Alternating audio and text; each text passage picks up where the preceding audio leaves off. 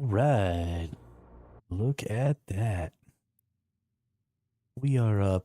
We are running. We have a new starter gift, not grift. Daily starter gifts. Where's my other? Oh no. Looks like whatever other campaign that was running is gone now. That makes me sad. What does this thing even do? This booster will speed up your character's skill training for 48 hours. Nope. Let's go ahead and redeem that to the current station here. I'm just going to use this. I don't see, personally, any value in not using this. Because it just means that I'm going to get...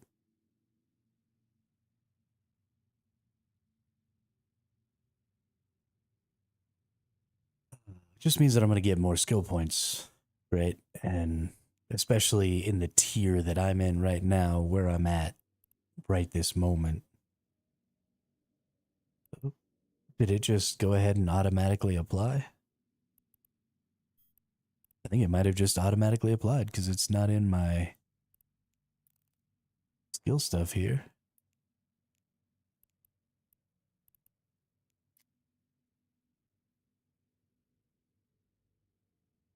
Nar. Let's see. Let's go to my skills.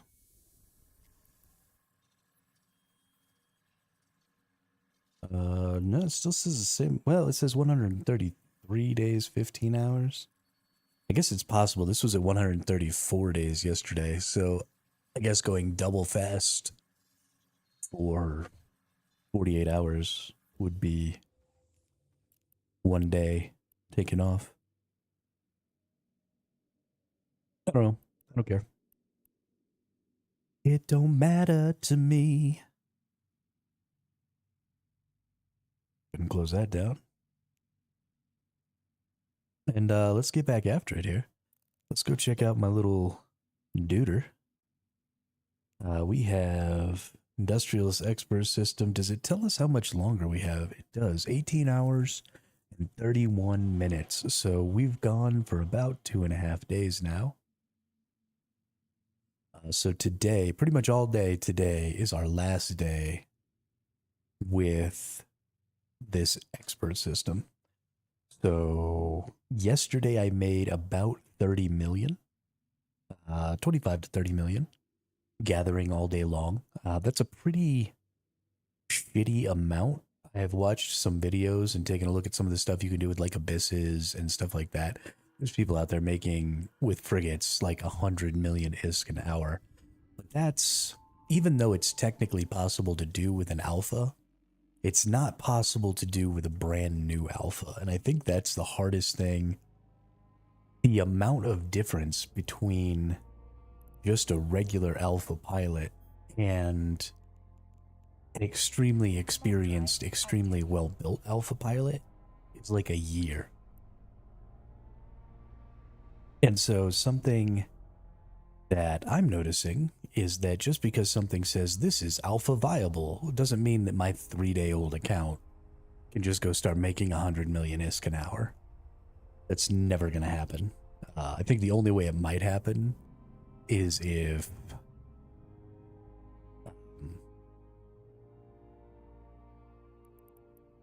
let's see, dense feldspar, we're going for that.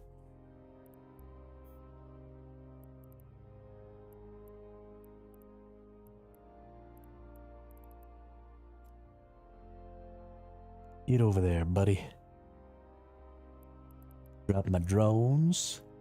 I also had a little fun last night rocking this view. Right, because you can kind of adjust however you want. You can move around. You don't have to be like locked to your little dude there. And I can close this down. And I can just freaking boop, do that. And then here's... That's just Veldspar. There's concentrated Veldspar. Let's find some condensed Scordite here next to me. Bammo. Okay. There's my dense Veldspar. Let's lock onto that. And then let's zappy zappy. And let's zappy zappy.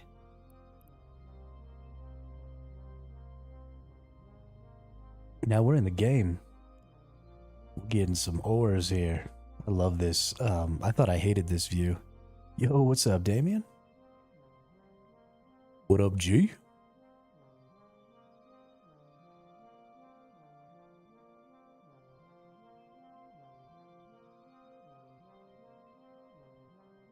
Be out here mining some asteroids.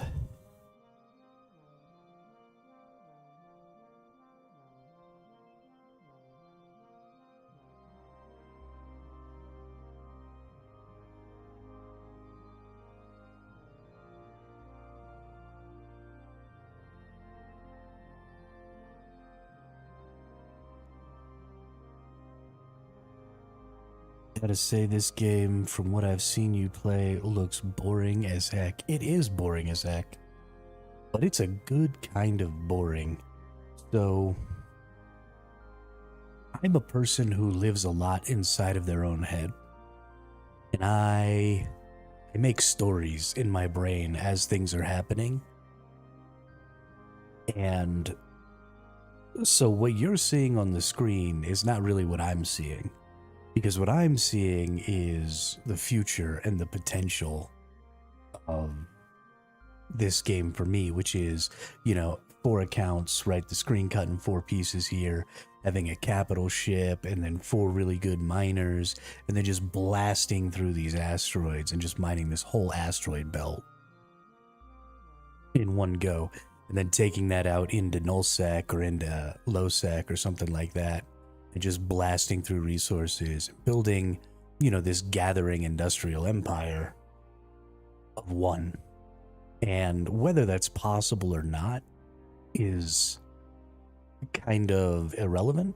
And I think it's a big part of why I enjoy games really early on, and then I start to peter off with my enjoyment, is the game doesn't usually allow me to do these grandiose, insane things that go on in my head. So for now, I mean, I'm watching just this super interesting movie that nobody else can see.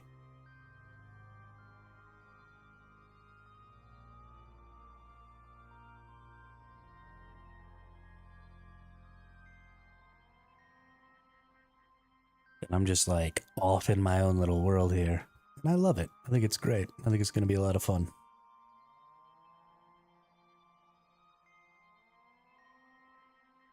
And also, boring isn't necessarily a bad thing. I like boring. Boring is predictable.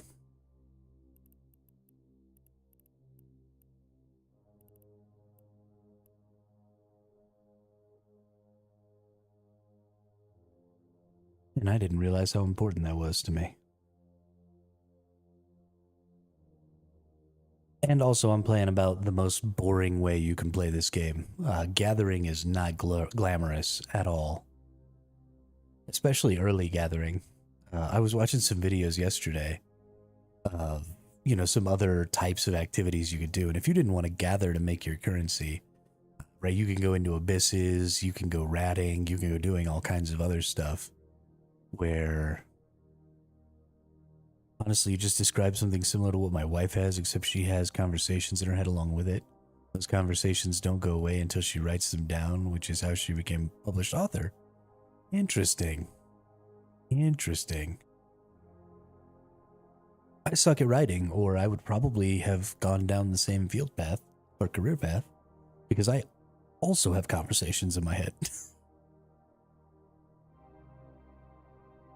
And they absolutely get stuck, and they repeat. And I'll just have the same conversation with myself over and over and over and over again and reinforce like these ideas in my brain until eventually it's just like this universal truth in my mind.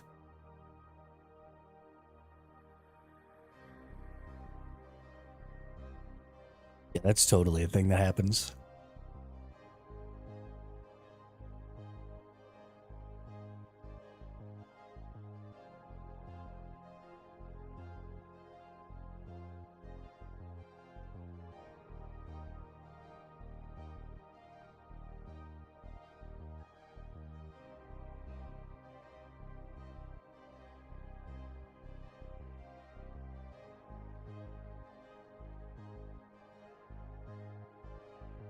I also think it's a part of why the idea of Dungeons and Dragons is more interesting to me than the actual playing of Dungeons and Dragons.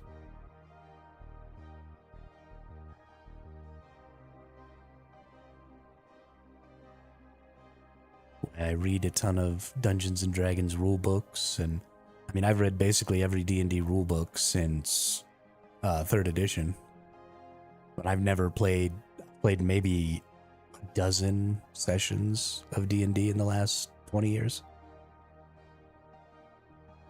And it's just never really stuck, because I mean, the group, it's hard to get a good D&D group, but also I can just go through so much more of the game in my head, and I can go through so much more of the story in my head than you could ever try and get through in a day.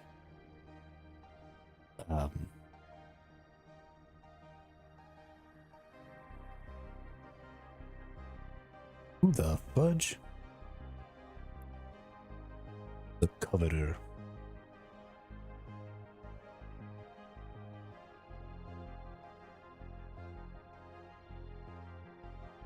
I mean, I think they're great.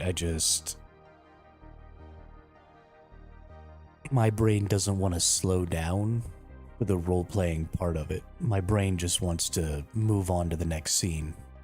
Because my brain has already figured out some cool shit that could happen. And so I don't need to wait for dice rolls. I don't need to wait for people to describe. I don't need to, like the brain already did it. Let's go. And so it just kind of gets in the way of my brain doing its thing.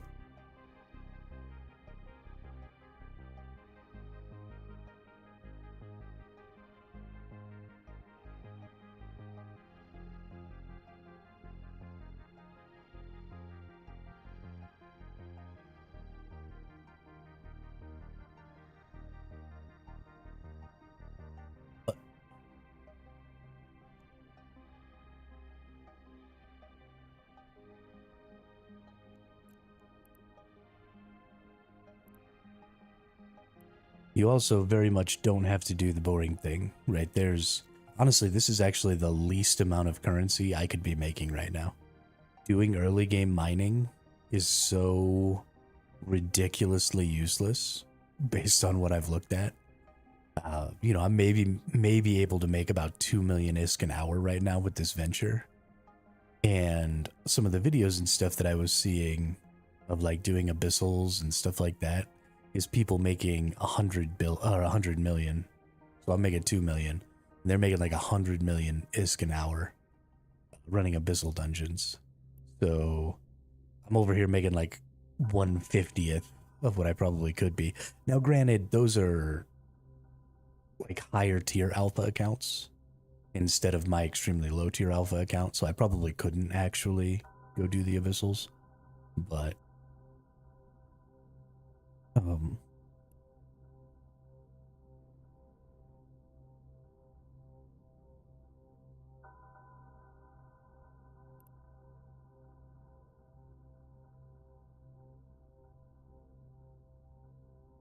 it is probably something that could happen, and it's probably something I could do with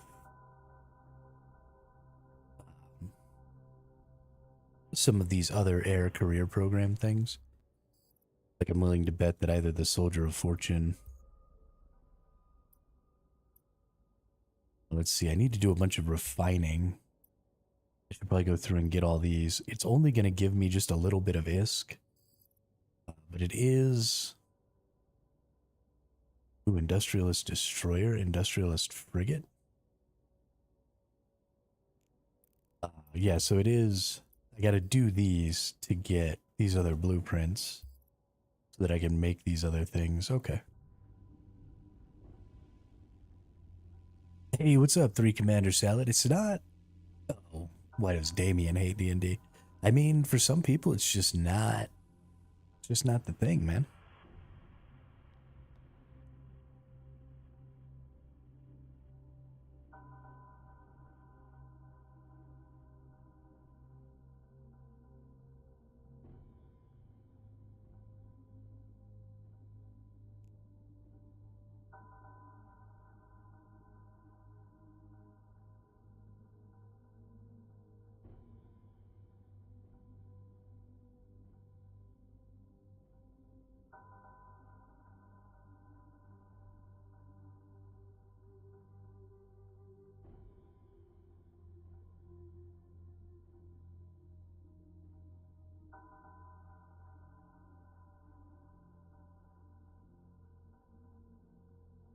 Like I hate football.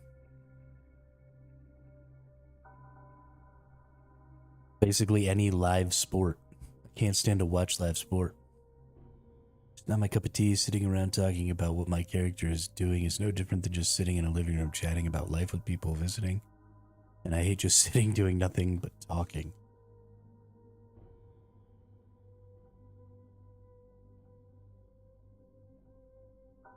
That's funny, Damien. I love sitting doing nothing but talking. As expressed by the fact that I'm streaming. And I'm sitting here doing nothing but watching my little duders on the screen mine these resources while I talk. That's good times. That's real good times.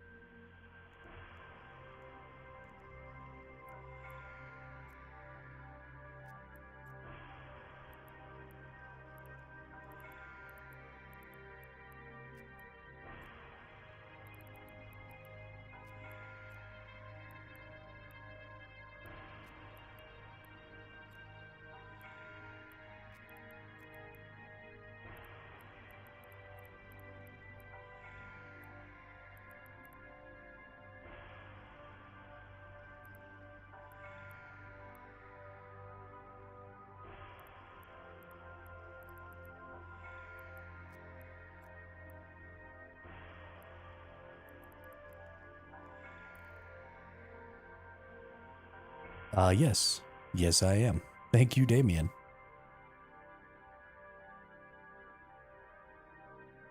Shit.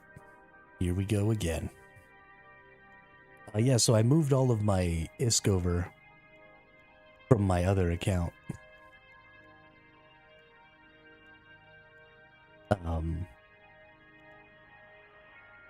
I played like 3 or 4 years ago, and I had 125 Plex, and so I sold it, and I sent myself all the ISK, and then I went ahead and bought myself 30 Plex so that I can buy that gathering thing, and then I went and set up a buy order for some Scordite, and something I didn't realize is those buy orders transmit across like an entire region. And so now when people sell things to me, those things get sold and they stay like in the region that I was at, or in that region where they get sold. And so I've got to like go pick them up. And I don't want to do that. So it's causing me some problems because I don't have a hauler. So we'll see. We'll see what happens.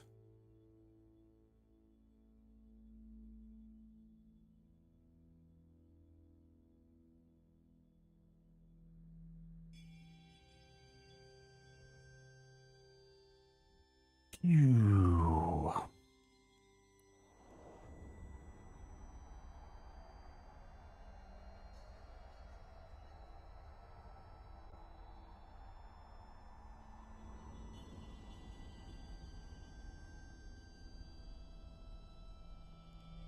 But we're gonna get in here.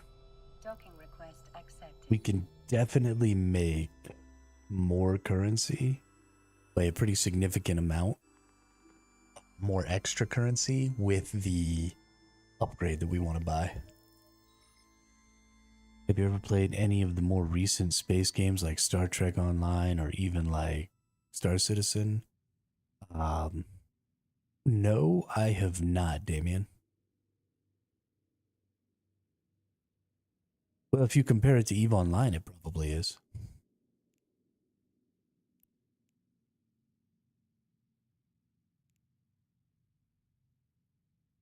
I mean, that's like saying a 5-year-old is more recently born than a 10-year-old.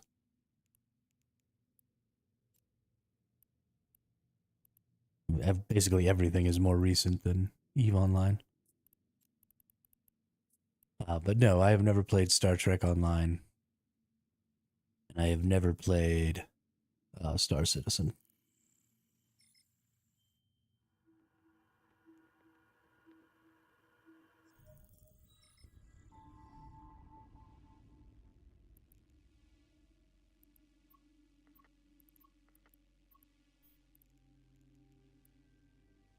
Warp drive active.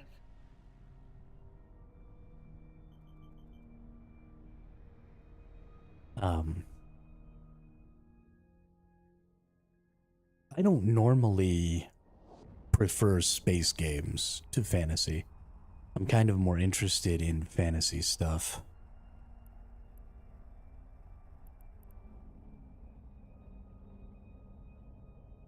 And so that's where most of my time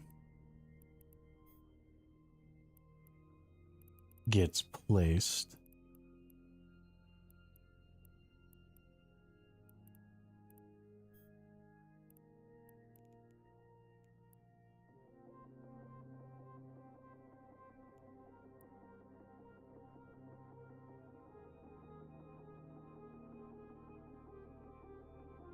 So you can actually kind of tell what kind of asteroids these are by just looking at them. Like, I think this one's Plage, yeah. And so this one is the condensed scordite, and then these regular ones are the Veldspar. And then these bigger ones are like, yeah, concentrated Veldspar. There you go.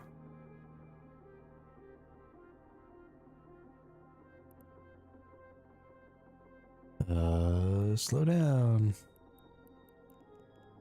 Condensed. I think that's probably condensed. Nope. Just regular scordite. There's condensed scordite. So we can zap that.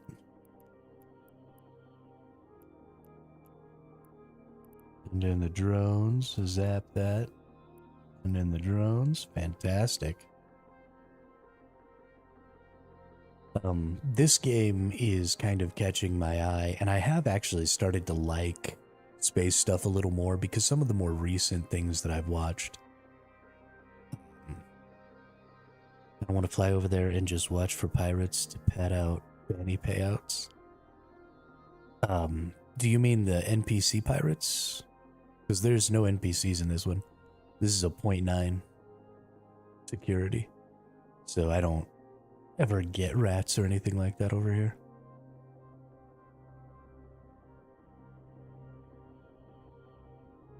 I'm playing like super safe right now because, you know, day 3.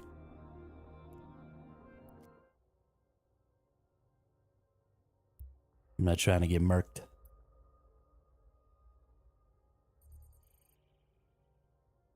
Yeah, there's no NPCs over here. Need to complete some distribution agent missions. What do I get when I finish that? Ooh, industrialist hauler blueprint, great.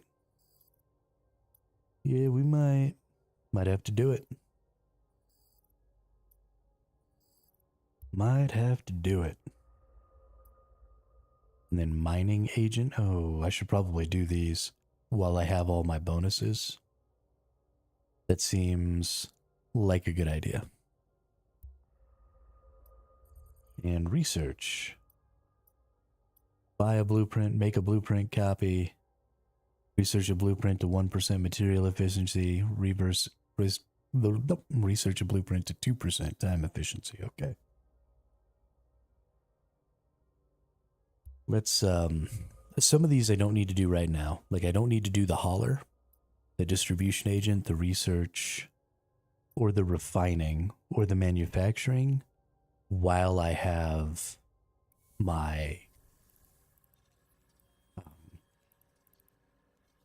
my expert system in. So I won't use up expert system time by doing stuff that doesn't relate to the expert system. Who that is there? Mr. Warren in his coverter. Why don't you... I left you. over there all by yourself, and now you're coming over here to get in my way again. Why do you keep coming over here where I'm at? You freaking tool.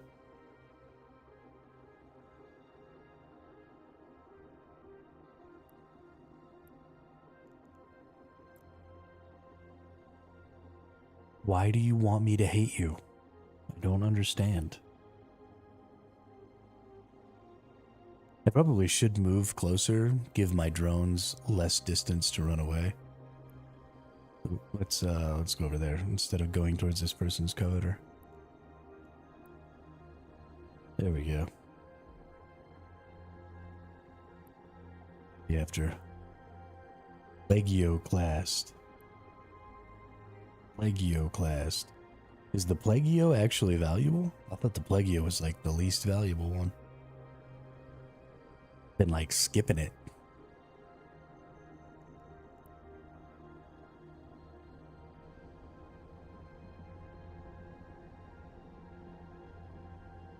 That's fine. We'll let this dude have all the Plagio, and I'll get all the condensed scordite and stuff that I want.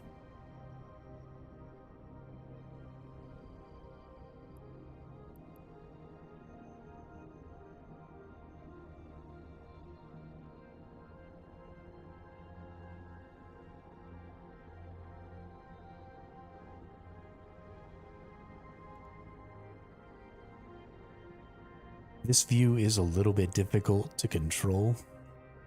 I'm having to get a little used to it here.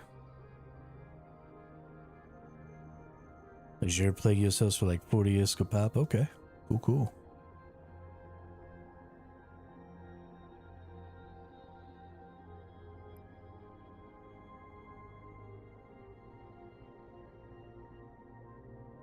I mean, I guess the question is also about its weight, though. Because it's not just about the amount you get. Because when I fill this all the way up with condensed scordite, I only get 33,333. But when I fill this all the way up with Veldspar, I get 50,000. And so this might sell for 21, and Veldspar might only sell for 9. But when you look at them, because of how much more Veldspar I can get, they're actually quite a bit closer as far as cost per time mining. And so depending on what the Plagio M3 rate is,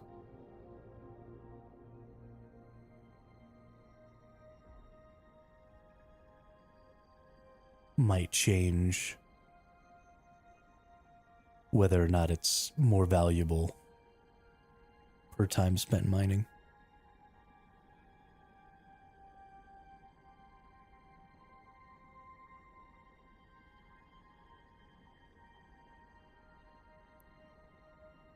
Let's see.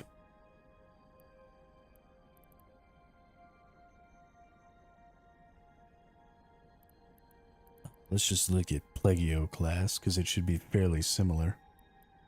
Oh, wow. Selling for 49 here.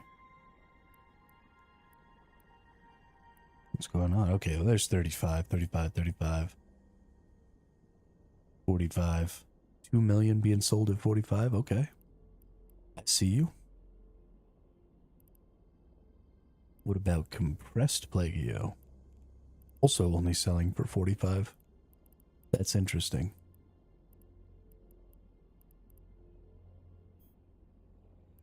But then let's look at the information here. Volume, so 0.350 M3 versus 0.150 M3. So this is less than half the volume of the Plagio with approximately the same ratio of cost. So it looks like it's about the same cost per M3. So I probably should be picking up the Plagio as well.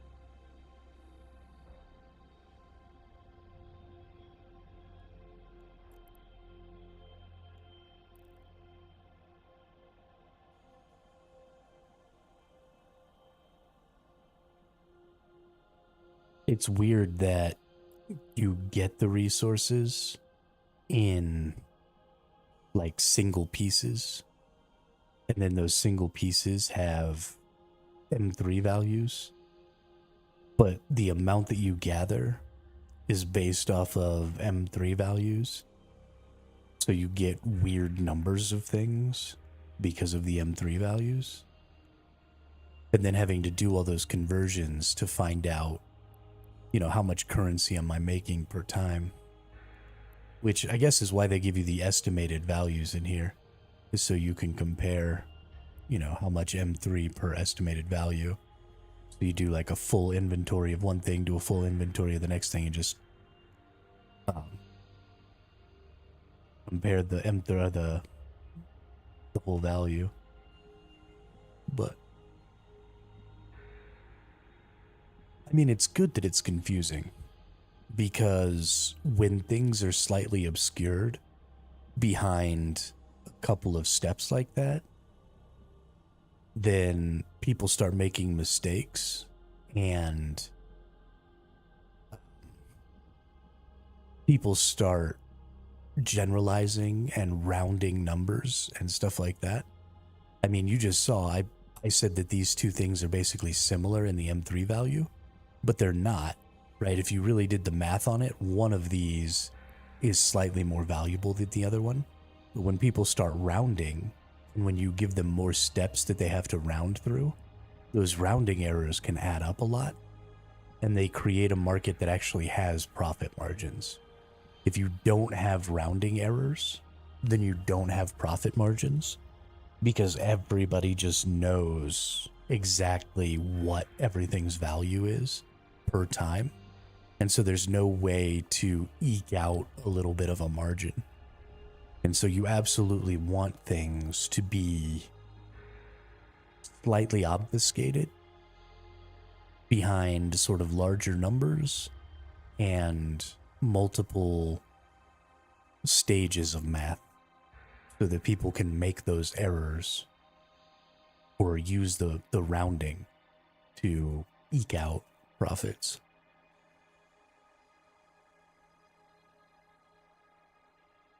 Otherwise, we'll just solve the game, and then everything in the game will take exactly the same amount of time per value, and everybody will just be running around knowing exactly how much currency they're going to make per time that they spend in the game.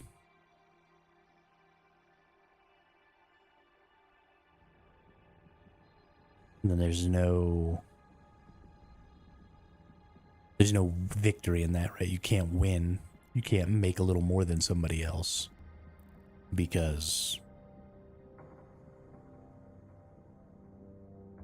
everybody's just making the same amount. I don't think this person is sitting at their desk. Good old Mr. Warren.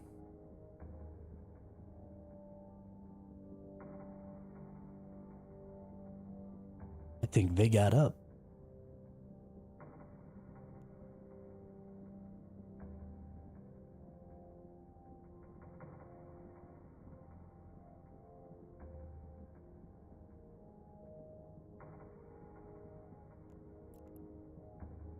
I do like watching this, though.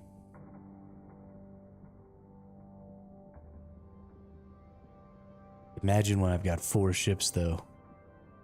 All of them with 5 drones. I'll be 20 drones deep out here. 3 ships shooting 2 laser beams like this guy has, because they'll be strip mining. And just crushing an asteroid belt.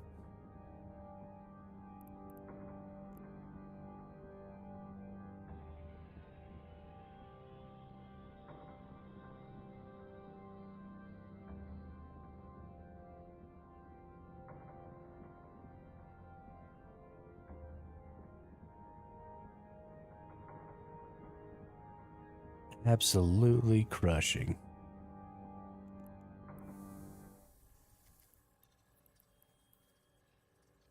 Look at this sad little... Also, why do I have so many drone... Oh, it's because this thing's giving me drone stuff. Never mind.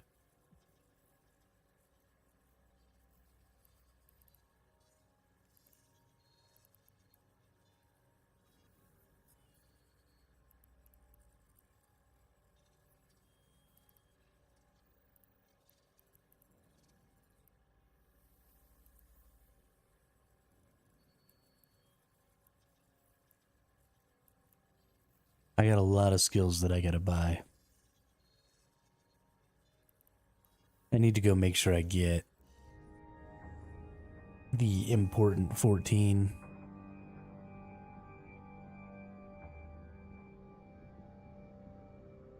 Go get the magic 14.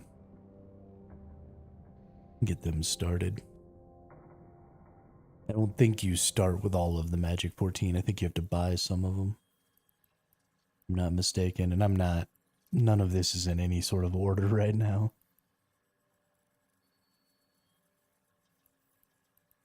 Got everything just up here.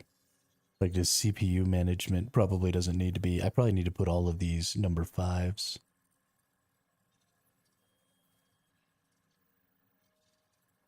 Way down at the bottom, because I definitely don't need number 5s yet.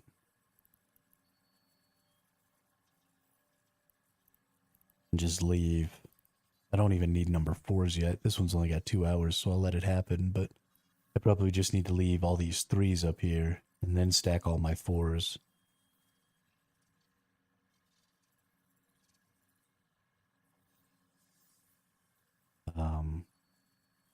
I'll level up my mining frigate stuff.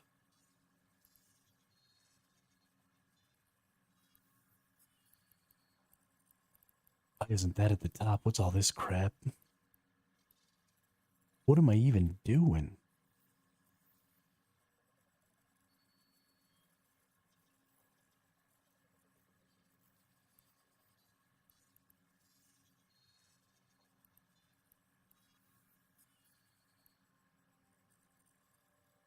Yeah, I need to get in here and look at some of this. And I mean, it's great that I have 130 something days of stuff going on, but it's not in any sort of reasonable order. And that's going to cause me some pretty serious problems.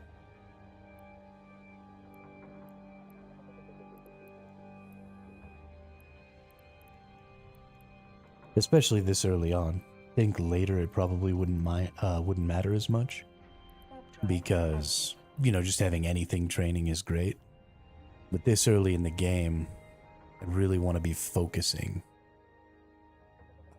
I want to be gaining as much as I possibly can in a type of currency making. I've chosen gathering. I don't think that was a good idea. But there are other types of gathering, right? Right now I'm just doing asteroid belts. And so that's not very valuable. But, you know, I can be doing higher tier asteroid belts in the future. I can be doing, you know, gas gathering. I can be doing ice gathering.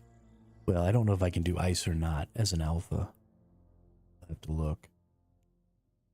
But let's actually look into my skill points real quick. I have all that extra currency. Let's go ahead and buy. Was reaction loss, basic operation of reaction service module, 4% reduction in reaction time. I don't even know what that means. Okay. So cloud, yeah, gas cloud harvesting. I need to get that so that I can level those up. Everything else is like leveled up all the way here. Let's get mining frigate at the top here. We're going to take it all the way to level 4. Straight away. Actually, we're going to take it all the way to level 3 straight away. We're going to start moving all these level 4s down. And we're going to start moving the level 3s that we need in here. Now we need to get gas cloud. I don't think I can use the door here. Yeah, this is disabled. So let's unlock or undock. Let's go back to the city real quick. Let's get some vehicle stuff. Let's get some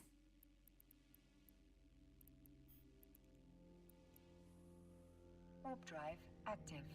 things.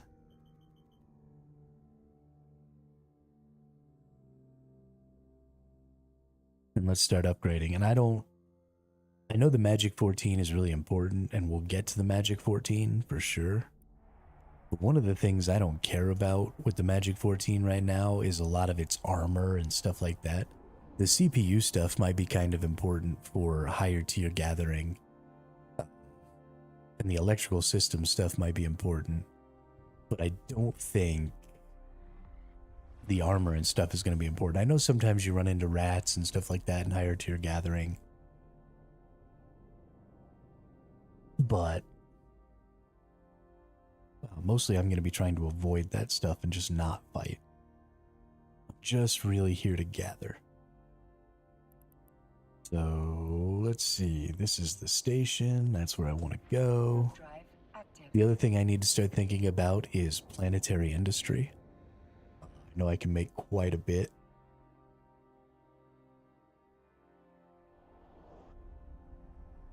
I need to set up my alts. The video I watched from LaRue said it takes about a month per character worth of training to get to where you can do planetary industry on that character. So I might need to try and get some multi-character trainings so that I can do those things, but I'll have to watch his whole video series because I have no fucking clue about planetary industry. Like at all. So let's see. I want to go into the store here and we want to get gas cloud stuff. This is, oh, that's the industry, not the store. I'm an idiot. Gas. Skills, gas cloud harvesting. Whoa. 30 millis. And the nearest one is 6 jumps away. You suck.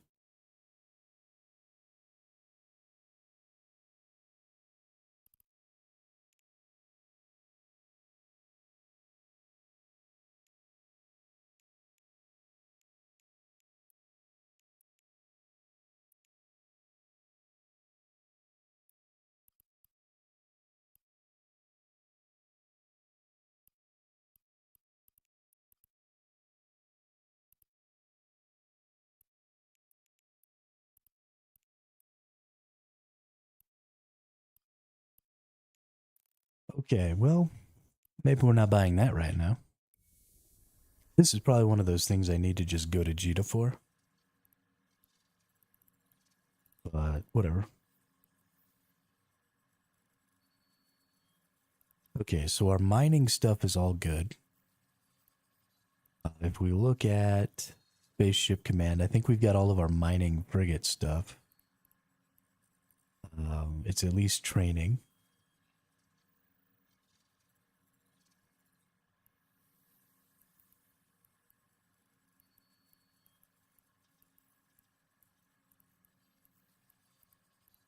So here's a big, or freighter or hauler.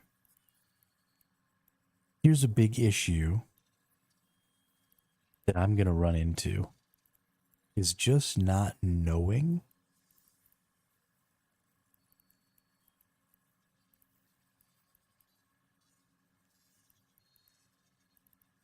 what to do. Right? Just not knowing what possible things I might need. So I've gotten all of my mining lasers. I've gotten, a bunch of that stuff in a good place. But then I don't know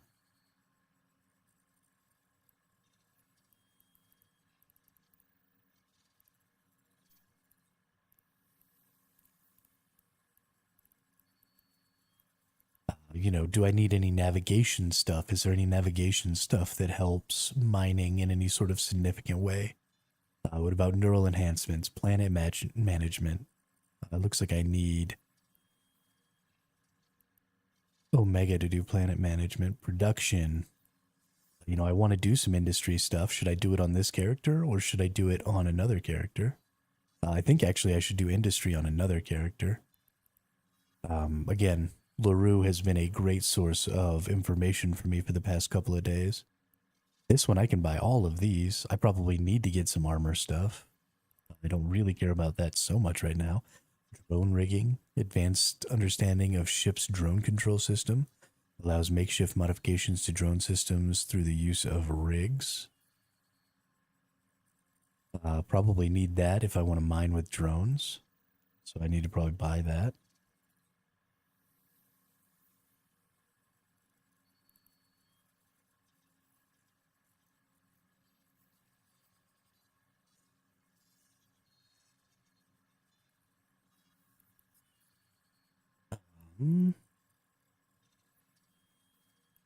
Let's see what else we got. Scanning. I'm not really into the hacking and stuff right now, although, you know, you do need all that for hacking and stuff.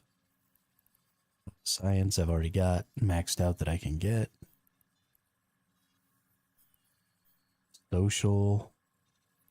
Mining connections. Understanding of corporate culture on the industrial level and the plight of the worker improves loyalty point gain by 10% per level when working for agents in the mining corporation division. See, that's cool. I don't even know what the fuck that means.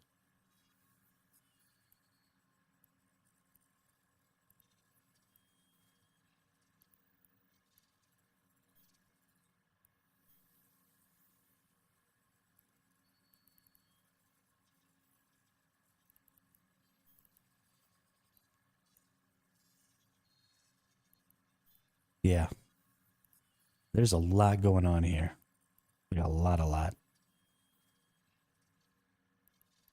Let's start trying to organize this with my 3s and my 2s.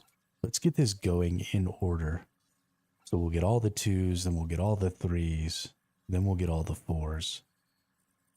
Then we'll get all the 5s that I've got listed here.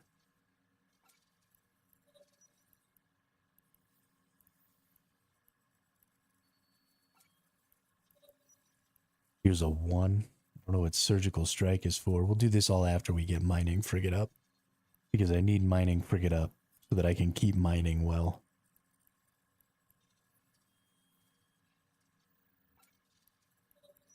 Surgical strike, but all these just don't take a ton of time, right? The 3s are pretty quick. You're looking at half a day to a day and a half, it looks like.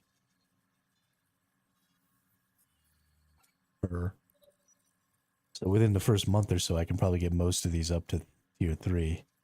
And then start worrying about getting them all up to tier 4, tier 5. All that stuff much later.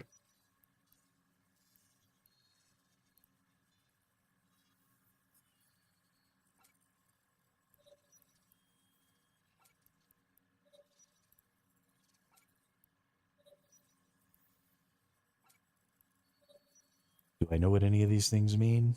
Not really. Just fucking winging it, dude. Just winging it. And if I get to a point where I really need something specific, then that's fine. You can always move it up the list, right?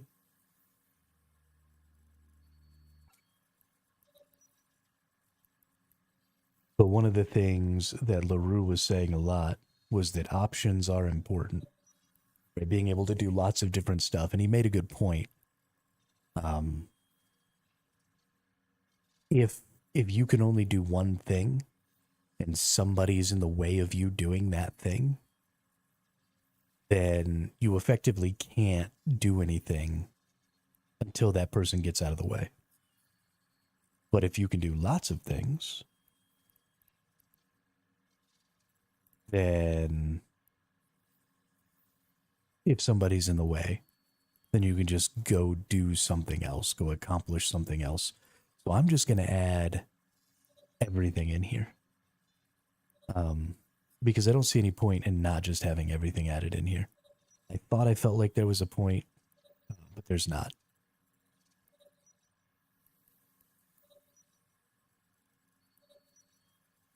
We're going to go through and we're going to just turn everything on. And we're going to go slowly up the line, right? 1, 2, 3, 4. This probably isn't the absolute best way that I can go about this.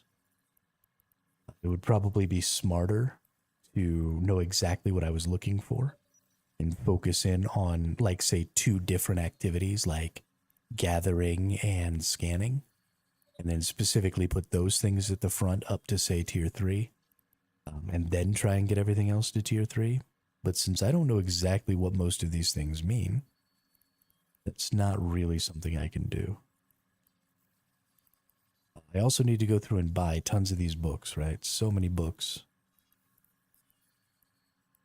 Small projectile turret? Oh yeah, this is actually Minmatar. Gotta be getting those small projectile turrets up, right? Why is this paused? Can't start training with this skill queue because it extends beyond the 5 million clone alpha training limit. You son of a beach.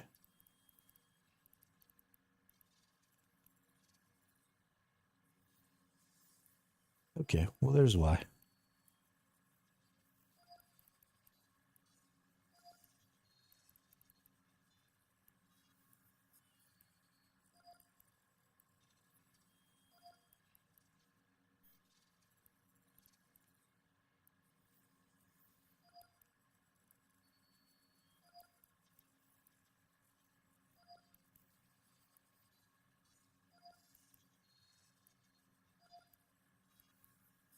Okay, well we'll get small projectile turret 2 up here.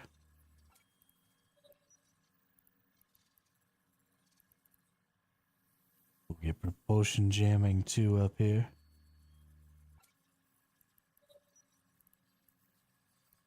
We'll get electronic warfare 2 up here.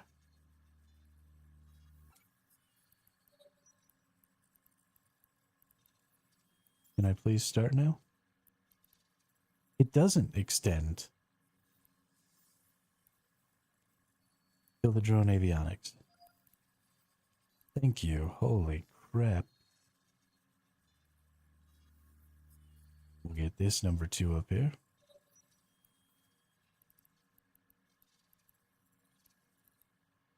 And then we've got 4. Nope, we got 3.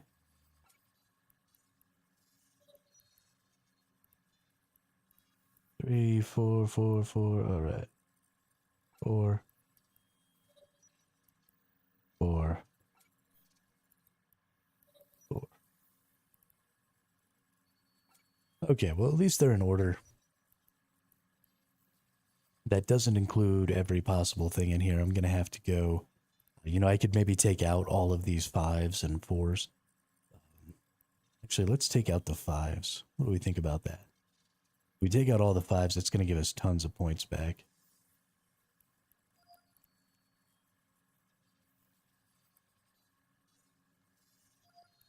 Right, because these 5s take up just as much, if not more points than 1 through 4 combined for these skills. So that gives us a ton back. Oh yeah, look at that. We're down to just 63 days here from 150. So that gives us a pretty significant amount back that we can go in, and we'll just get 1 through 3s on basically everything that we can. So drone avionics, we got 2 in here. Let's get 3. And then we'll move this up. Number 3 here.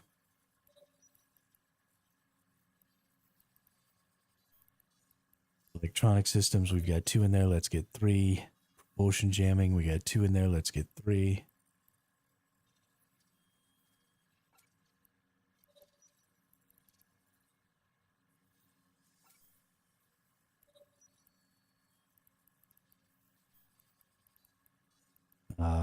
We got a bunch of 4s. Got a bunch of 4s. Okay, that's all fine.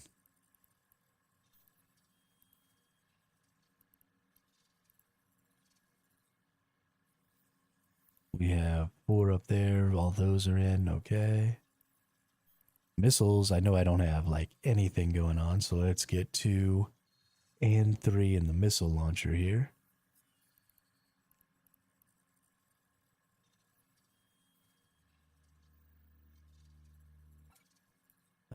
This is the thing that they say new accounts should be using, is missiles. I'm going to ignore that advice, and I'm going to use a gunship because I like guns. but that's fine. We're learning all of these, okay. Neural enhancements, we've already learned all that stuff. Planet management, can't do. Production. Let's double click our industry here. We're going to get 2 and 3. We're going to get 1 and 2 and 3. Again, it would probably be better to just ignore industry on this character and just make an industry character. Because, so one of the things that LaRue pointed out, and that I think is really interesting, is if you have an alt that's just straight up an industry alt, then there's never a point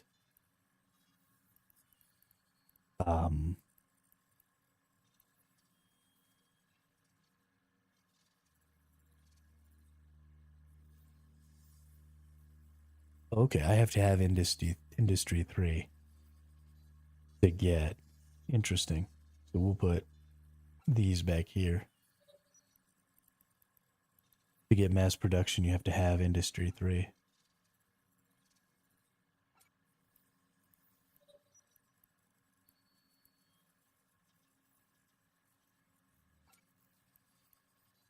But if you have an alt, then if you're out in nullsec doing, some sort of operation or something like that, and you want to go back and trigger some industry so that you can use up some resources and try and start making some currency, you normally can't do that with your primary, right? Because your primary is stuck out there in nullsec, and, it might be 20 or 30 jumps back to, say, Jita, where you keep all your resources. And that's just not a feasible thing to do, to go back and start your industry. So if you have just a whole extra account that has your industry,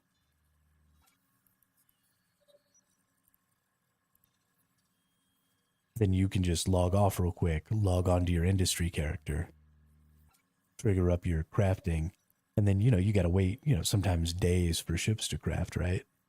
So now I can go about doing my stuff out in nullsec or whatever I'm doing, wherever I'm doing it, for the next however long.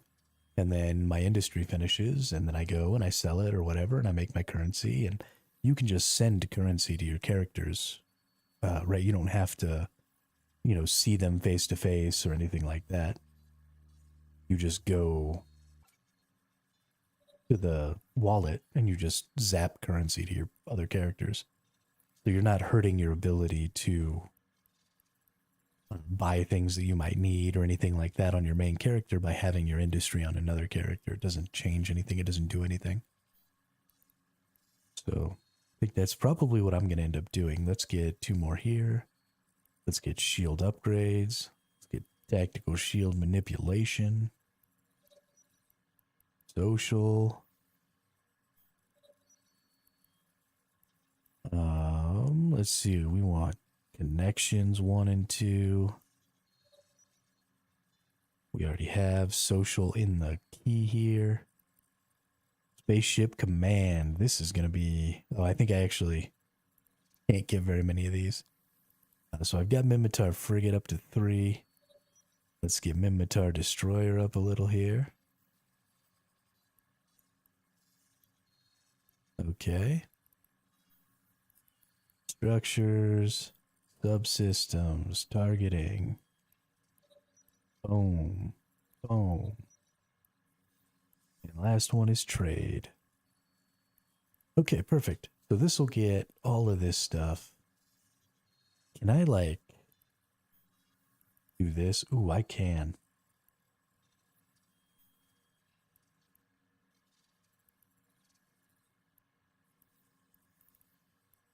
So here, we can just move all of these. That's the same thing as, your Windows shortcuts. If you just hold Control, it'll move them all like that. So I'm going to go ahead and get all of my 1s and move them. Can't believe it took me all the way until I was basically done organizing this to figure that out. But that's okay.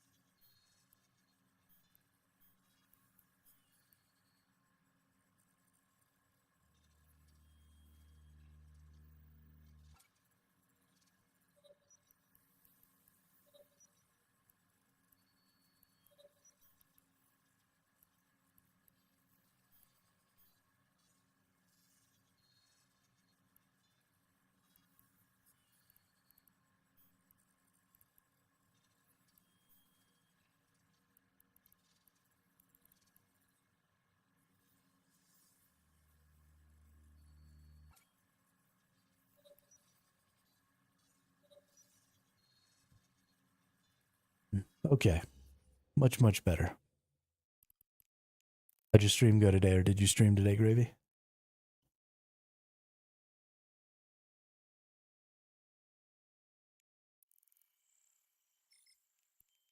A lot of wasted time there, but that's okay. Cool, cool. Good deal. Yeah. Yeah, I usually look to see if you're on when I wake up, but I'm usually busy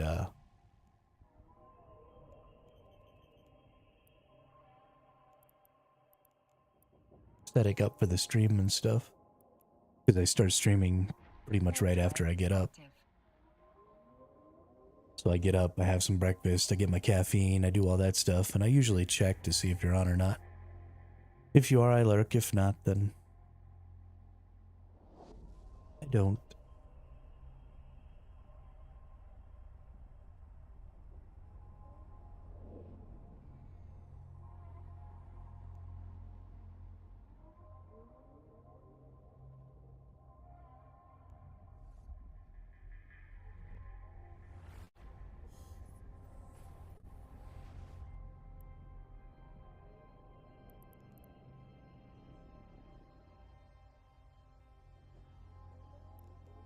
All right. Back to the mining, ladies and gentlemen. Warp drive Back to watching laser beams break rocks. Played a bit of Eve off stream, and my fave was planted on this screen. I can't read anything, even huge font size. Yeah, that definitely makes Eve hard. Eve is a very reading heavy game.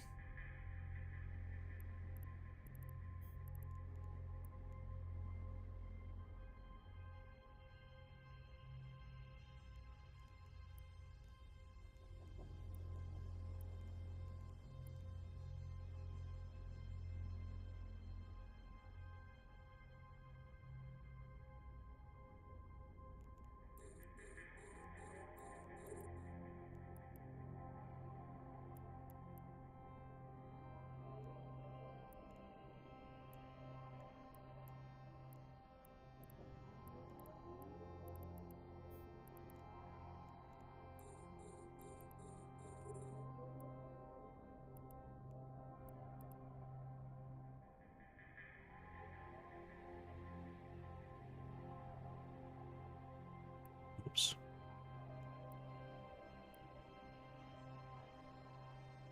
Laser beams. Laser beam. Laser beam. Does whatever a laser beam does.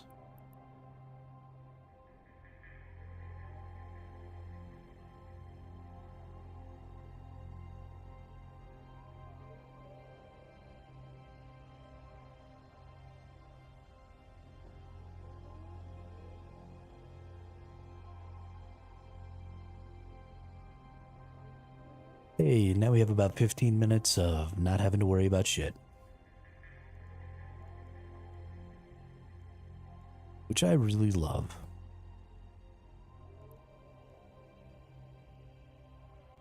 Something I do need to figure out, though, is I need to gather some pyro.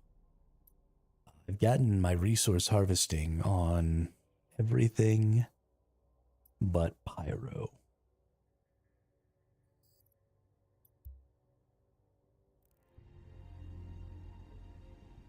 So I need to find some pyro and fill that up. Hi, Dexter.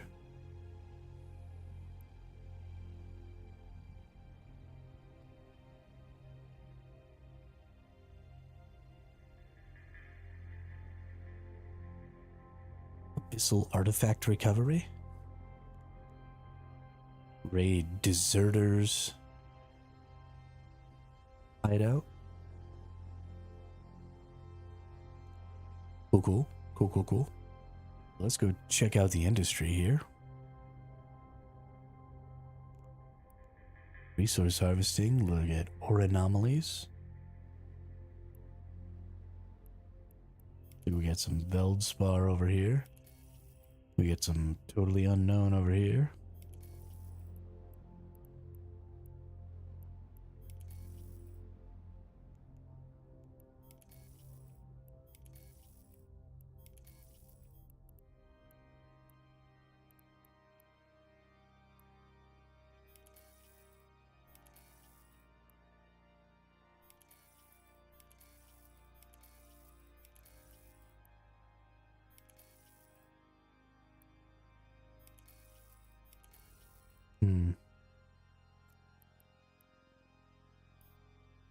Oh, I've got it set to high sec right now. That's my problem. See, in 2 jumps, I could be over here getting my butt kicked.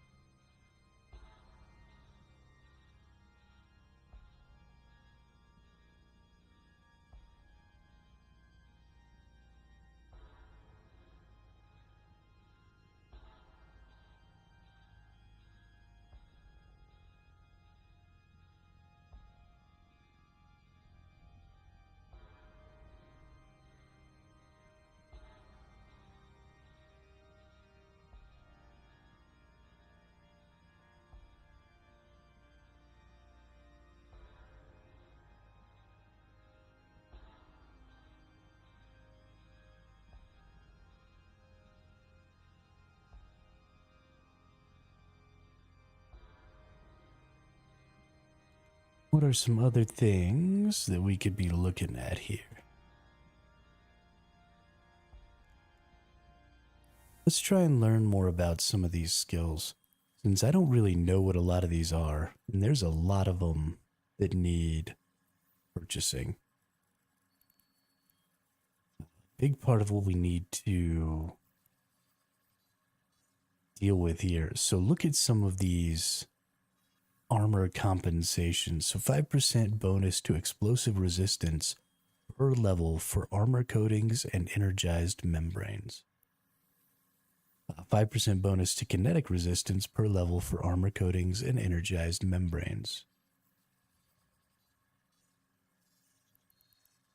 So a lot of these are just bonuses to resistance of certain damage types, which is really important. So I definitely am going to need to buy some of these. I might need to make a trip to Jeddah. Actually, that's what we'll do is when we make our trip to Jeddah. Yo, what's up, Postmortem?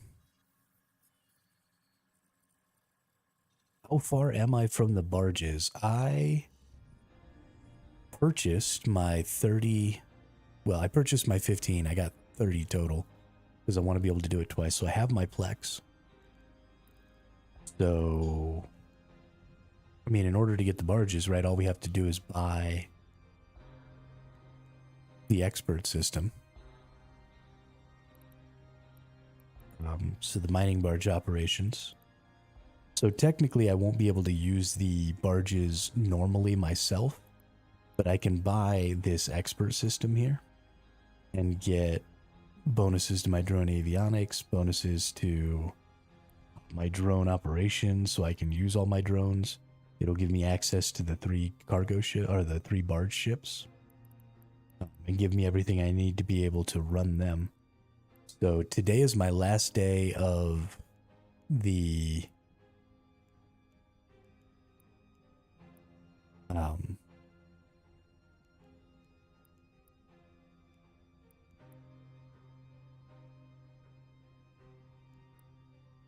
get out of my way.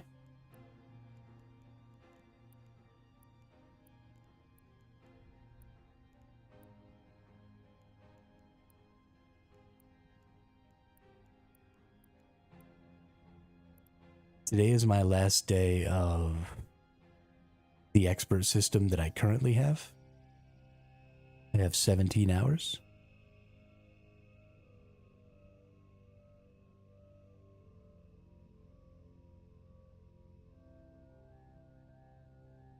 I mean, I appreciate that. Tomorrow, I'm actually going to be in Jeddah. I don't know where your coveter is. But I am driving to Jeddah tomorrow to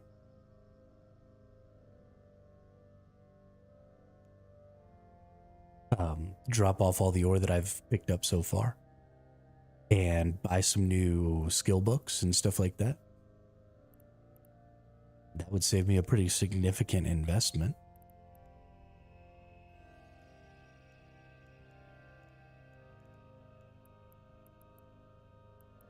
Although I did steal, so I'm pretty well off right now.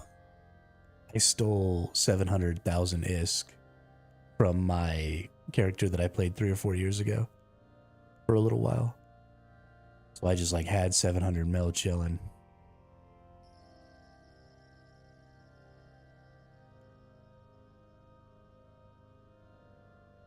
I appreciate that. Thank you, Postmortem. That'll make my life super easy. Check out my fits here.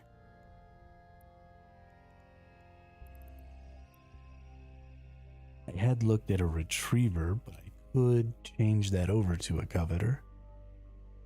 Let's see. Let's go to ship tree. Go to ore ships. Coveter.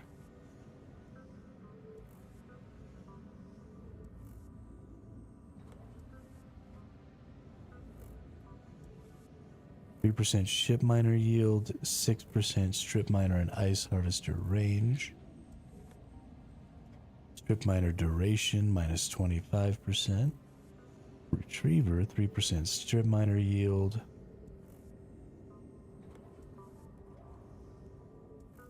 Okay. So that's just much faster activation. I understand.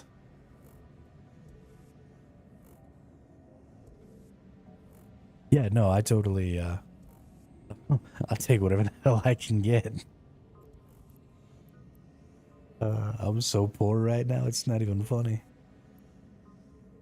So let's just turn this over into a coveter here. So what we need is we need strip miners. Some strip miner ones on there. Then we need mining laser. Mining laser upgrade 2s on the trip. And then we need afterburners.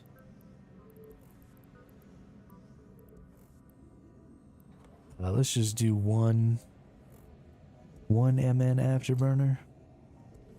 And the scanner. What's the scanner that I'm using?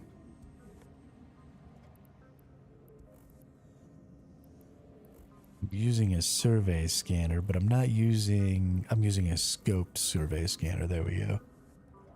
That's the one I'm using right now.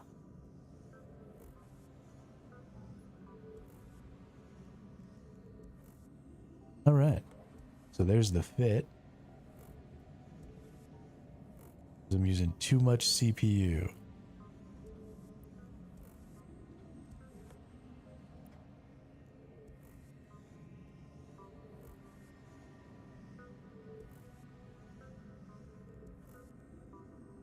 And an undersized propulsion module. Okay, well that takes care of the CPU, so we just won't even have a propulsion module. Fuck it.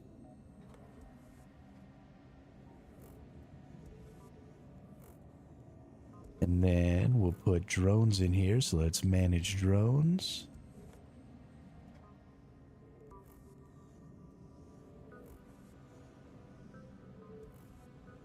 Drone.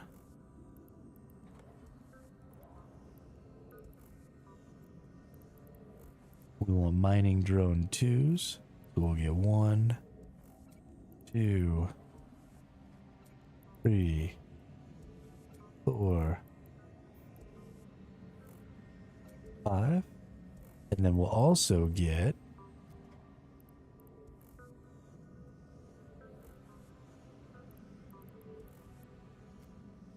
regular DPS drones.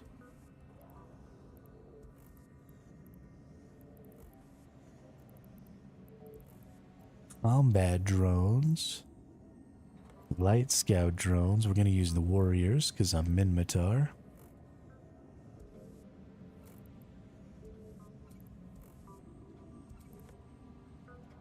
Just in case. Perfect. Oh shit. What's a hammerhead? Oh hell yeah. Looks like we don't need no warriors then. Booyah.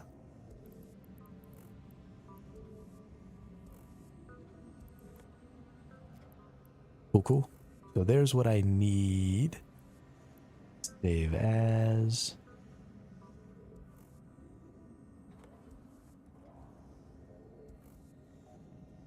Oh, do they? Okay. Beginner coveter.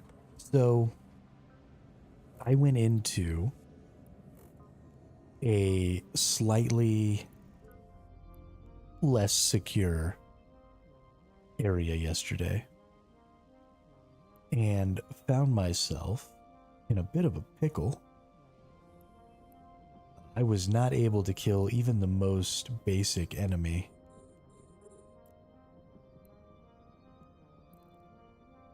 We don't need to do that, okay.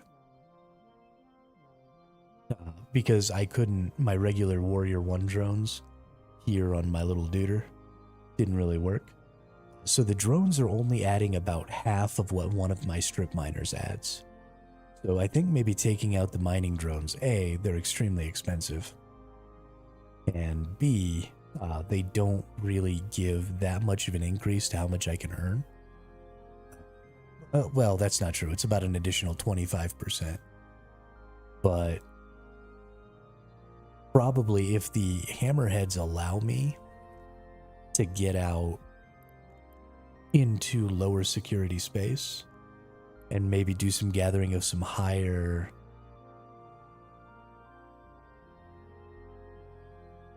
yeah, if I can maybe get out into some lower security space and get some higher tier materials, I probably will make a lot more currency even without having the extra mining capacity. Warp drive. It will mean being much more exposed to ganking and stuff like that. But again, depending on how much currency you make, that's kind of the big deal. I found a pretty cool spot that I kind of want to go mine in because it's really far away. And it also, so, you know, Jita is way up here in the forge. Docking request. I stand point by it because I ain't about to have my head always on a swivel. Yeah, I'm not either. I'm with you on that. The one that I'm looking at is actually 0.4. But the reason I'm looking at it is it's right here. So it's got some other low sec space near it. But it's in this small little cluster of stuff here that only has so many ways in and out. And there's not a ton of stuff around it. And it's really, really far away from Jita. And so I looked, and there is a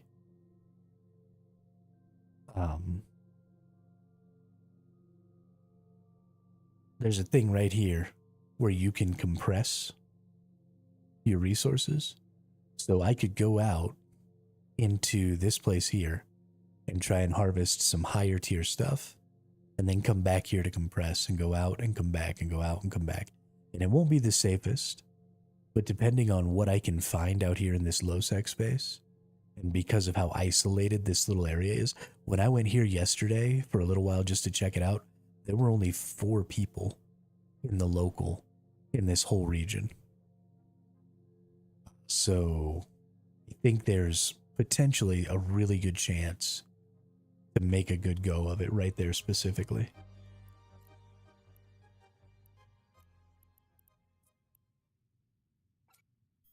Or maybe I'm going to get murked. Either way, doesn't really matter. It'll be fun, no matter what.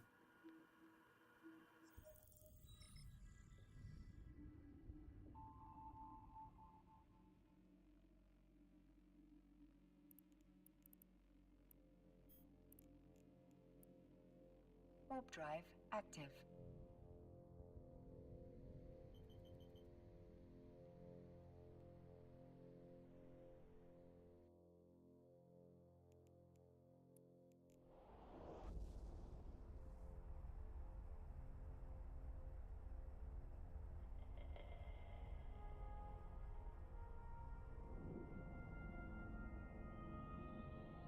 There's all kinds of Lancers over here all of a sudden. There's Mr. Warren and his coveter.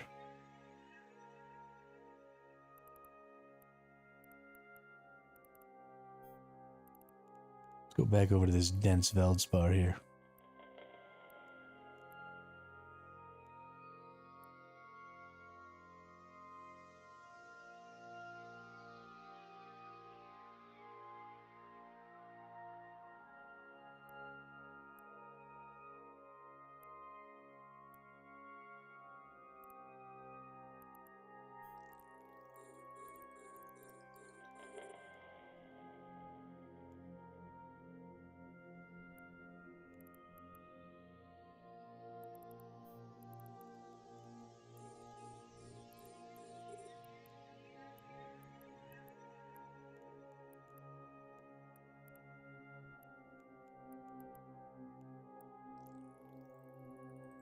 Oh yeah.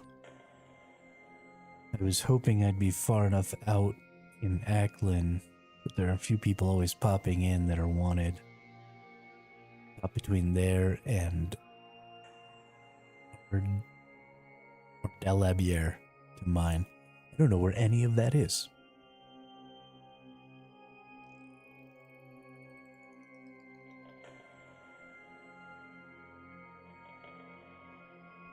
You might as well be speaking a foreign language right now.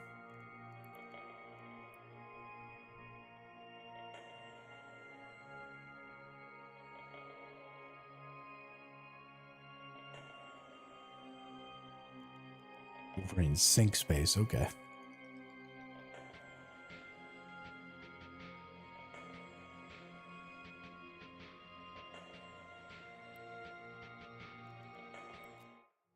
Let's see.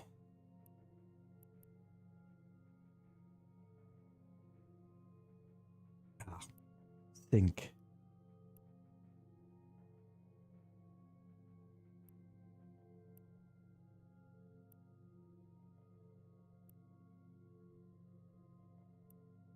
Oh, damn.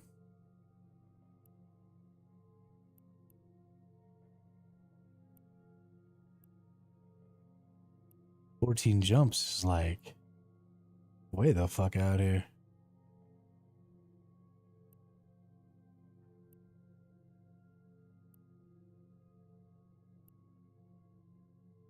Oh, somebody was saying they were here the other day. I think.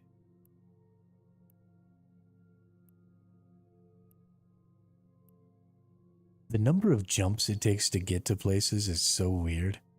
This map is so hard to read.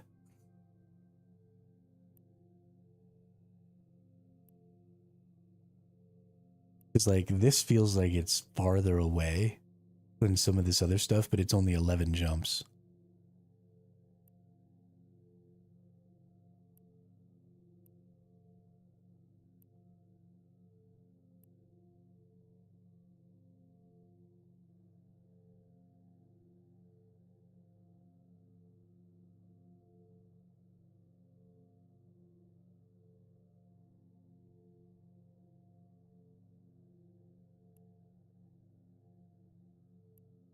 There we go.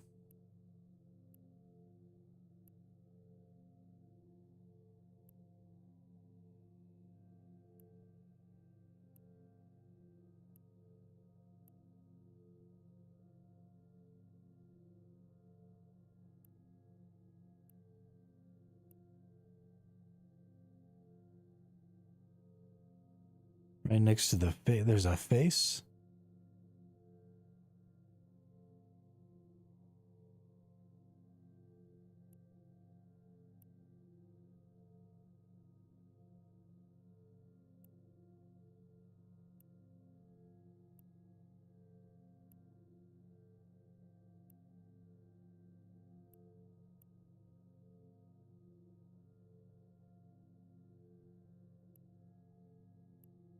I mean, I'm not terribly concerned about finding it. I was just kind of looking around. Right of there.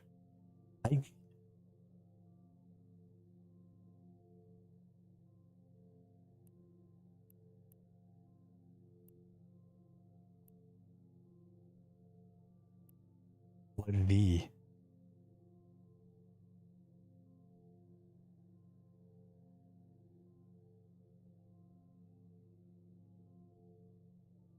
You're describing shapes that I don't see.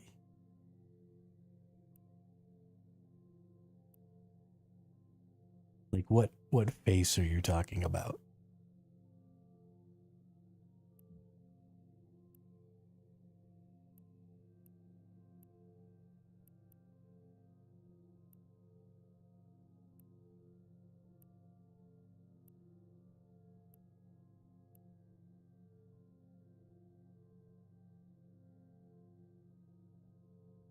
Oh, I don't see the smiley face. That's an overlay on OBS, but it's not on my screen.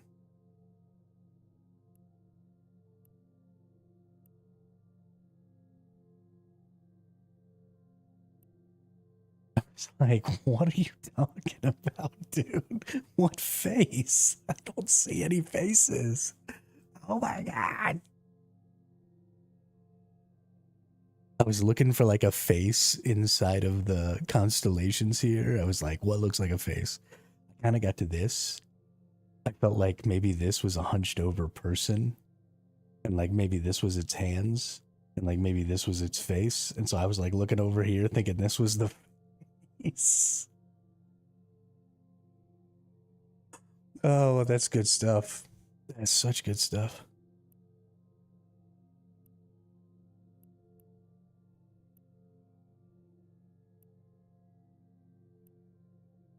Oh, I love it. This is a really complex area here. I understand now why people live in Poochvin, though. Because this is all low sec, right?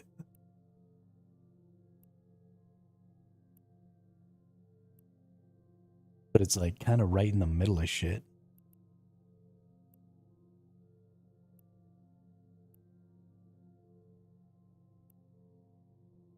I kind of get it.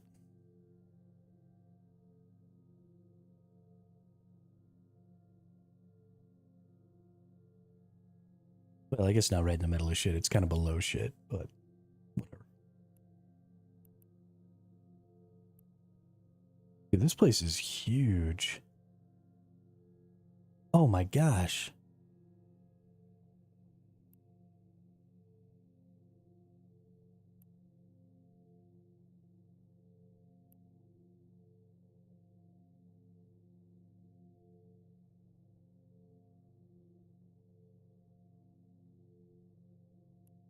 Whoa. Okay.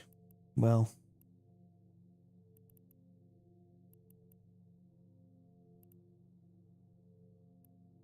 I've explored this little area right here. And this is the map.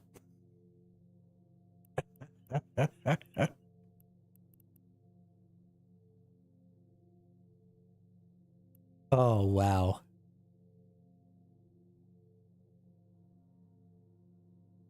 Yep.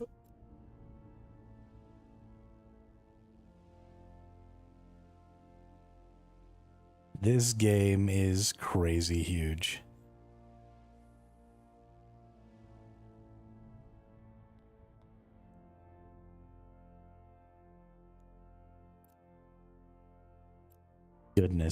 Goodness gracious.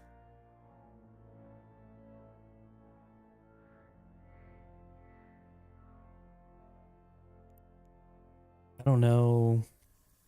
I don't know anything. I don't know what's going on. I'm just confused.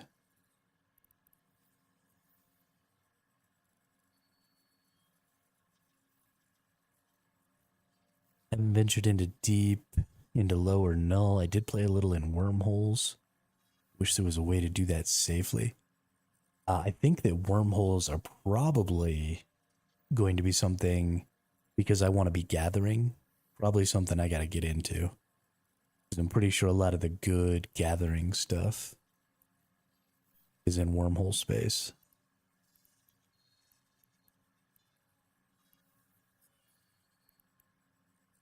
Oh, how do I decide which of these skills I want to buy?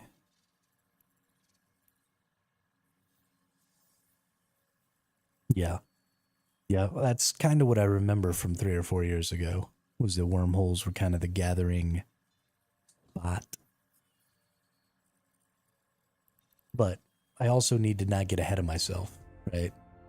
Like this is a 3-day old account. I don't have any skills. I don't have a huge supply of resources to replace things. I need to make sure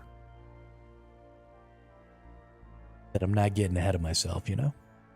Got to take it slow. Slow and steady wins the race.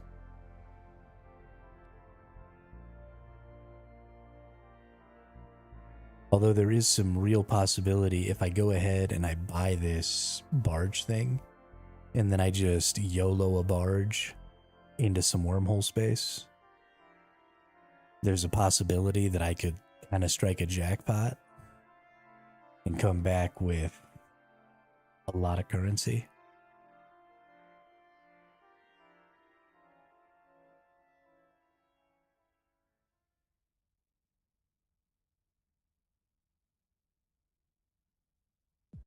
Who that is? Postmortem. What's up, Diggity? Look at that thing. Look at that thing.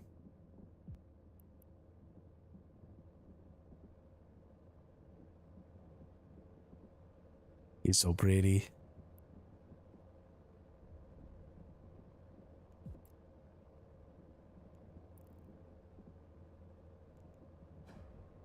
Um, there's a... Is there a station in here?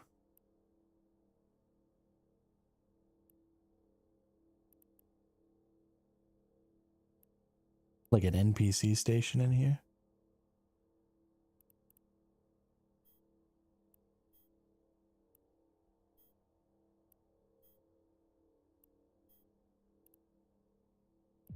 I don't really understand how the stations in this game work.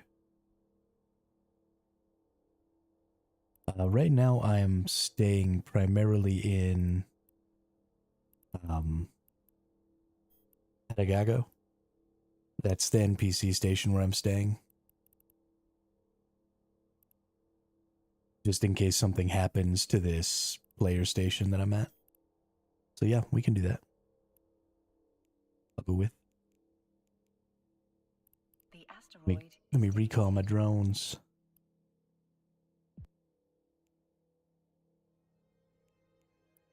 Zip. warp drive active. Join fleet. I've never been in a fleet before.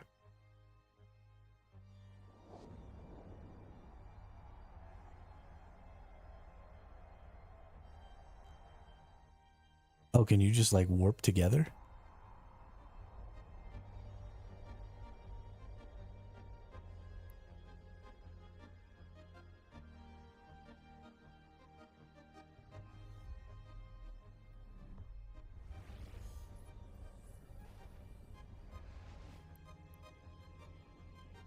Yeah, and then I've been staying in Adagago too.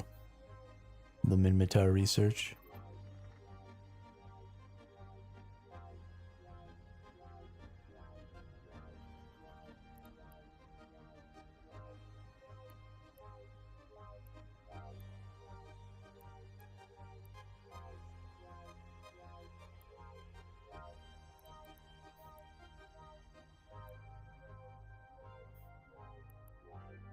Align. Where's the align button?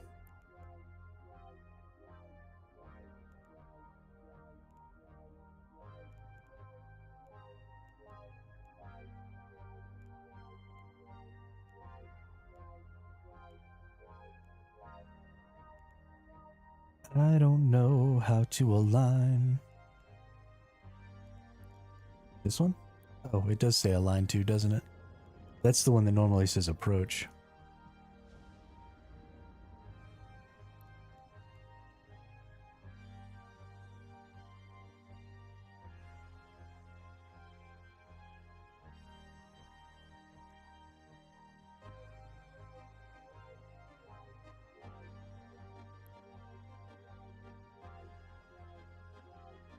Warp drive active.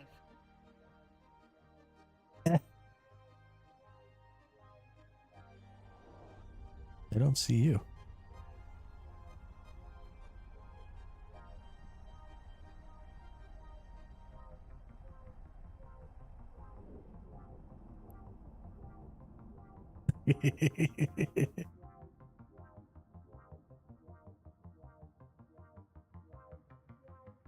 There he is. Boom. Docking permission requested. Docking request accepted.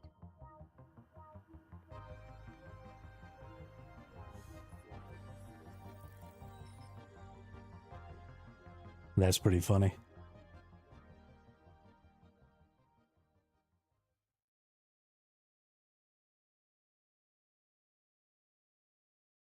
Yeah, that's the first time I've ever joined a fleet before. Our little fleet of two.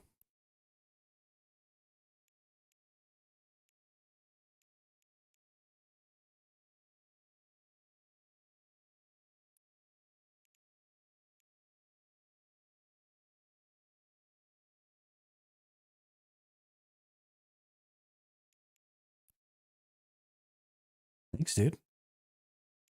Appreciate it. Let's fit this bad boy real quick so it's ready. Shut up.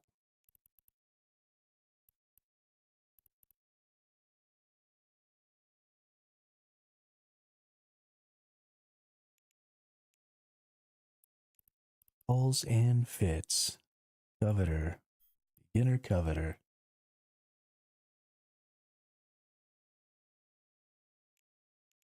Let's actually just go to, hang on, hanger.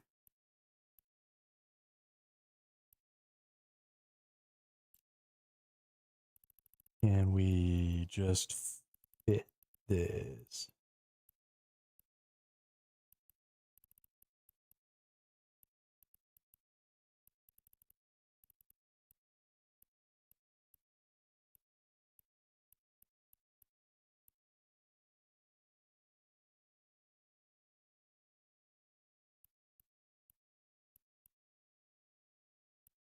Landing hold, drone bay, cargo hold, view.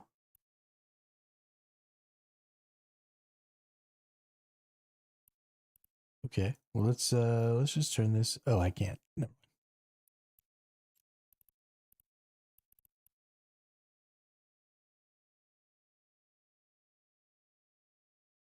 Can I only simulate the fit?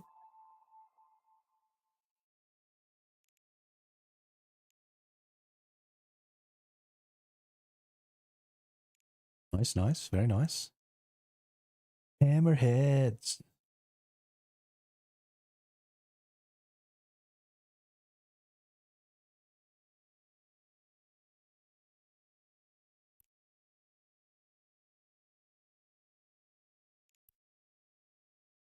And pull the drones out.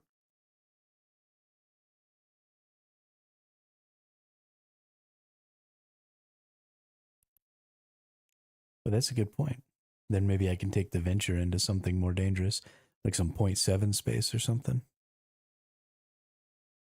Might be a good call.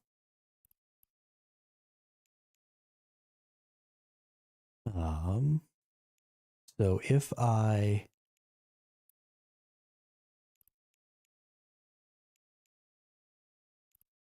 change the simulated fit, can I just buy this?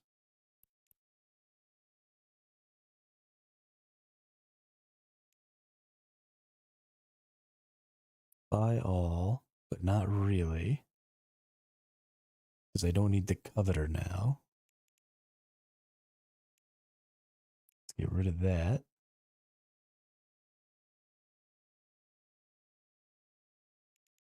It doesn't have mining drone 2s. That sucks. Oh, but I don't actually need the mining drone 2s.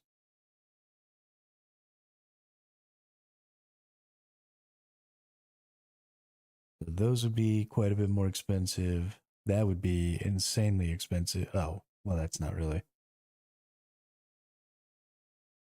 I can't use the 2s yet, but I will be able to use the 2s with the expert system that I'm going to use in order to use these.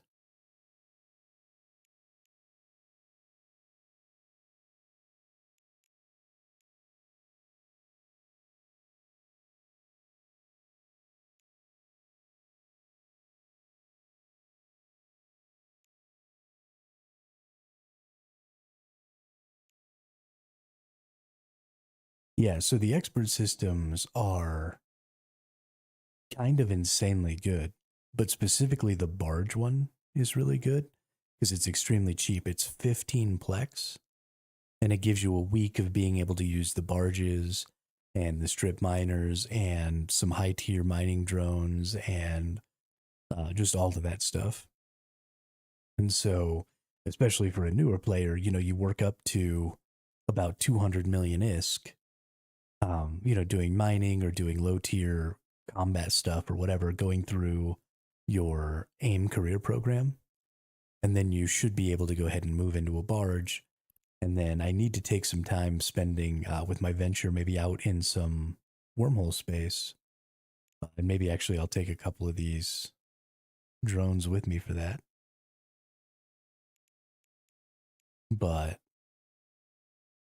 that should allow me. Let's see, 18 million ISK. Kind of expensive, but that's fine. I have.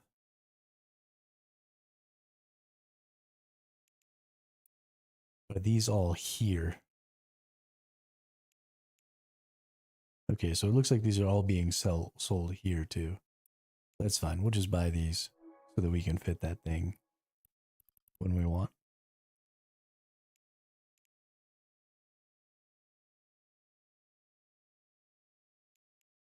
That's perfect.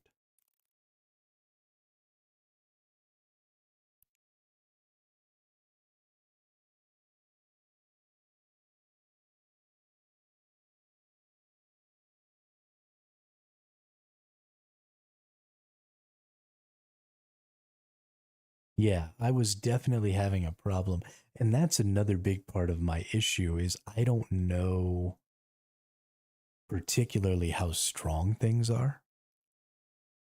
And how strong things get dependent on what tier of space you're in. So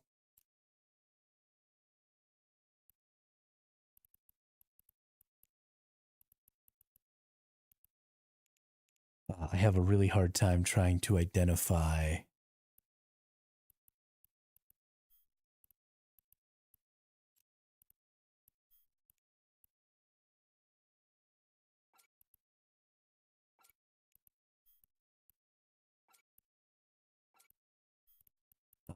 just what do I need in order to do stuff. Oh, I can only get one hammerhead. That's right, because this only has a 10 drone bay.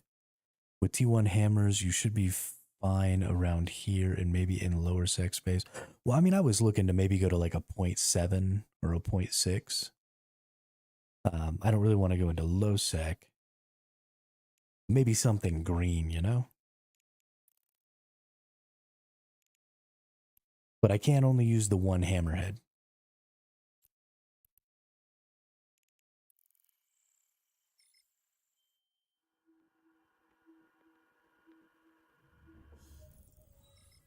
So we'll see. Let's see what's around. First thing I need to do actually is I need to go check my location here. Warp drive active. Hey, what's up, BS Lounge? How are you today, dude? I want to see if my Kernite respawned from my mission or not.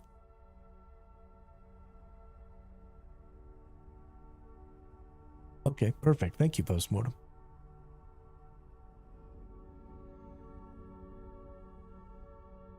Yeah, because things don't seem to have like levels and stuff, it's very difficult to know like how strong things are.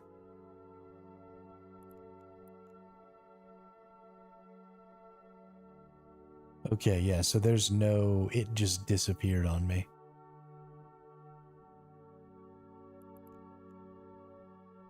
These don't respawn. That's sad. Warp drive active. No infinite Kernite for me. So let's go in here. Let's go to utilities. Let's check out structure browser. Let's find another refinery, public refinery. That's in 0.9.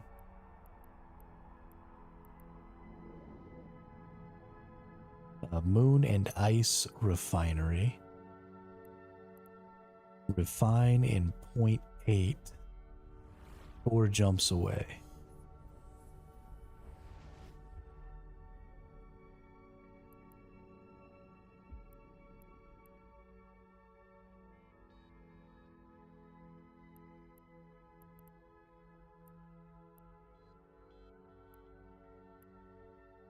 Refinery in 0.7, 5 jumps away.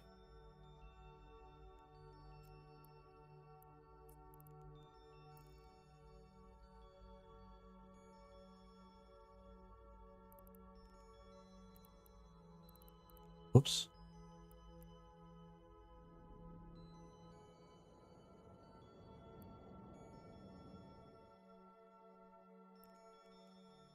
went to the wrong place.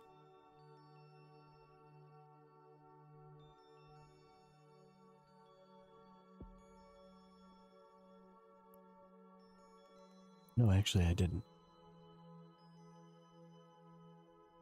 This is still my same venture, but post-mortem actually just brought me a coveter. So tomorrow, when I can actually start using barges, I will be in post-mortem's coveter.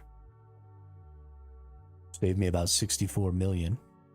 Doing the opportunities. So I haven't...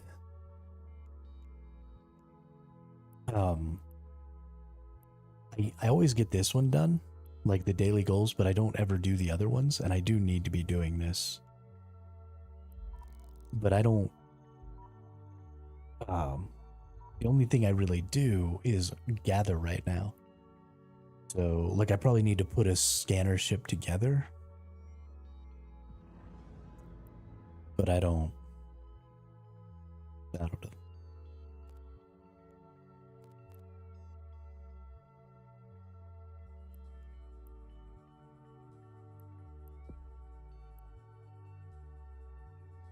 Homefront operations.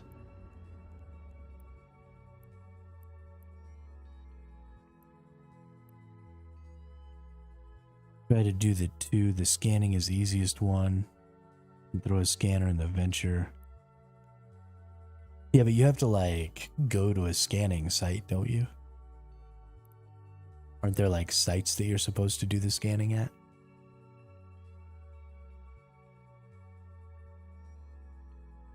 I don't really understand how scanning works because I haven't done that air career program yet.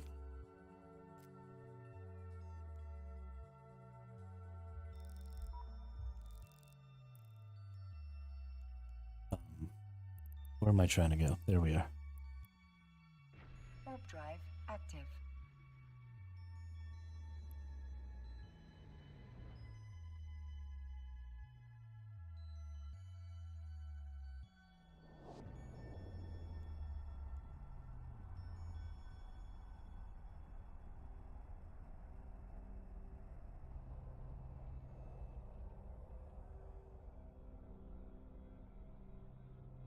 Docking request accepted. Just hit Alt-P, huh?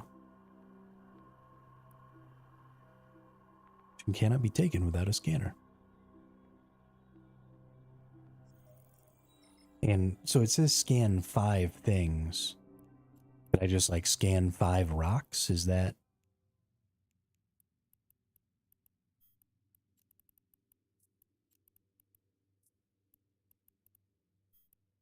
Right, let's take all this stuff and we'll put it back in our main little spot over there.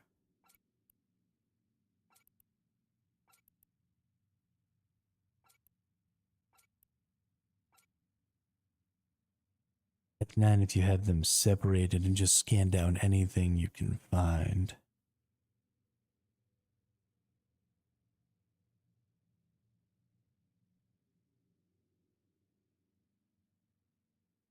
But what do you mean anything? Like, is it asking me to scan wrecks? Is it asking me to scan other ships? Is it asking me to scan rocks?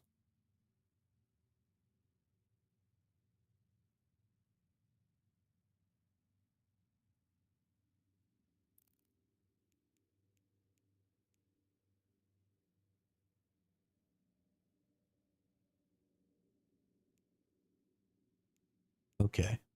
Well, let's get a scanner then. We'll go back to that same place I was just at. And we'll get a scanner and then we can just change it out.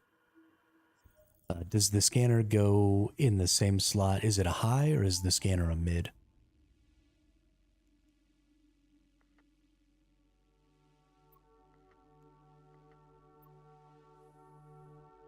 It's a high? Okay, so I'll take off my salvager and put a scanner on there.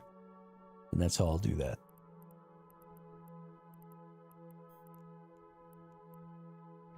Warp drive active. Because it's not like I use my salvager literally ever.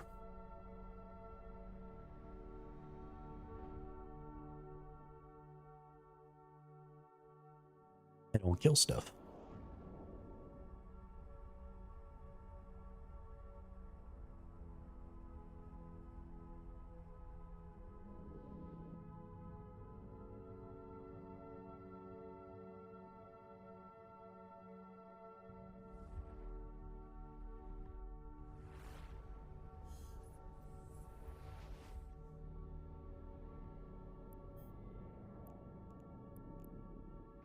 warp drive active.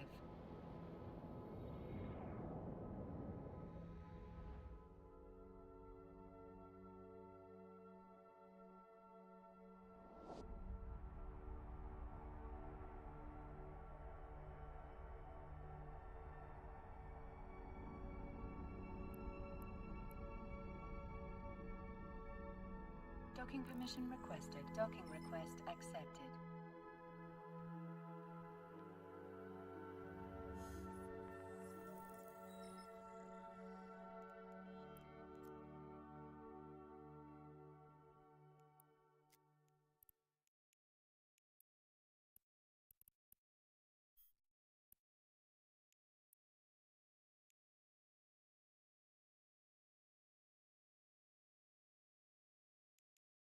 No. Don't split the rewards.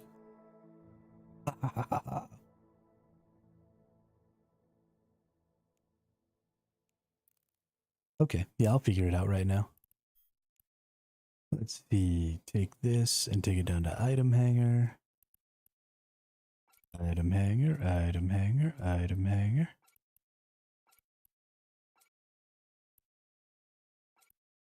Oh, right.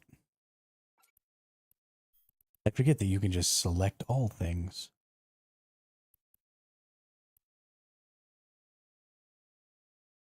What is this? And why do I have it?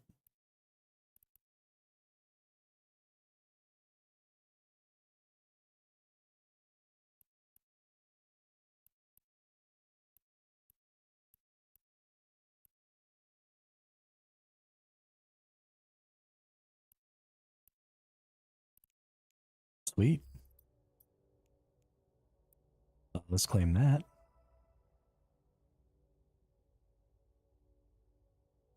Nice. So now we have multiple needle jack filaments. I don't know what the fudge needle jack filaments are. Nice. Get ourselves a rifter. Love the rifter. Noise 5 needle jack filament. Show me the info. Following the success of the Frostline Laboratories' experimental trials with Triglavian filament technology, the Outer Ring Excavations Group authorized the commencement of Project Needlejack. Working in conjunction with Frostline Ore Technologies was able to refine the technology into a cost-effective product, even though the means of precisely establishing a conduit destination continued to elude its scientists. The prototype designs include a filament device that opens a conduit able to transport 5 ships to an apparently random destination within broad parameters based on noise profiles in the underlying quantum fluctuations of spacetime. Ore's development team configured their prototype to target quantum noise profiles typical of known nullsec space regions. The Noise 5 needlejack filament device has been reported as falling into the hands of a number of outlaw and underworld groups across New Eden and is likely to be found in certain of their secure data sites. Okay, so this just takes you to a place in nullsec.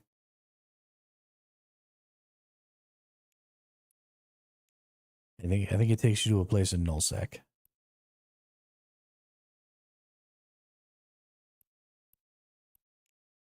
I think it's just a way to get out to nullsec without having to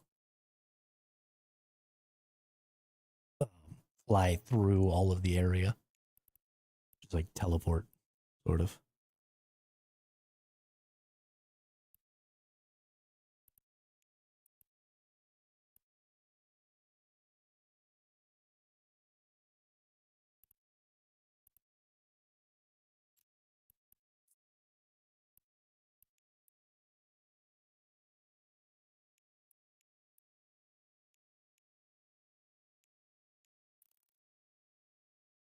Cool.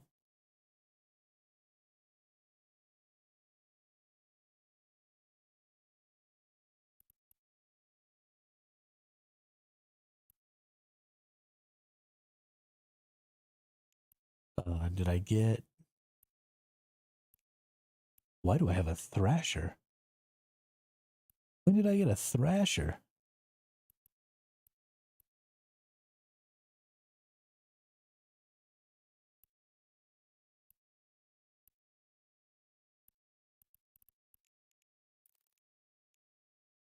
don't know anything. Things are just happening in my life and I have no idea what they are. Let's see. We want to get a scanner. Ship equipment? Is it a cargo scanner that I'm supposed to be using? Is that what I'm looking for? Or a ship scanner? A survey scanner? Is that what it is?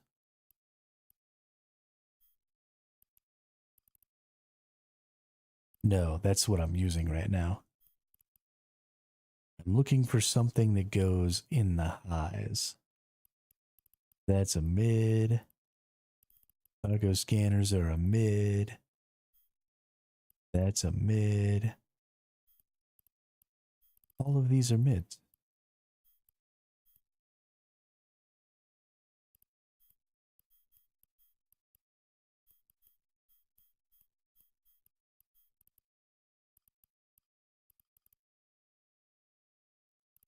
Okay, well, let's go in here. Wrong one. Opportunities. Let's figure out what this thing wants me to do.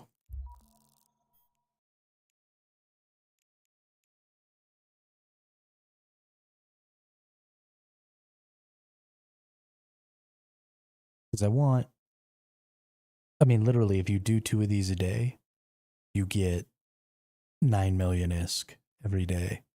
And that's outrageous. Signature type any, solar system any. Air is mapping the cluster's transient sites and will compensate you for any precise location data you can provide.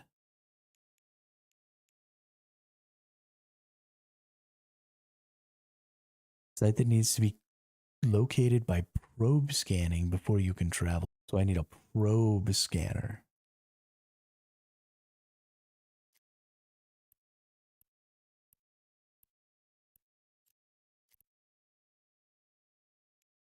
Probe.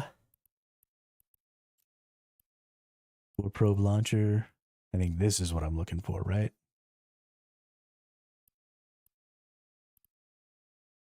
Maybe a survey probe launcher.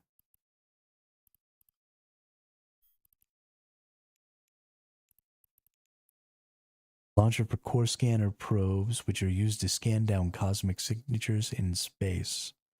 Only one probe launcher can be fit per ship.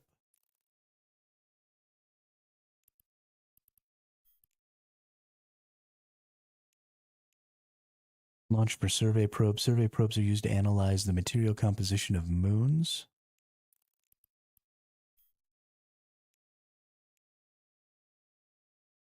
Launcher for core scanner probes and combat scanner probes. Okay. So I probably just want the regular probe launcher, right? Is there one here at the station? Let's find the cheapest price here at the station. Let's buy that bad boy. And then let's go to my fit here.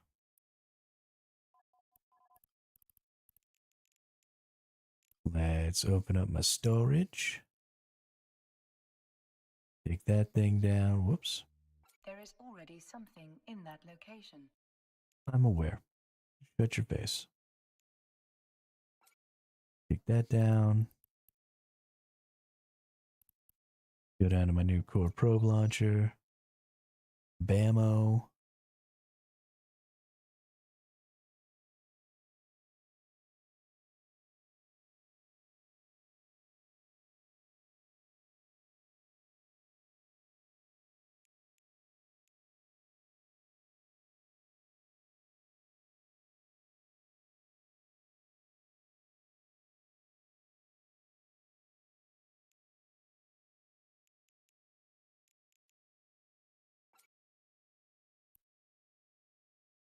Okay, so these two problems. Okay, and then I have to buy probes.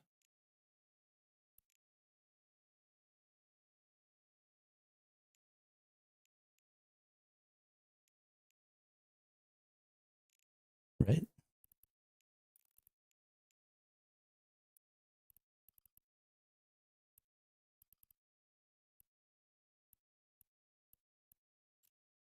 Ammunition core scanner probe.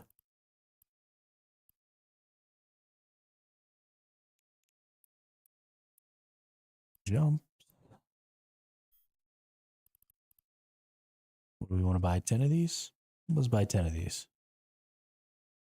400,000 ISK. Ammo. Sure, who gives a shit?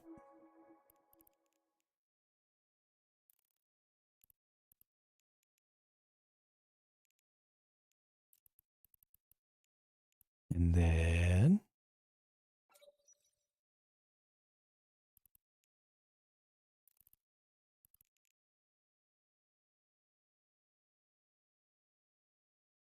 okay.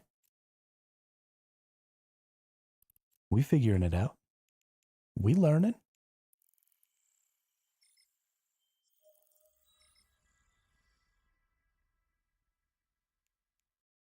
Now I can do all the things.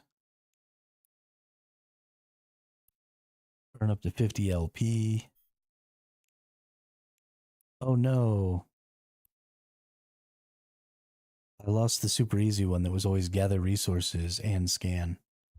Makes me sad.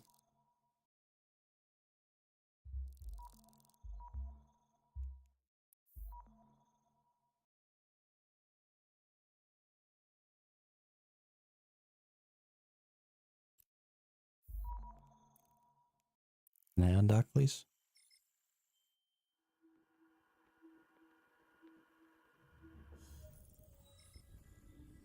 All right. So how do the scanner probes work? Do I just yeet this thing into space? Is that...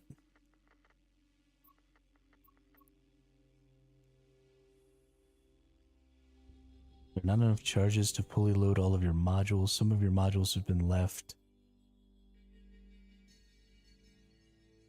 I just lost all my probes, didn't I?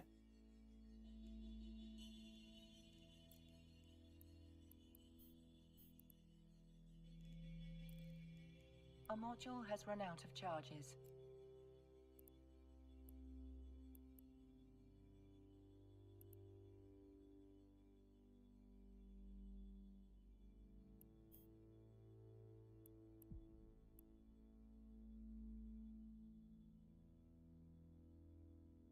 Pretty sure I just broke it.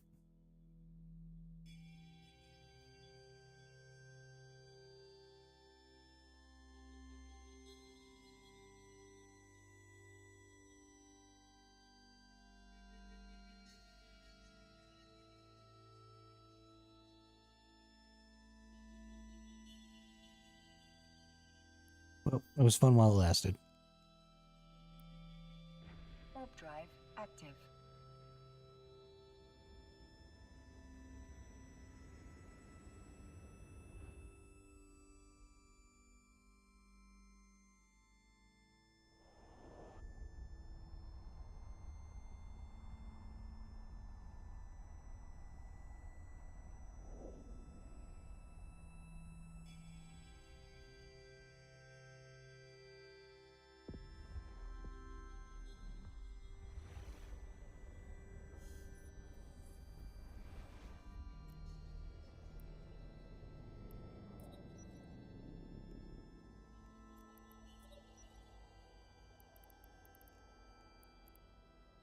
Warp drive active.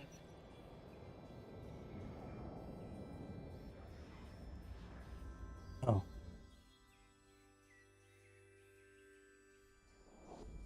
Okay, we're reloaded now.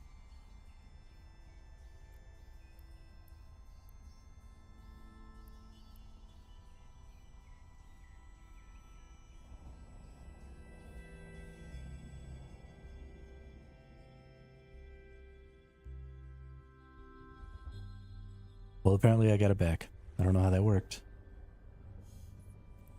But we're okay. Everything didn't go pear-shaped.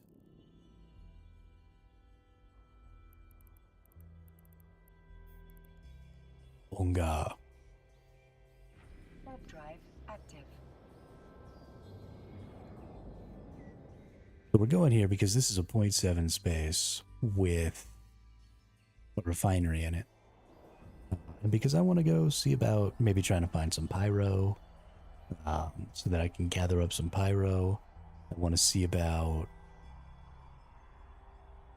maybe gathering some better resources. I don't know what all resources are available where. But definitely, at the very least, if we go into 0.7 space instead of staying here in 0.9 space, then we should be able to get at least the more dense versions of the resources that we can find here in HiSec.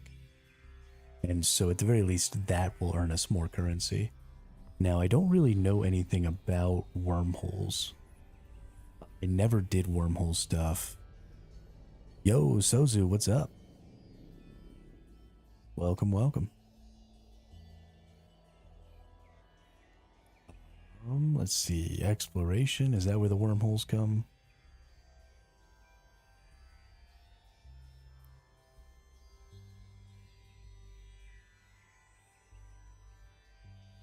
Oh god, what are all these things?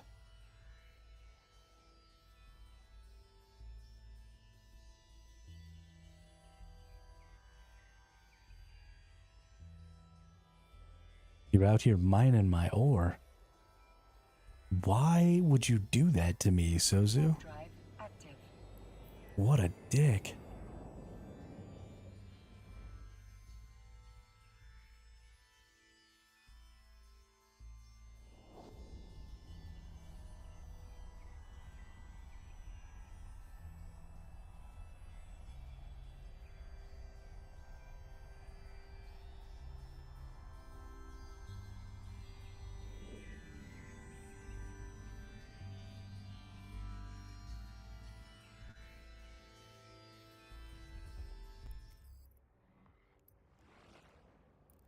Come over into my hidden little corner of space. Start stealing my resources. I like the lower 0.5, 0.6 zones for mining, but that's when you get a lot of people that will gank. Yeah, I'm a little worried about that. Because we're flying out into a 0.7 right now. Warp drive But active. we'll see what happens. Hopefully I'm getting out into an obscure enough area.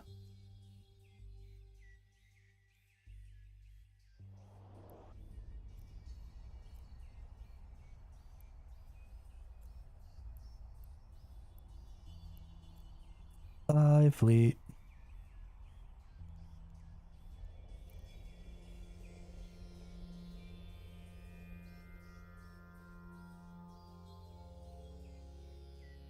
Star system has been secured by Edencom. Fuck Edencom. How about that?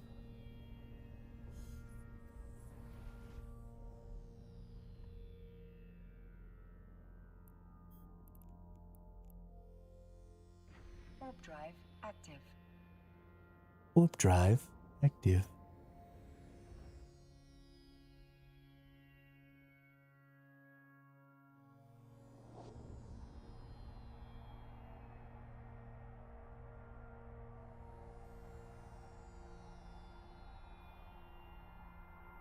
No, I am looking for just something that's got a refinery in it. It's a little less secure to see what sort of resources might be there and stuff like that.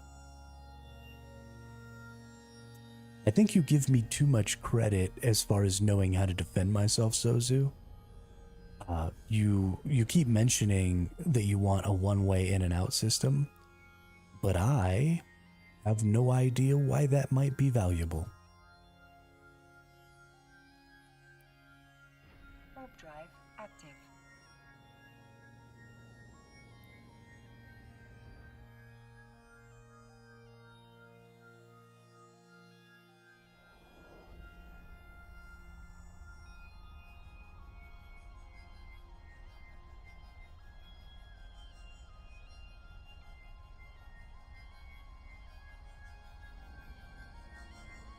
Most people just ignore them because you have to backtrack when entering, so it's usually avoided on Docking roams. request accepted. And there you go. See, I didn't know that. Let's see how many people are in my local here, though. I just wanted to dock up with this, make sure that we're all good. It looks like we probably are.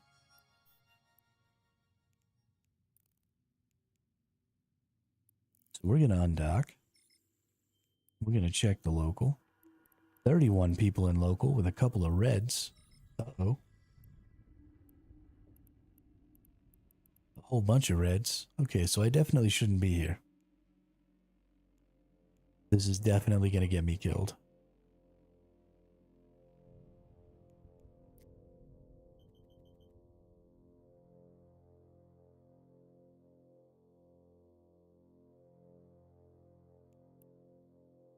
So let's just redock. Docking request accepted.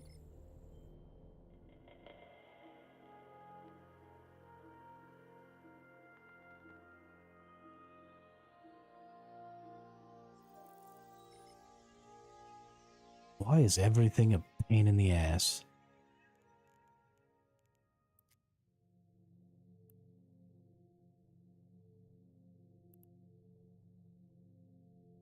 Where even am I?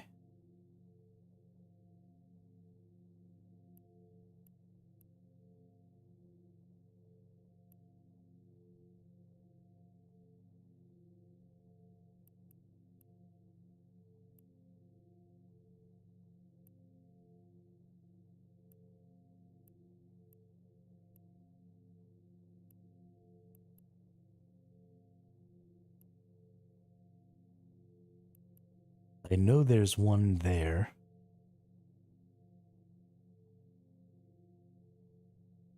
And there's a really low sec space here. It's kind of off in the middle of nowhere.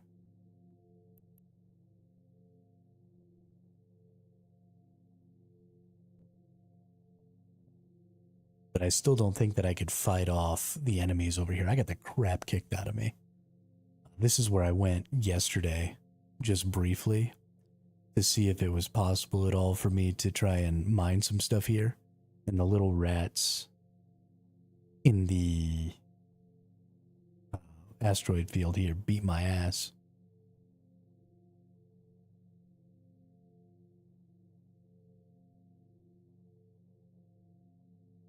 And I don't know if one little hobgoblin is going to be able to... I think that's what it is. No, one little hammerhead. I don't think it's going to be able to probably kill them.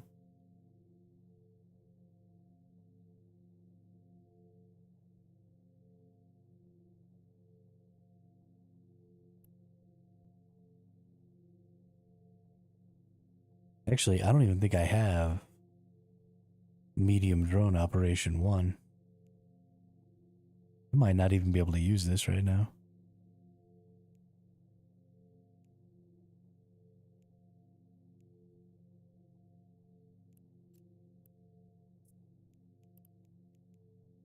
Okay, so I do have it right now. I am going to lose drones, medium drone operation. No, okay.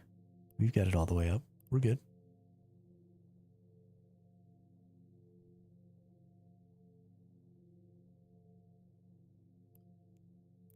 We should be fine.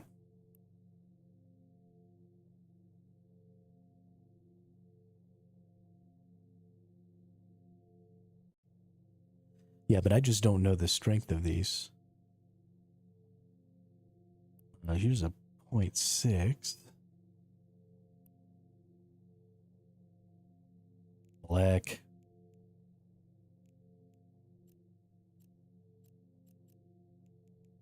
I imagine doing this structure browser thing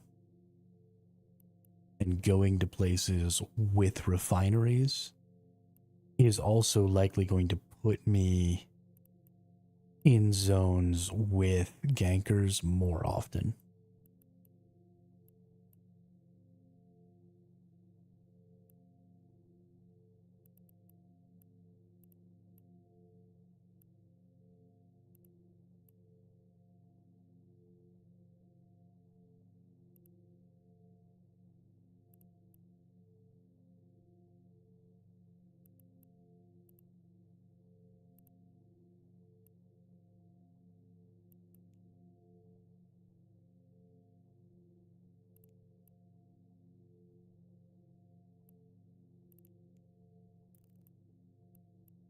So let's just go here.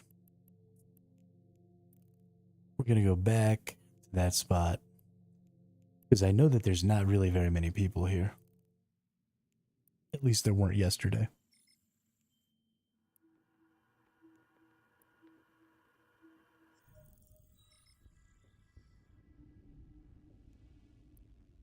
What are you trying to transmit to me? Open.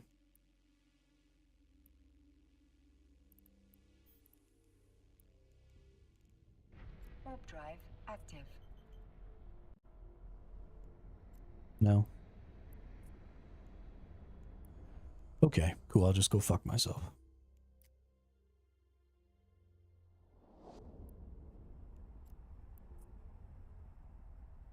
Either maximize or go away.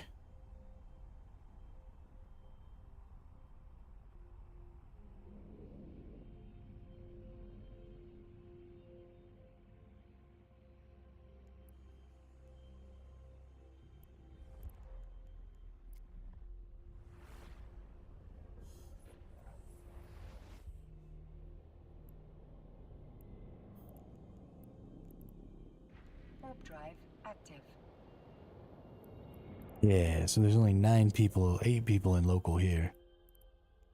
So I don't know what it is about that 0.7 zone over there, but there's a butt-ass ton of people over there. I don't really feel like dealing with a butt-ass ton of people.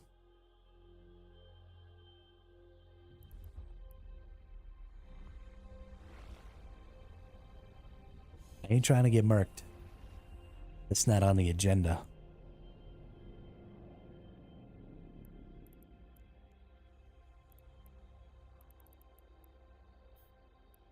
Alright, I believe Uplinger is the point for space. So we're going to go look at that, and we're going to see if this hammerhead Active. can take out these enemies.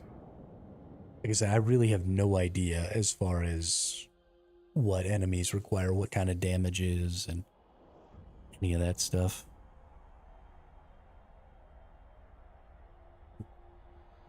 I am just making shit up as I go along here.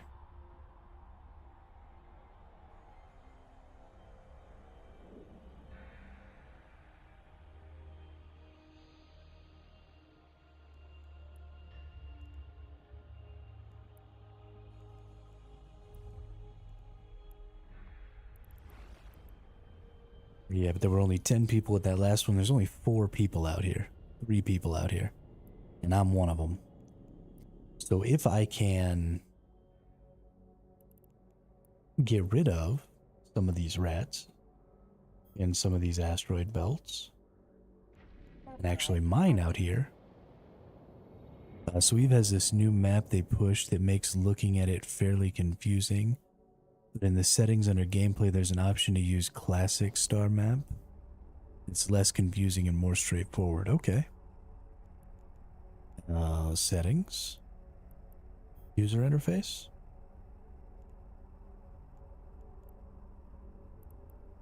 Gameplay.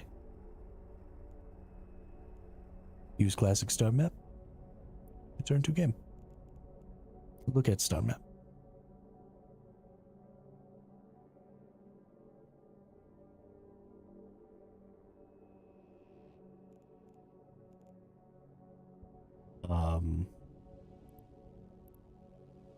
That might be easier when I figure it out.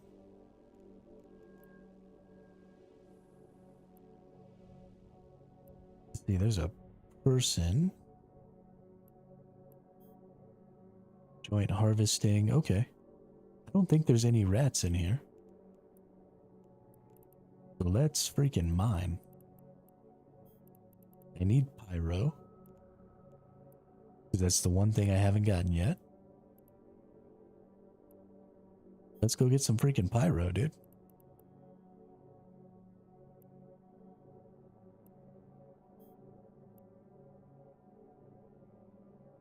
Makes it flat, not 3D. But the key is the settings change color and stuff to the system so you can see at a glance info easier than hovering.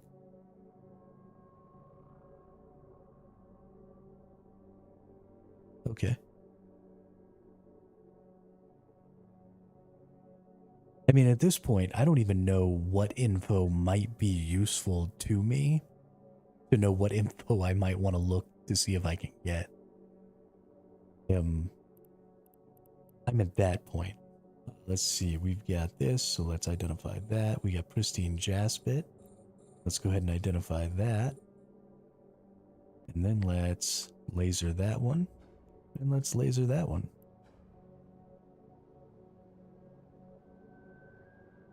You leave your compressed ore in the refinery when you were out mining until you were ready to leave. Yeah, that's what I do. BS Lounge. Compress it, and then I leave it in the station storage, the item storage in the station. And then at the end of every day, I go back to that station. I pull all the ore out into my own ore storage in my ship. And then I fly to a neutral station in really high security space. Usually like a quest hub or something. And then I just dump it all there. And that's kind of like my base of operations. And then that way I don't have too much stuff like all around. And I'm not leaving stuff in a player's station like overnight where something bad could happen.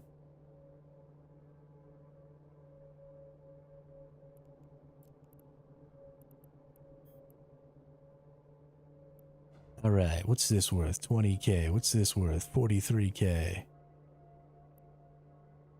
So these things are not worth particularly more than what I was mining. I mean, this is worth 524 ISK per unit, but I'm only getting 83 units a pick. And this is worth, a little more than what I was getting. But again, I'm getting less of it because its M3 value is higher. If you're going to mine in a low-sec system, you should have the D-scan up so you can run if you see anything coming in your direction. Yeah, and I should also probably have my local chat up, and I mean, there's a lot of shoulds going on here.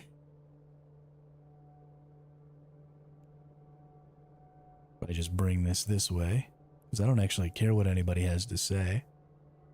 There we go.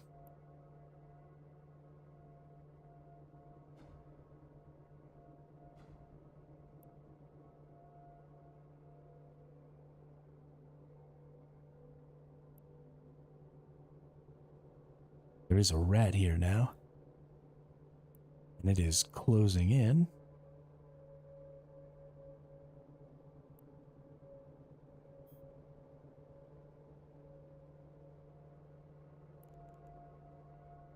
Look at it. Info. Attributes. Okay, I don't want to keep looking at this. How do I stop looking at it? There we go.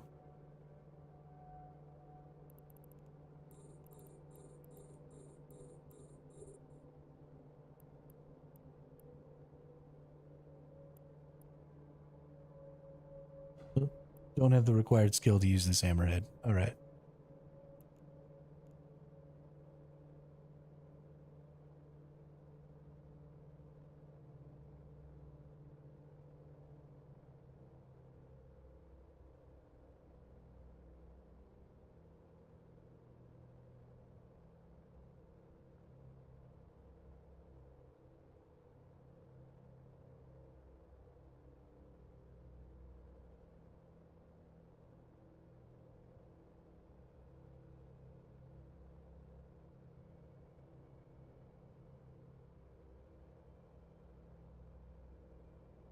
Guess it didn't notice I was here.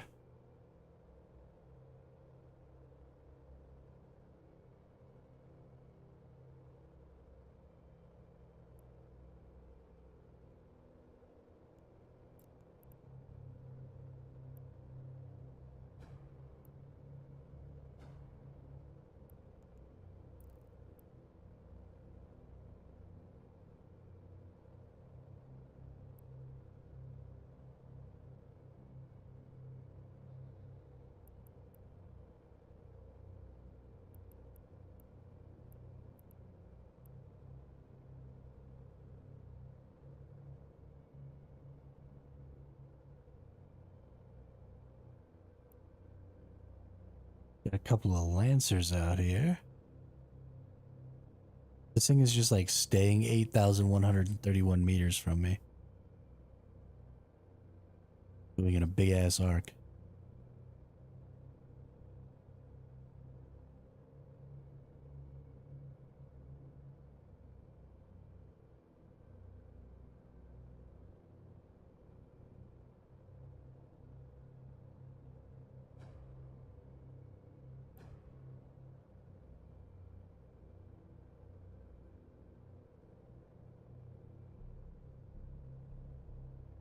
I mean, that's certainly fair, Sozu, but I think we'll be okay. We'll move to targets here.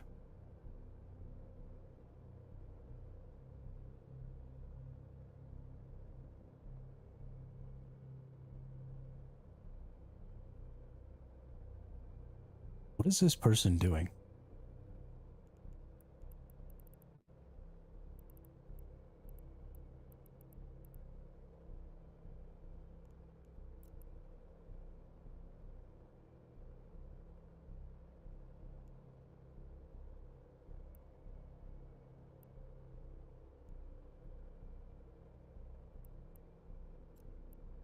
Let's see, what does this give? Exelon and Noxium.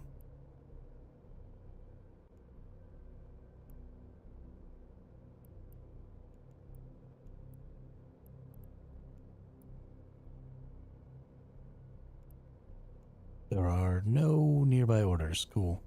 Cool. So I'm not going to be able to get a very good idea. That's why the costs on these are looking so funky. Because there's very little market data here. So I'm just not going to be able to really see what the value of these two resources are.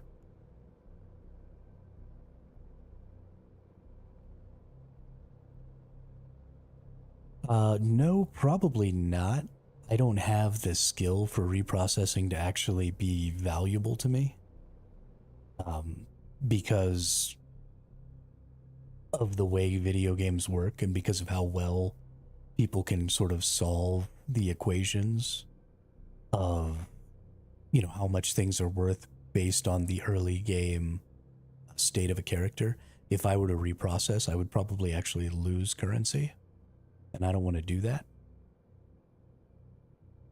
But it is important to understand, you know, what reprocessing resources things turn into and why those things might be more valuable. You know, like isogen being valuable and stuff like that. And so at least taking a look and understanding what things turn into and why and all that stuff is, I think, going to be important.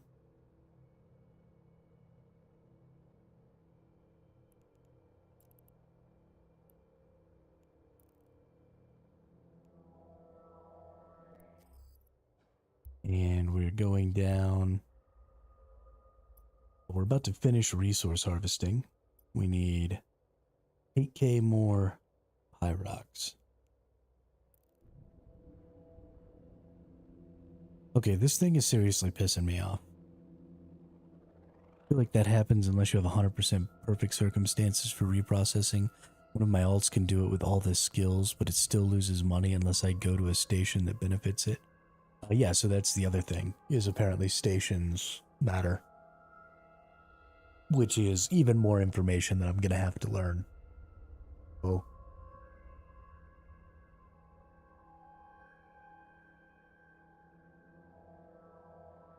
At some point, so the way I think I'm going to do this, originally,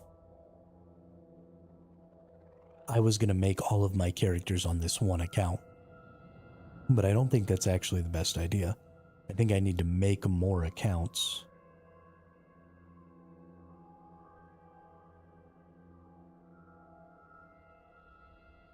And then use my secondaries for other stuff. So I'll probably make secondaries on this account. One for industry and maybe one for like hauling or something like that. And just specifically level up those skills. So that way I can leave them in places where I can get to the resources I need to do the refining I need.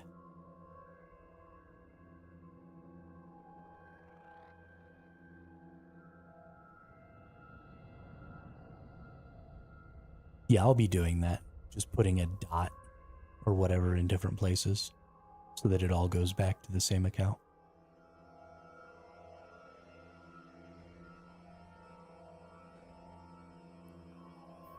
Who's this slappy person?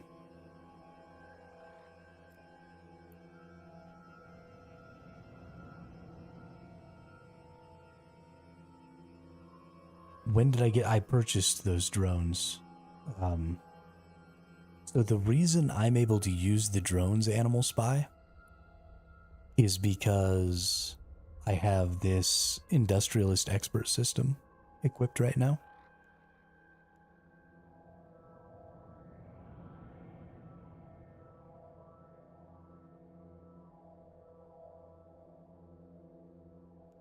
So this industrialist is something you get from beating that first mission. So when you go to your air career program, if you look at any of the 4 career programs, so you go down to industrialist here, and this top middle one where it says career agent missions, when you look at that, the last one of these is always what gives you this. And so that is what gave me the ability to use the tier 1 mining drones. And so you only get it for 3 days. So I'm on my 3rd day now. And then I won't be able to use my mining drones anymore.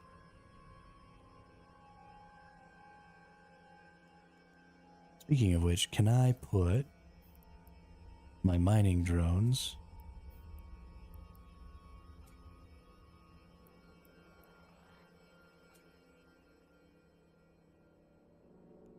Nope, guess not.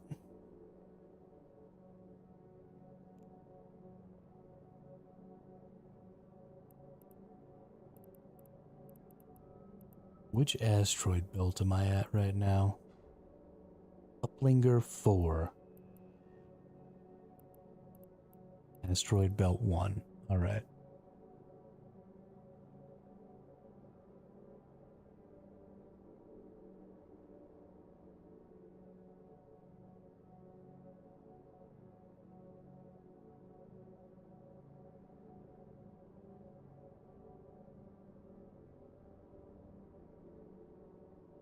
I'm really confused why this enemy isn't attacking me.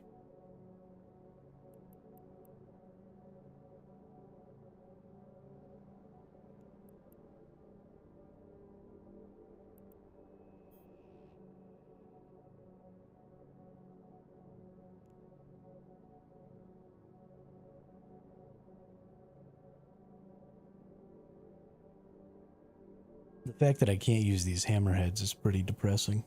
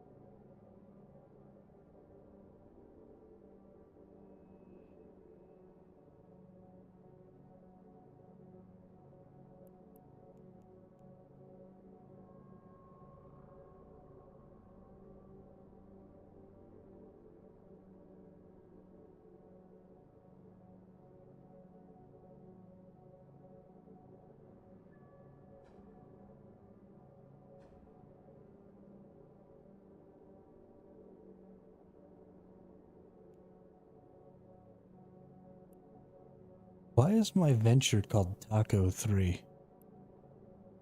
I don't remember renaming my venture.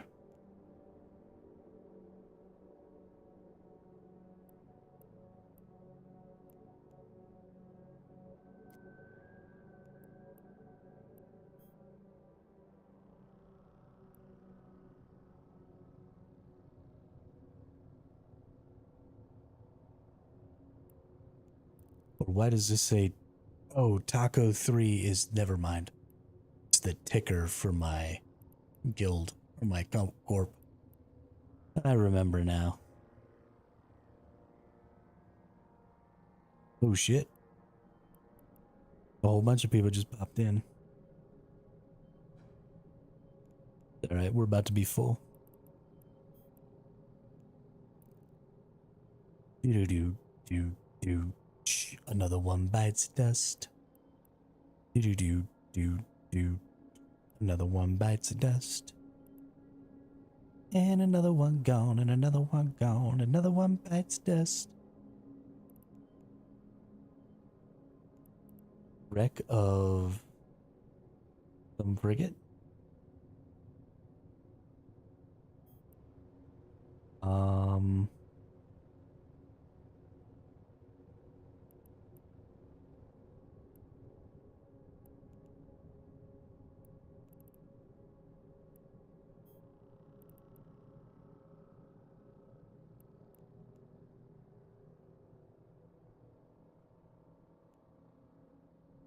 Yeah, I'm a little stressed out here. Even though there's really no people here, I'm terrified that I'm gonna get murked. I don't want to get murked. Oh. Oh, but they're just an adventure. Okay.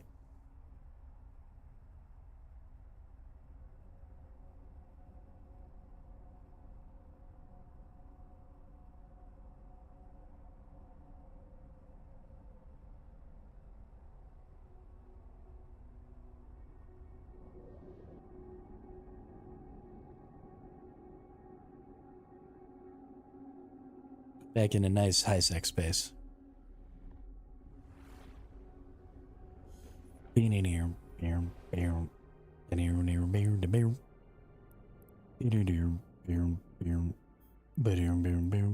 think it's this one. Yep, refinery. It sucks that I have to make 2 warps to get back and compress my materials each time here. But we are going to get some higher tier materials this way.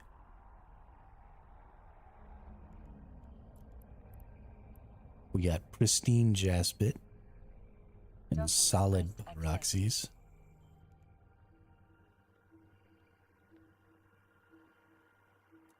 Which I'm pretty happy about.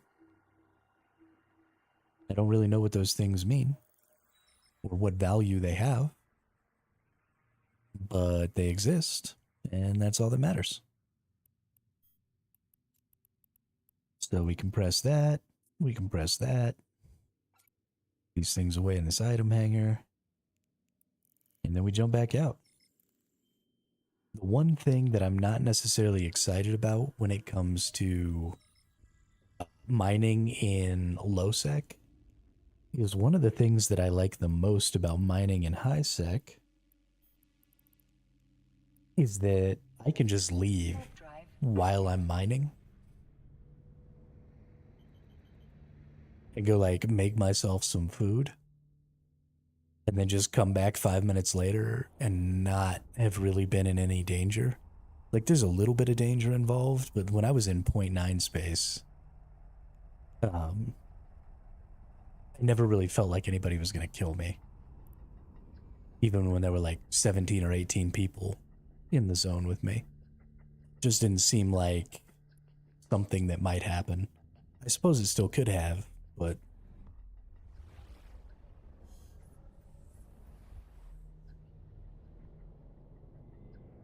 Yeah, exactly, Rulaine.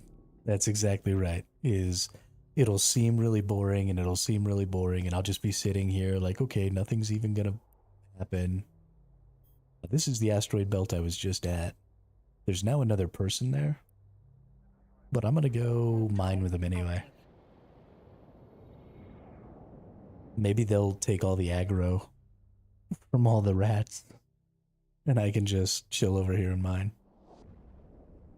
But yeah, that's exactly the problem is as long as you're paying attention, you're fine. And you'll get lulled, you know, because you'll spend 100 hours not having anybody attack you.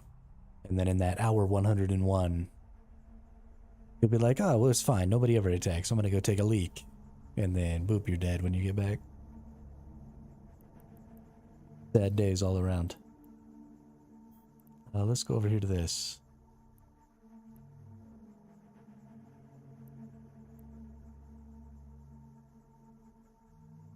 Pretty sure this gets me further away from that.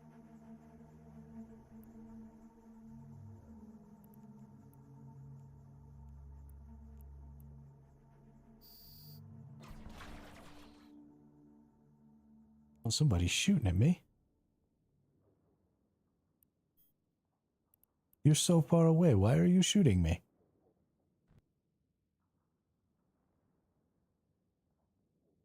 So is it possible to get away from this thing far enough that it'll stop shooting at me?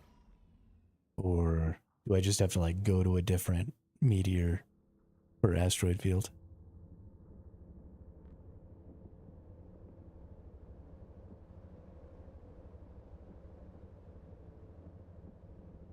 Yeah, I don't think it's going to leave me alone.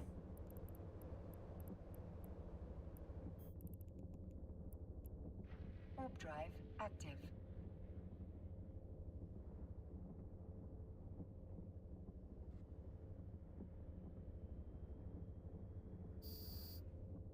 How rude.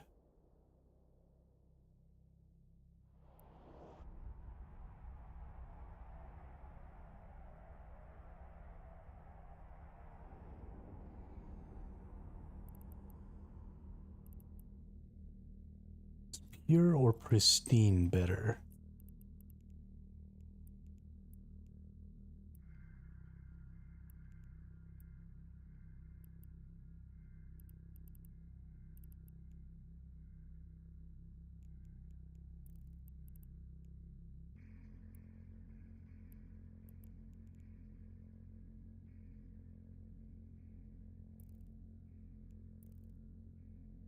I'm going to assume pure pristine. But I need pyroxes first.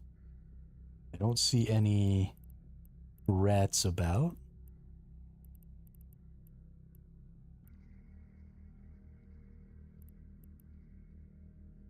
What do you think? Is it viscous or solid pyroxes that's best? Ooh, also there's some luminous kernite. Oh, there's a rat. Oh, that's just a lancer. Okay. We're fine.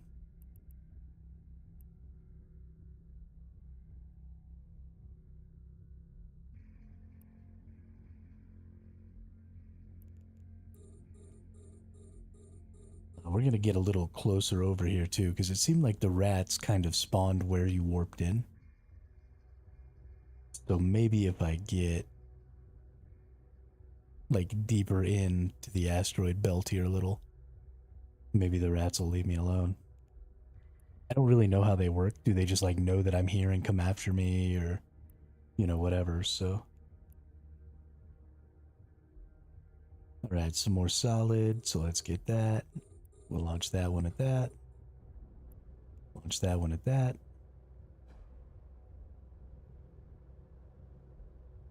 And I'm just getting the Pyrox right now because I need it for my mission. And as soon as we complete the mission, I'll start getting something else. I kind of want to get this luminous kernite. Let's go ahead and pop that.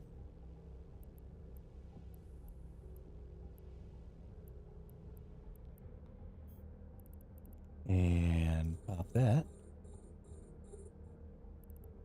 And it looks like maybe a couple more lancers. There's Zeta again.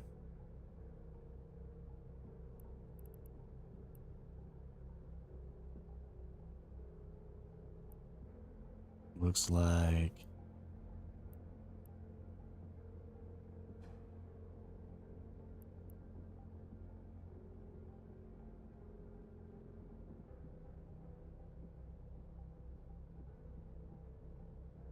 what are you up to, buddy? Yo, what's up, Wolf? Oh, they're attacking me. Okay.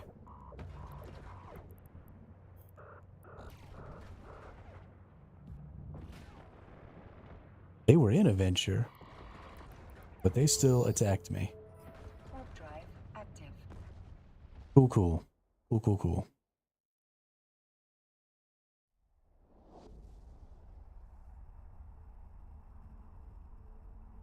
So they were trying to look like...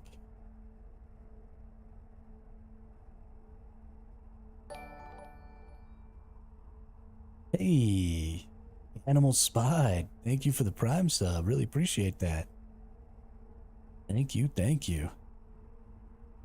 Yeah, so I honestly, I thought that that might be a thing. I thought that they might be running a venture to look like they were just a miner and catch me that way.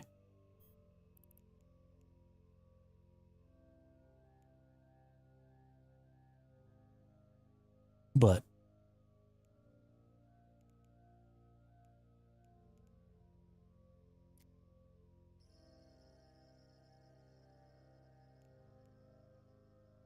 okay, I can't actually see at all what's going on here.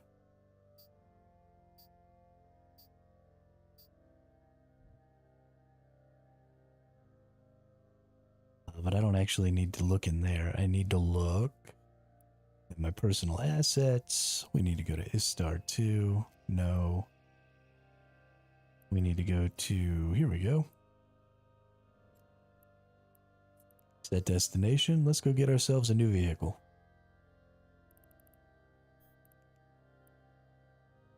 Warp drive active. All right, so note to self. Just because they're in a venture doesn't mean they're not going to attack you.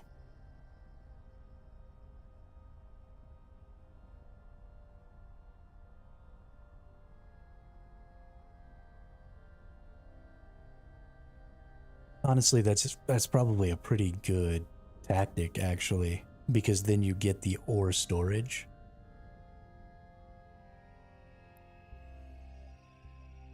So anybody that you kill, you can actually keep all the ore and stuff that they had. So that is not the worst strategy I've ever seen. Warp drive active.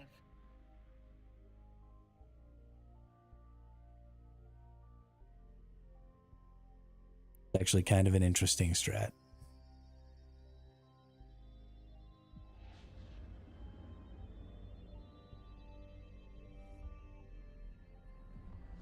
It does definitely rely on people not really knowing what they're doing, though.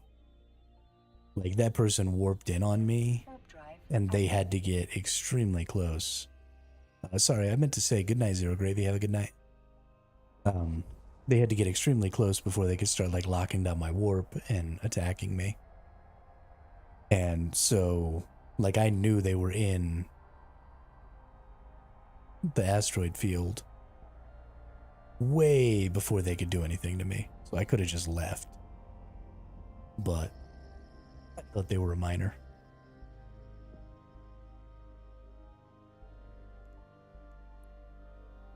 I kind of want to fit this rifter that I just got with some weapons and then just go fucking kill him. In fact, I'm going to fit this rifter that I just got and I'm going to go fucking kill that person. Warp drive active.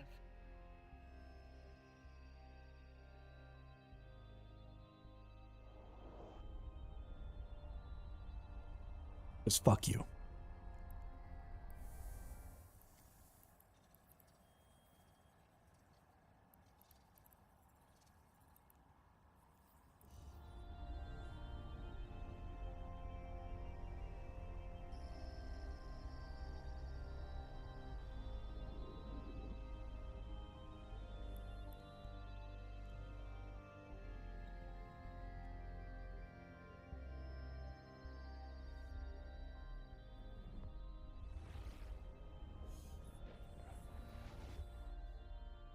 Kill mail. What's a kill mail?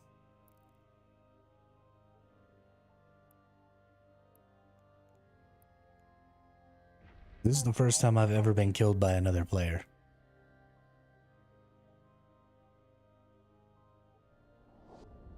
So I don't... Look your character portrait. Is it under interactions? Bill rights? Combat log. Show losses.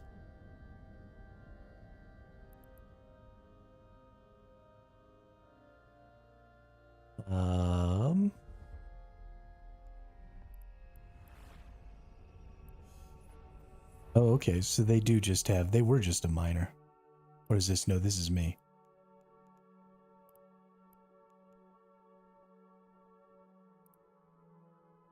There we go.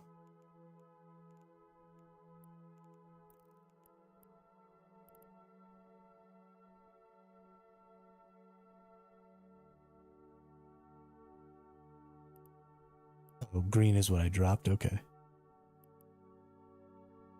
They got my hammerheads.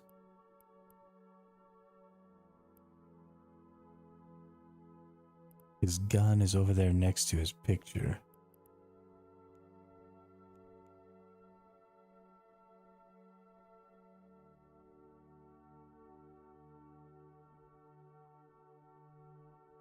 .200mm light.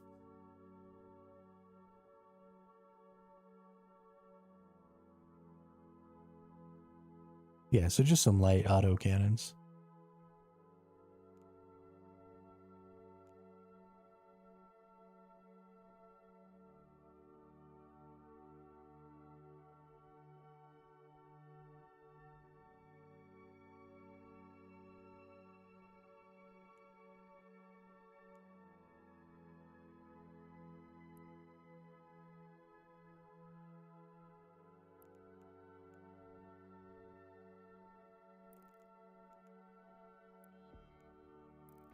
Warp drive active.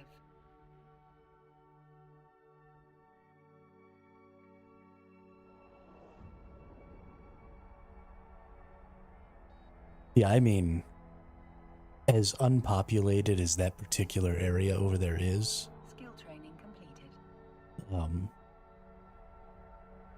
I wouldn't imagine that higher tier player is page. Yeah, I mean, I'm sure that's all he does, for sure.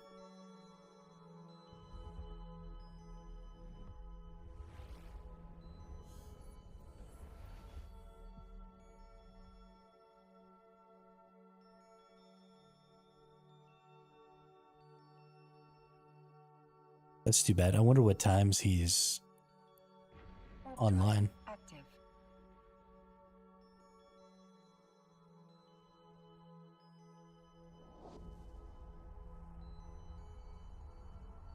Yeah. I'm gonna go blow him up over and over again.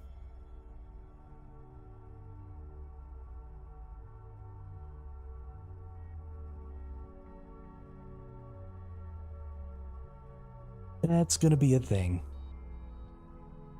Because I like that system. That system is extremely convenient for gathering. So I want to be able to go over there and gather. 15 to 22 Eve time. Okay, so he's probably about to get off then because it's like 2400 Eve time right now.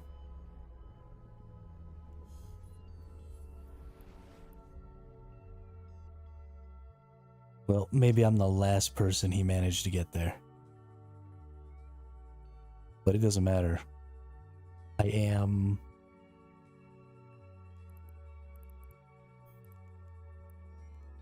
outfitting this rifter and going back over there. Active.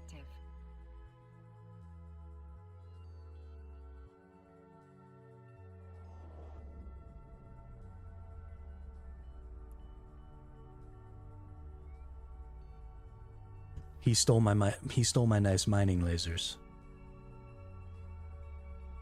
And so I'm gonna go park a rifter in that low sec area.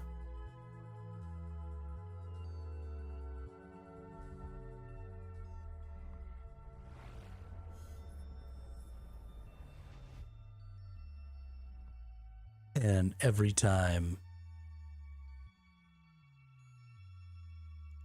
he comes by when I'm mining there, I'm going to break my rifter out Warp drive active. and I'm going to shoot him in his face.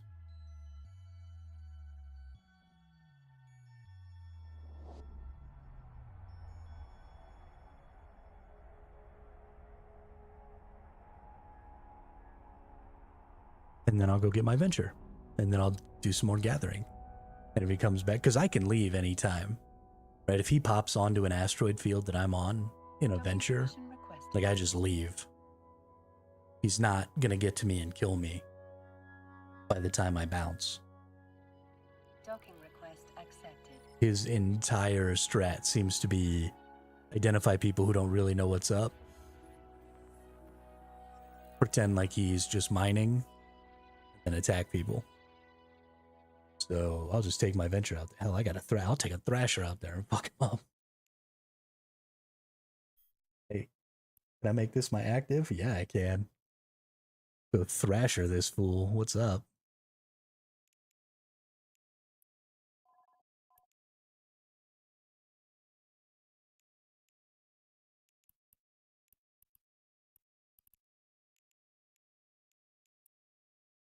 Go to simulate.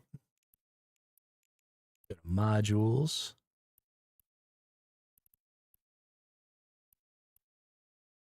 Turrets and launchers. Projectile turrets. Now, how do I know what tier of projectile turrets this thing can handle?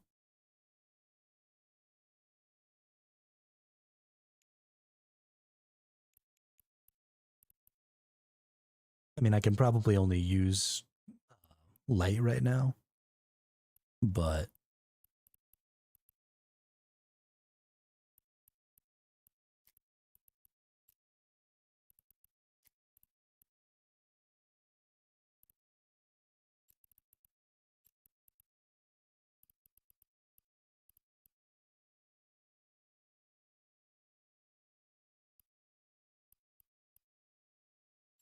okay, so some of the difference here is about their range, right?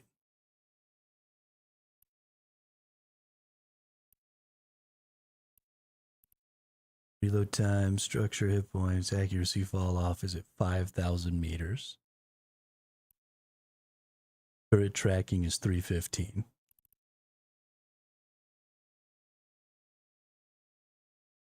It'll be short range, but it hits like a truck. Okay. So then the 125s shoot a little farther. Is that right? No. Their accuracy fall off is shorter, but their turret tracking is faster. But he's just an adventurer, so I don't have to give a shit about that.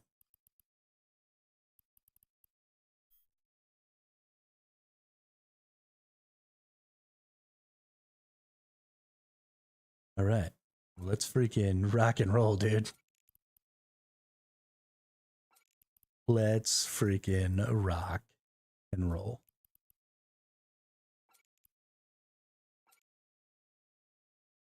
Yeah. That will be fun.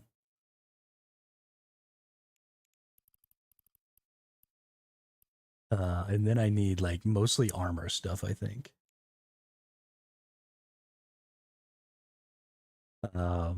We need a way to keep him from warping, right? Is that's like the standard. What am I doing? There's people who already did all this. Hit current hull, destroyer, Minmatar, Thrasher, faction warfare, PvE, Tech 1, SOE, Epic Arc, Minmatar Enforcer, PvP, Thrasher's designed for faction warfare sites. This in-your-face brawler offers incredibly high DPS and the ability to immobilize targets with its warp scrambler. There you go. So we have 200-meter autocannons. We have small energy neutralizer. What does the small energy neutralizer do? Neutralizes a portion of the energy in the target ship capacitor. Interesting. have all of the stuff that I need for it. Right? No.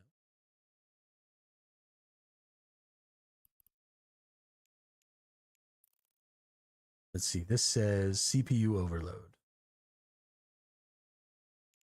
I don't have enough CPU for this.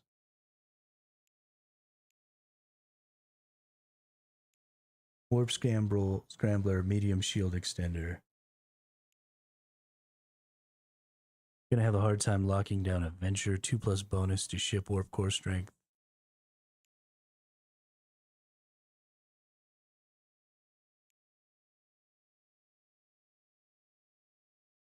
I mean, with all these guns, he'll probably just instantly explode anyway, right?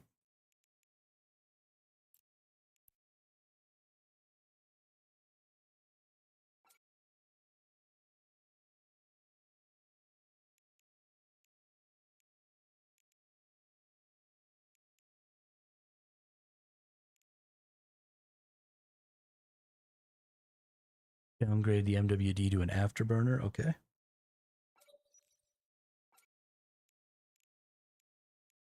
Modules. Afterburner.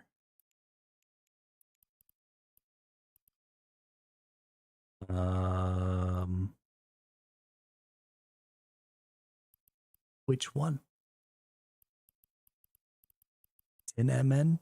10 meganewton afterburner? Is that? Nope. Oh, it doesn't matter what I put on there, it blows it up.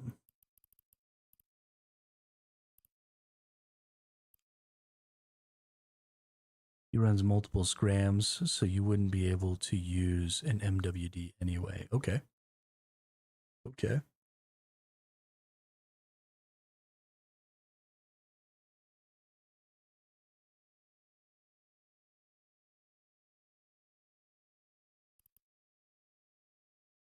Hmm.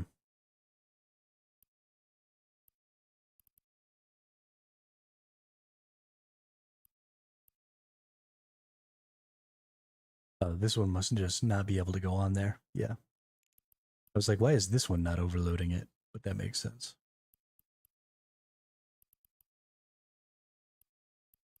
Hey, what's up, Lone Twist? Welcome to the chat. Welcome to the channel.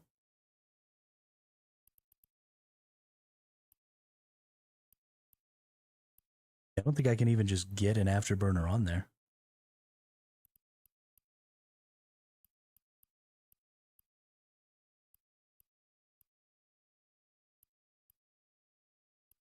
The CPU sucks.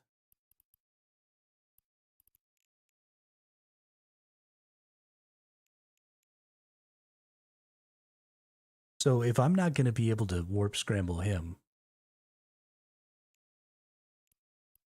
then should maybe I just take the scrambler off and put a burner back on?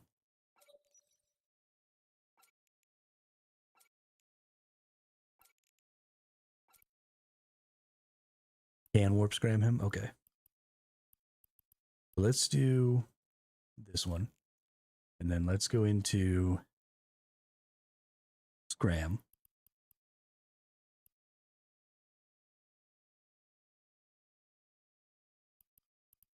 Warp scrambler 1.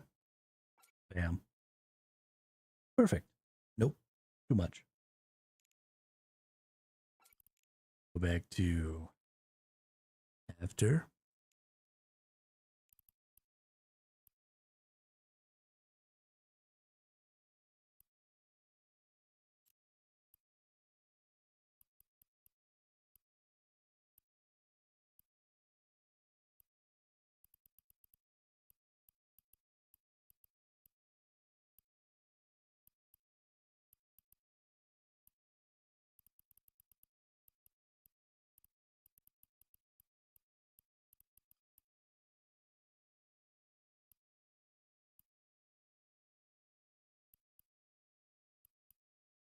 Okay, so the compact is the lowest. Okay.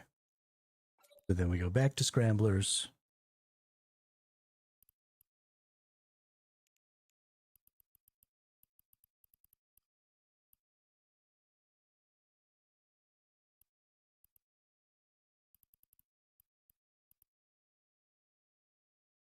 What you could do is just lose the newt. It'll drain you just as much as him, really. You don't have much to play with.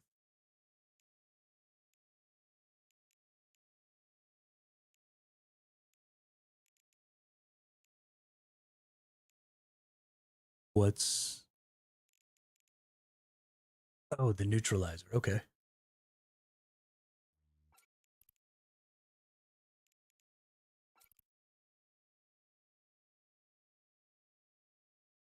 Okay, and now my power grid is overloaded.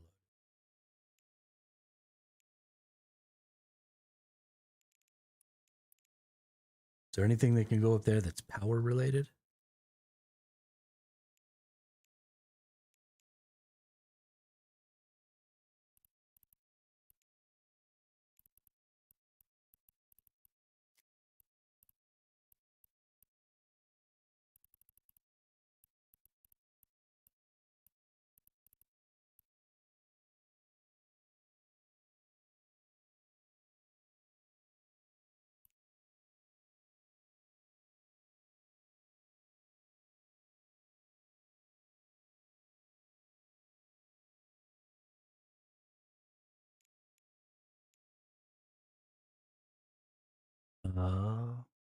The meme Tanny. Yeah. So that's something I am going to have to look at. You're right.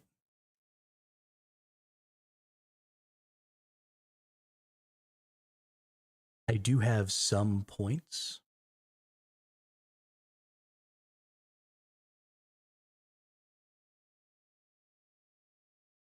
Some skill points that I could use. So if I could quickly just do some skill points for this. Of course, I guess it looks like I have to have an Omega account for some of these things, but I'm not 100% sure which ones. I don't think... Oh, these are 200 millimeter autocannon 2s. That's definitely not something I can do. Yeah, let's take all these off.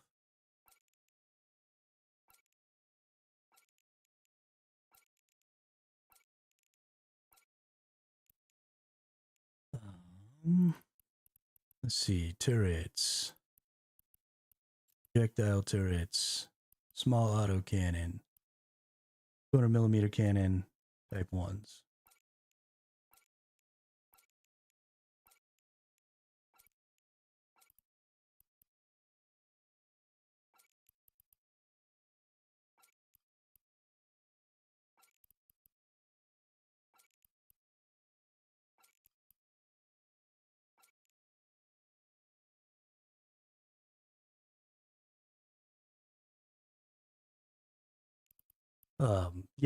Yeah. So I mean, just being a 3-day-old account is a problem. Lone Twist.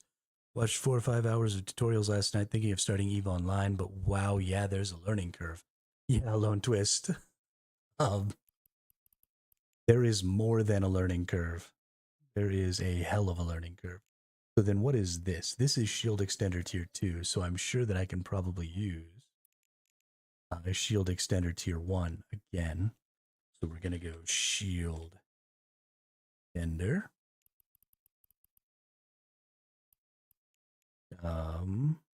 I forgot which one. Was that a medium shield extender too? Was that what they put on there? Power grid overload. Small shield extender.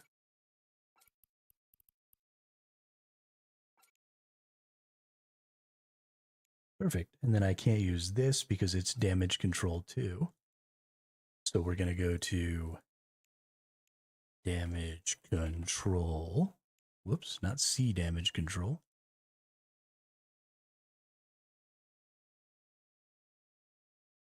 We're going to do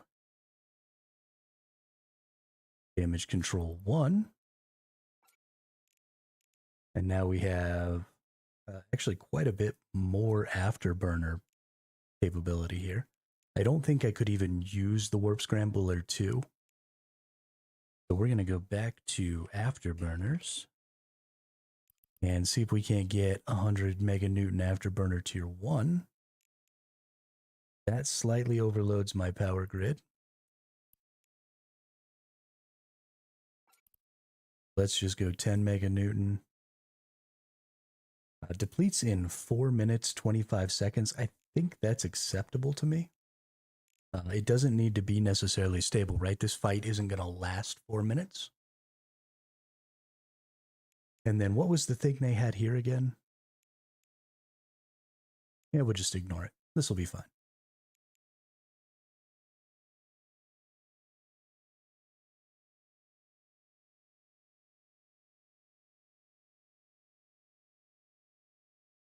A neutralizer. There you go. Neutralizer. Small energy neutralizer. Power grid overload. Don't even have, okay. Yeah, don't even have the abilities to use it. So that's fine. We'll just leave that off. What's something that could go in this other high slot that might be some value here? Anybody have any thoughts?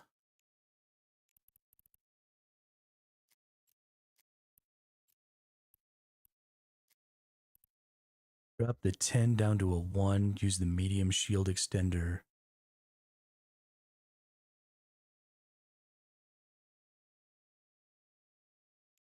Okay.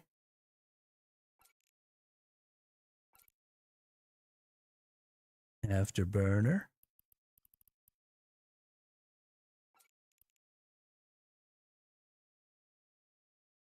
Shield. Nope, not after shield.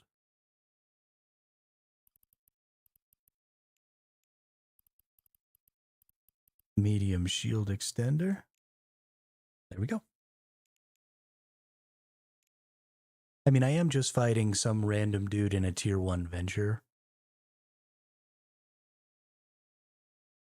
So this is probably really overkill. But I don't care. Fuck that guy. Let's go over here. Let's buy this fit. Buy all. We don't need... Oh, you don't have a bunch of this stuff.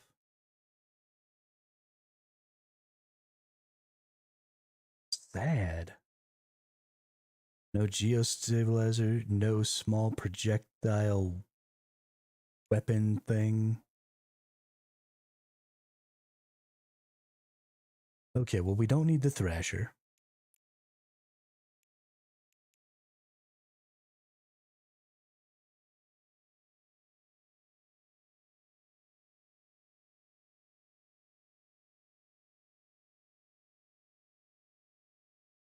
So we're going to have to go get the small projectile burst thing, the Republic Fleet EMP, and the gyro stabilizer from somewhere else. I guess I could just buy different ammunition. I'm losing my ass a little bit here. Some of these are way expensive. These autocannons.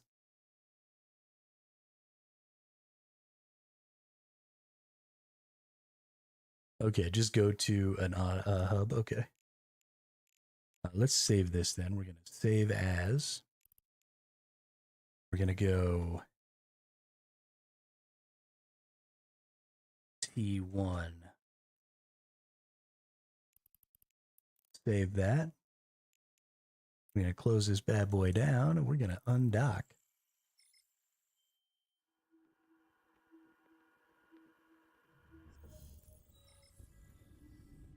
Probably should have figured out where I was going before undocking.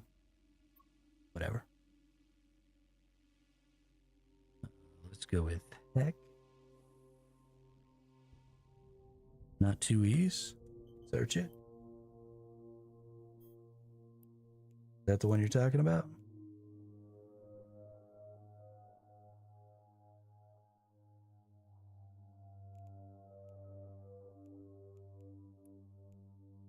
Two jumps. That destination.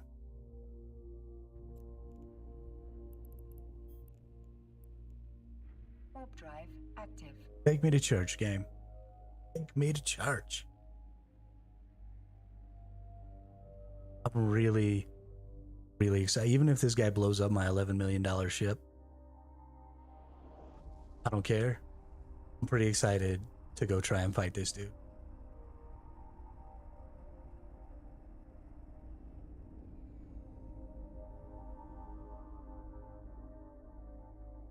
despite the overwhelming likelihood that I lose my destroyer to a mining vessel.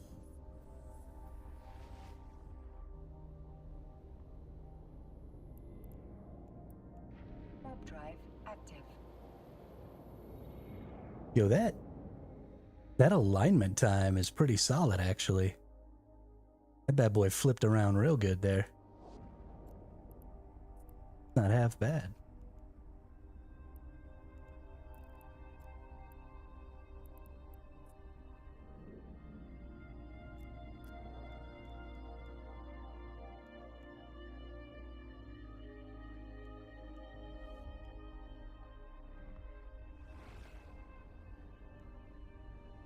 Time, a little less than 6 seconds. I'm okay with it. Okay, I'm in the right system.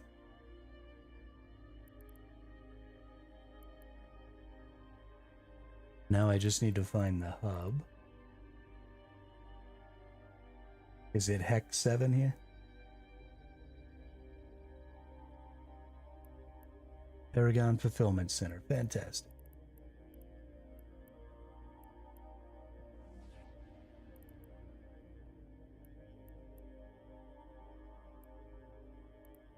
Ammo. Heck 9. Warp drive active.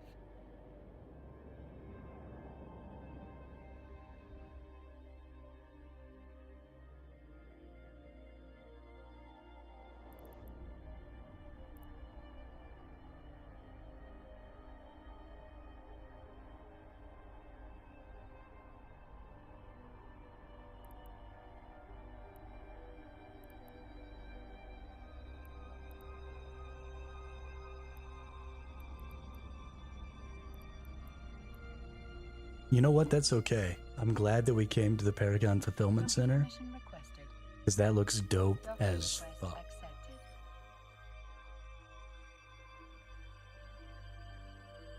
Like, damn. Undock.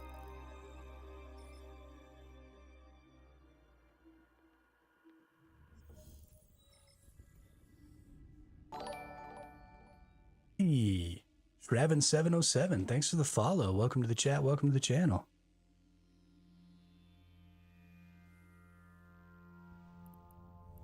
So you said it was the Boundless one?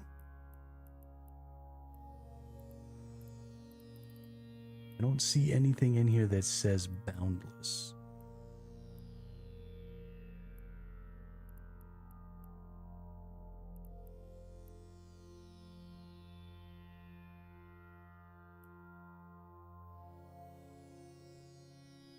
Heck 8.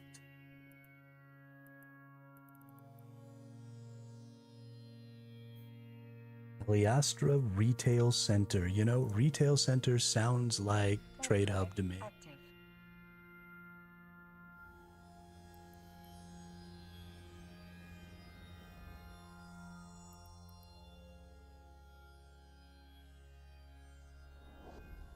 There are 2 Heck 8s. Well, fuck.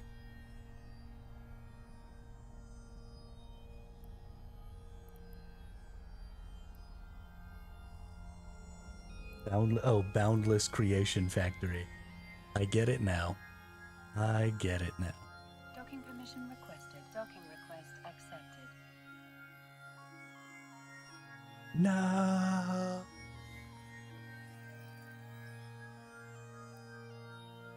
Dock too fast.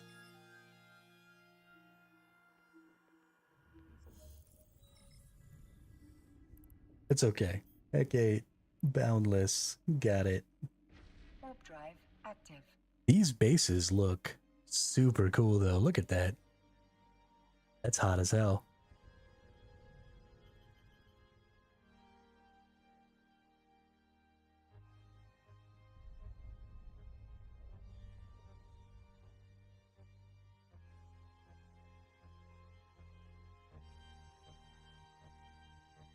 Oh, this one this one is not Not hot as hell. requested. Docking request accepted. Oh, we got some enemies around here. I bet you those people are looking to snipe some people. Everybody's always trying to murder everybody. Can't we all just be friends?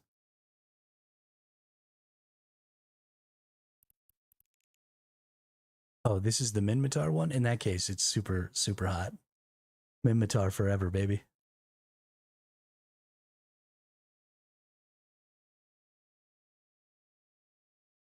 Minmatar.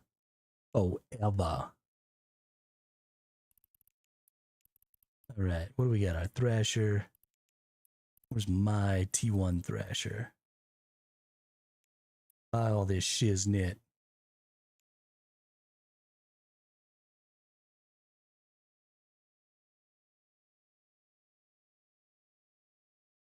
Probably need more bullets than this, right? Surely 3,000 isn't enough.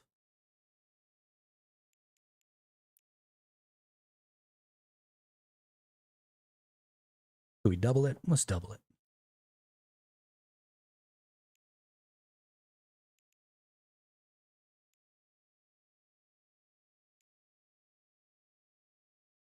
Oh, is it plenty? Okay.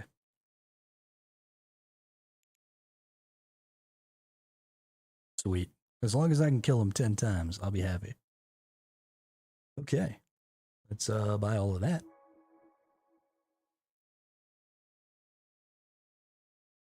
And then let's... How do I just make this the fit? Get the simulation.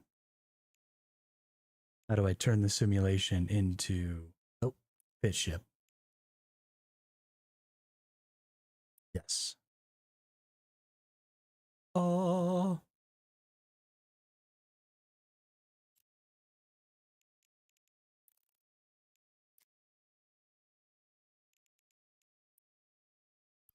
Nope, not the market. Star chart.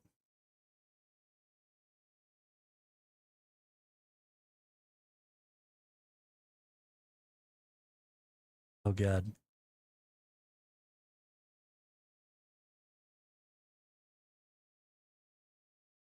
I believe it's right down here. Is this the where? Yep, that's it. So we want to go here first.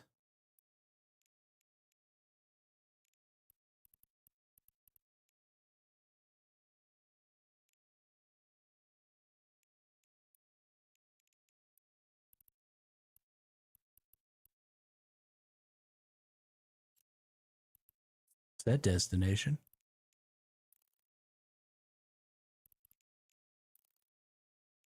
Are we going through? Okay, we're going through high sec only. That's good.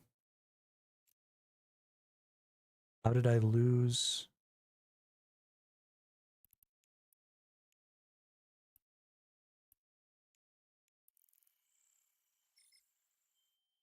Get back it.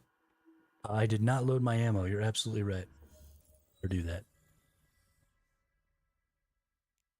Can I do that while I'm out here in the middle of nowhere?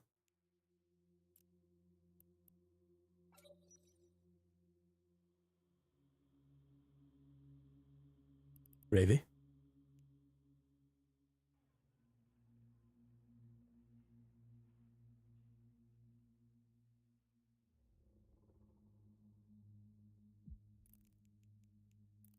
Now,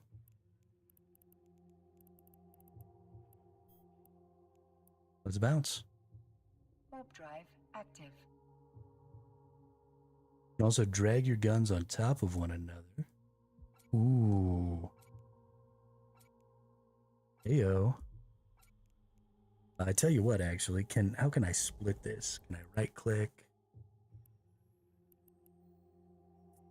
Here group, and let's do half and half. So 1, 2, 4.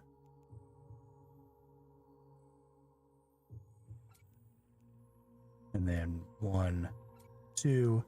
Then we'll move that right there. We'll have 2 groups in case for some obscure reason.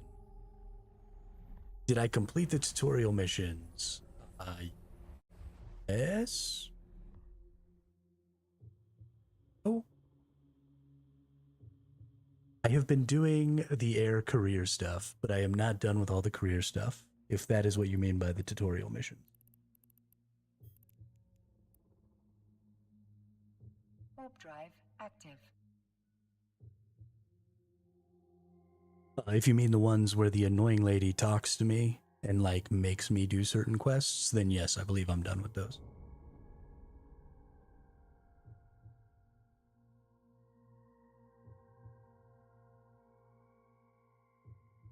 But I haven't cleared all of the career agent missions yet.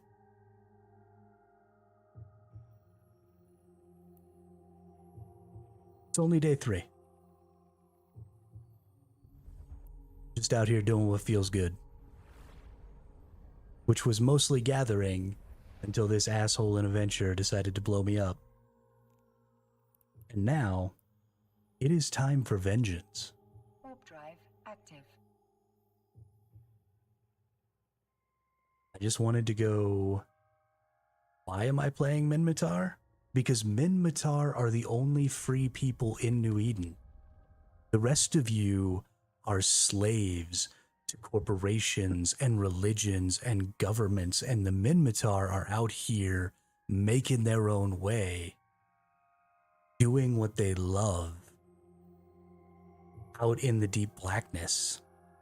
So if you want to be beholden to some mega corporation or some pretend democratic government or some dogmatic religion, then you're welcome to do that. But I'm going to be out here flying and being free.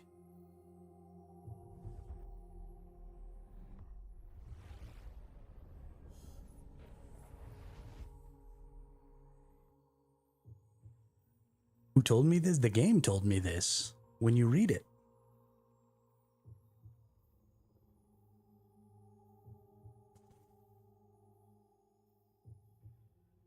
When you pick your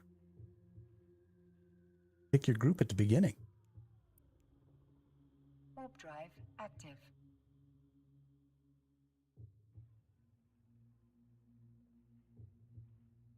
The Amar are religious zealots. The Kaldari, I think, are the corporation one. And the Galente are democratic whatever. And the Mimitar are out here freeing slaves and being badasses. In their busted up rust buckets, just doing what they can.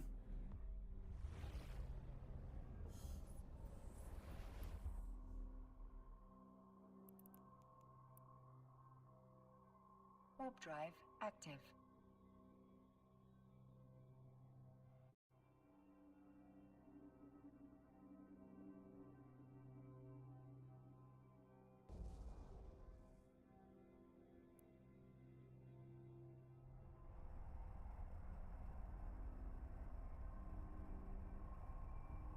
I'm telling y'all right now, now that Survival Hermit is in New Eden, it's the era of Minmatars. Caldari can watch their backs. Minmatar is the new best starter faction.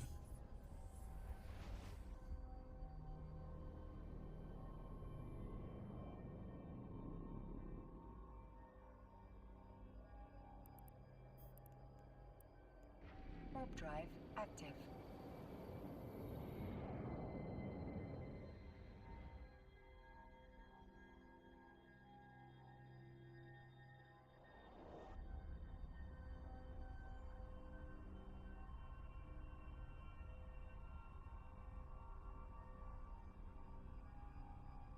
I mean, that might be true, Grixa. Also, welcome to the chat. Welcome to the channel. First times I've seen your name here. But that may very well be true. I don't know pretty much squat about this game at all. I'm just winging it out here, getting some help from Sozu and the meme Tanny over here. helping me get this fit together and stuff. But I've literally been playing this game for 3 days. Today is day 3. So I don't know anything about best practices. I don't know anything about any of that stuff. I watch a little bit of YouTube stuff. I've been checking out LaRue. Last night, I checked out some LaRue stuff, and this morning. So I'm trying to learn a little bit, but I try not to learn too much because I like to just kind of get in there and raw dog it and see what happens and try and see if I can figure some stuff out on my own and, talk to people in the community and stuff like that to learn things. Because just watching the YouTube videos and then saying, oh, well, this person says this is the best, so this is what I'm going to do. Kind of takes some of the exploration out of the game. And this game's all about exploration. So am I probably going to get the crap kicked out of me? Yes. Repeatedly and often. It's all right. It'll be a fun experience.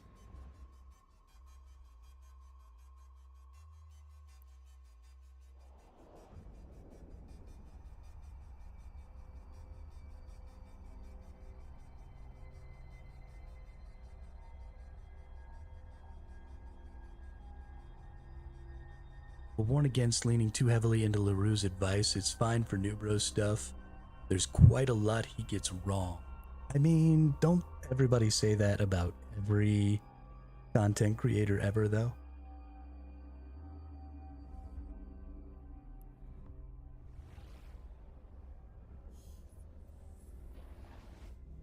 Linja CZ, welcome to the chat, welcome to the channel. Another new face. Love to see it.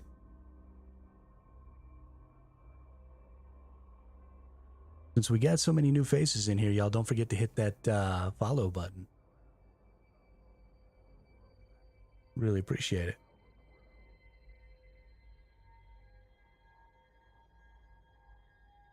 Where are we going? Now we're going over here.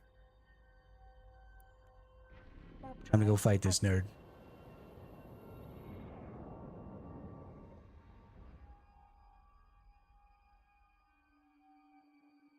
Let's see if he's even still in system.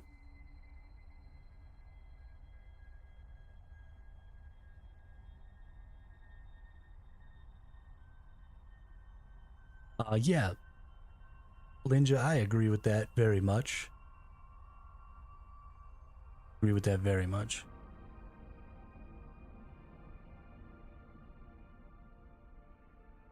When me and my bro played this game, he picked Minmatar and I picked Gals. Ships. Oh, okay.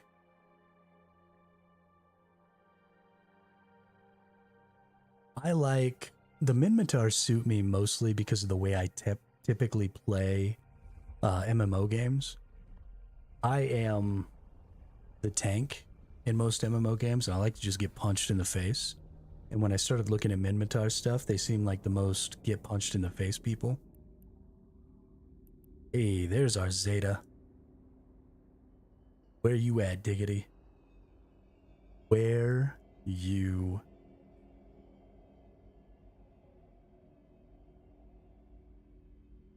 Do they disappear out of the local when they're in warp? Or did this person just pop into the system?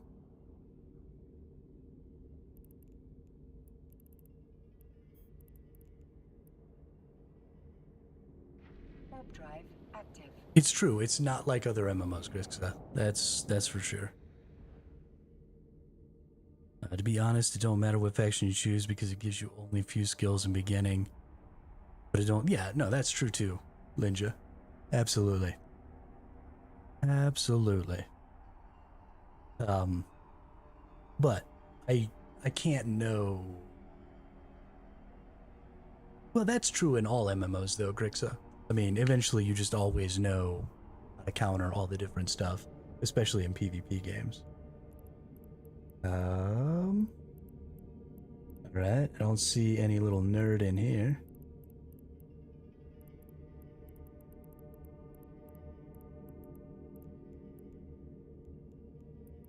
This nerd at? I'm coming for you. 9. Go. Warp drive active.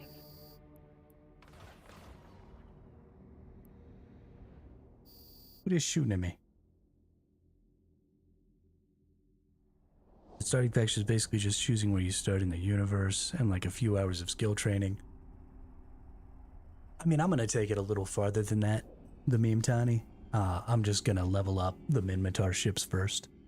And I'm gonna go pretty hard playing the Minmatar ships, because I like them. They're dope.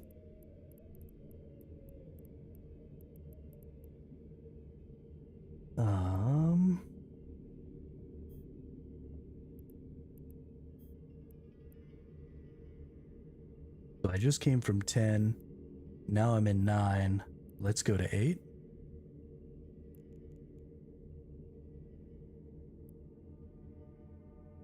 Warp drive active. Recommend you learn how to descan. It will make your hunting easier. I meant more that if you wanted to cross-train into the Galente starter skills, take a couple hours to do so. Starter race is negligible for the most part. Yeah, well, and so the meme Tanny, I think even nowadays it's more so that way.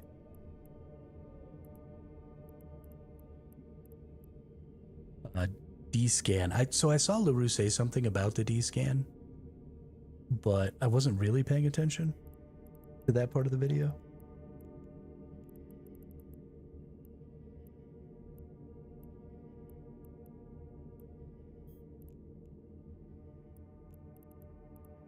Warp drive active.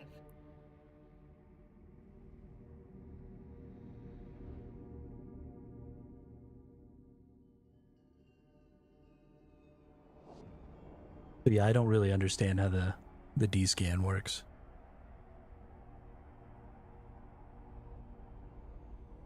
Oh, I think I saw him just now. I think I saw their little yellow...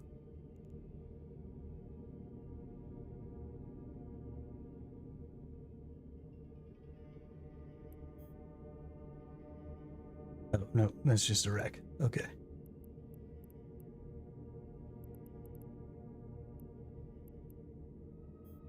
Go to belt 6. D-scan is basically space radar that allow you to spot enemies with few exceptions. Yes. Stop shooting me.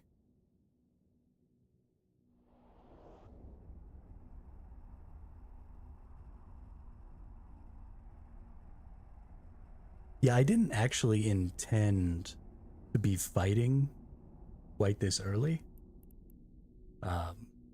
You know, I'm still trying to get my economy and stuff up and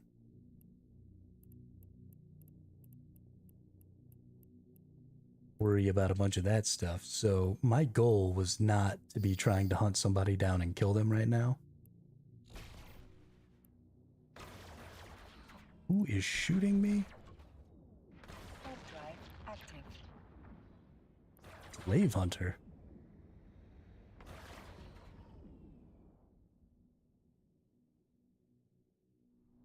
DLH 4099. Welcome to the chat. Welcome to the channel. Man, we've had so many new people up in here today. What is up, everybody? Is there just like nobody else streaming this game right now? This is fantastic. So many new people with so much good advice that I am basically incapable of keeping up with.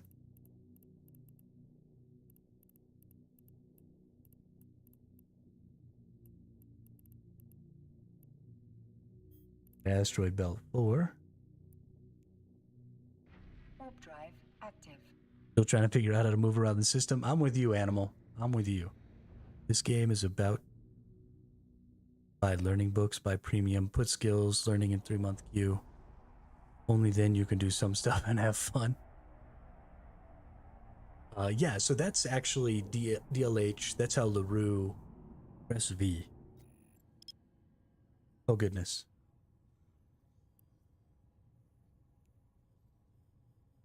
Okay.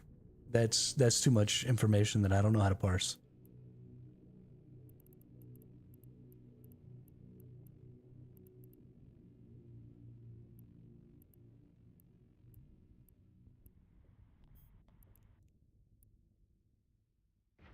So that's actually the way LaRue was couching it, though, was as a way for you to defend yourself, not necessarily as a way for you to seek people to kill. It was mostly about, like, is there somebody around you? Do you need to be prepared to fight or flee? Was kind of what they were getting at, I think. So, but yeah, absolutely. Let you know if anyone's close to you. Alt D opens it. V updates scanning. Okay. Alt D. So I need to minimize this a little bit, I think, or find a better way to go about using it. These people are all after me. In 3, I want to go to belt 2. I'm about to go to all the belts and not find this nerd. Drive active. It's a snapshot, not a continuous radar. Okay. See, that I didn't know, DLH. That's important. In the end, you make the fun yourself. The skills just help. I mean, but Grix is right. Right, if you don't have any skills, you can't make any fun. Oh, there's somebody mining over here. Is this just an NPC or is this that nerd?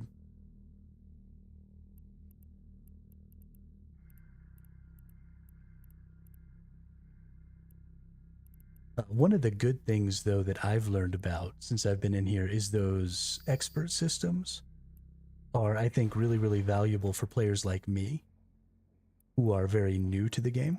Warp drive active.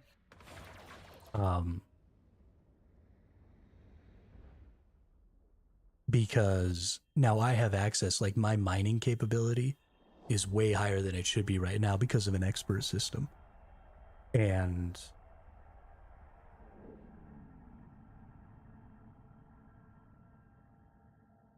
that's true, DLH. And I do call everyone nerds. Whether I'm happy with them or angry with them, everybody's a nerd to me. Okay. I haven't been able to find this nerd yet, though. I've been to every single one of the asteroid belts. I think maybe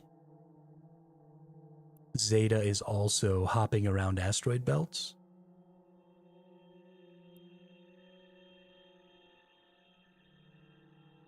So I might just wait.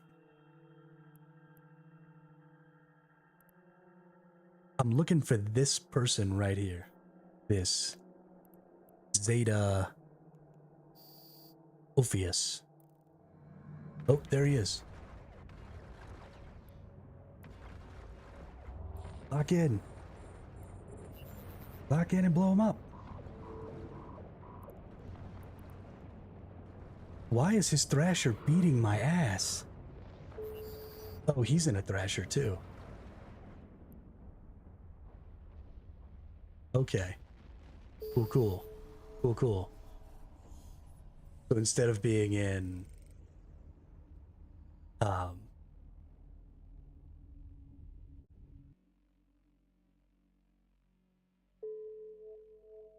instead of being in the venture I expected to find himself. Or expected to find him in. E2 systems on your ship is a must-have to fit your ship. Learning level 5 skills give a huge boost. Thanks, animal. I appreciate that you thought it was awesome that I died. I appreciate that. That's 2 of my ships that dude's killed now. What a nerd. What a nerd.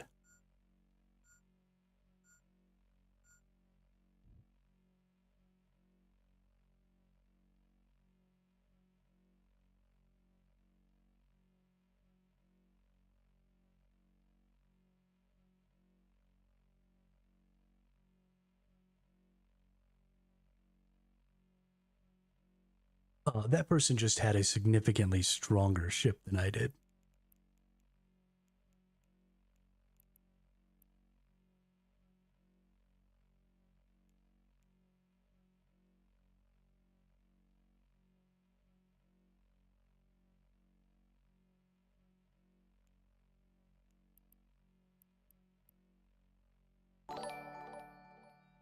Hey, Atrak, thanks for the follow. Really appreciate that.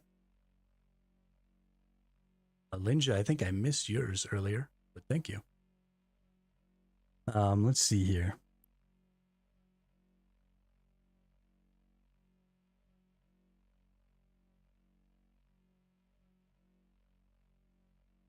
Yes, Animal, they did go back and get a different ship to attack me with.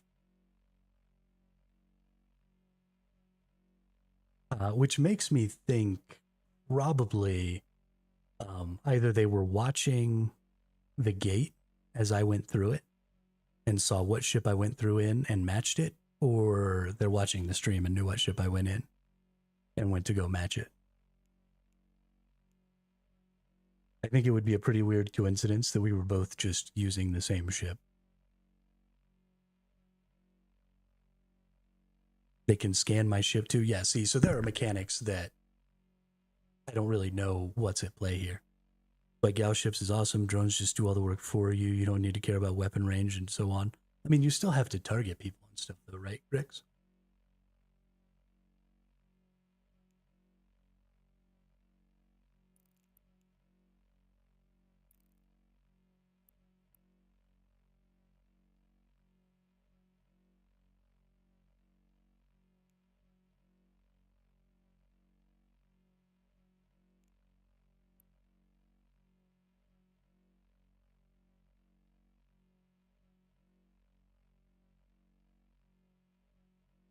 That's too bad. This was going to be a really good system. Drones in aggressive mode attack ships without locking. Oh, well, that's useful. There are modules that can dampen their targeting ability too.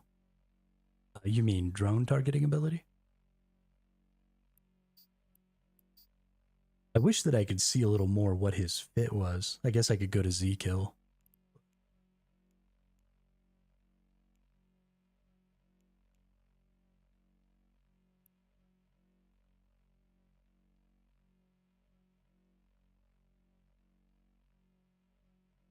I mean, it looks like they just punched me in the face with a bunch of auto cannons.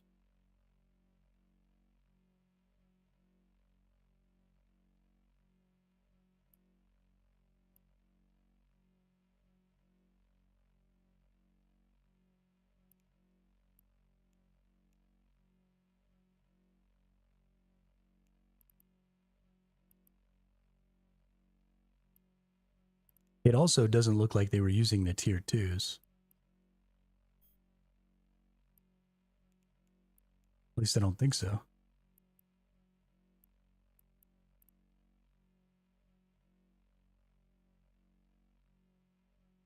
E-war modules, scramble target locks. Okay.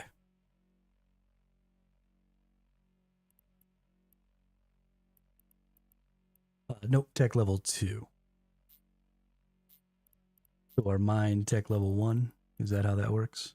Tech level 1. Okay, yeah. So he was using tech 2 200 millimeter cannons.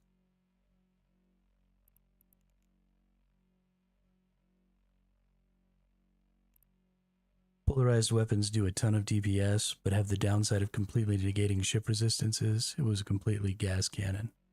Glass cannon.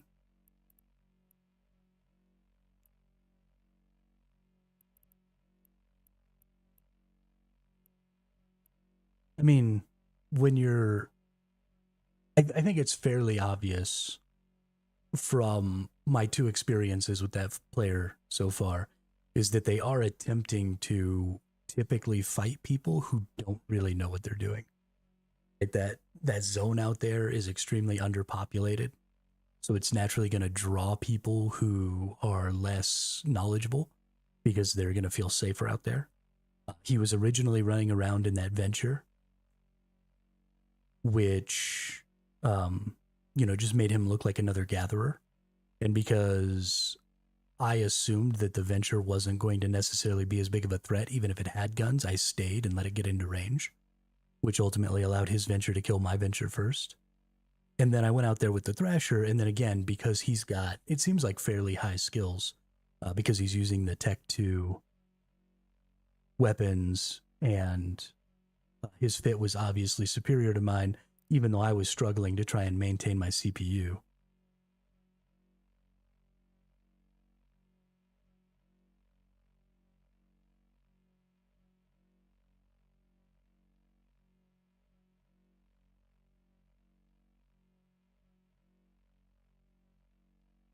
So the goal is just to draw less knowledgeable players out and kill them.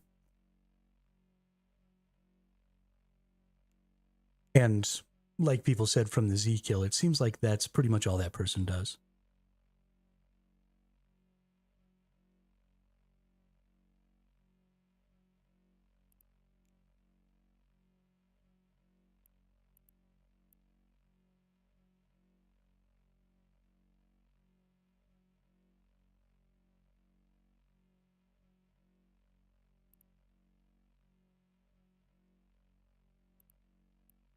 Rate of fire, heat damage, optimal range, charges per cycle, overload damage bonus.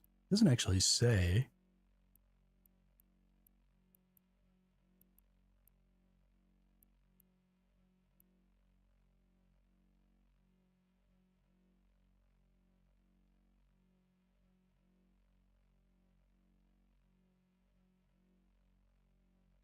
Seven plus 3, 5 guns damage compared to you.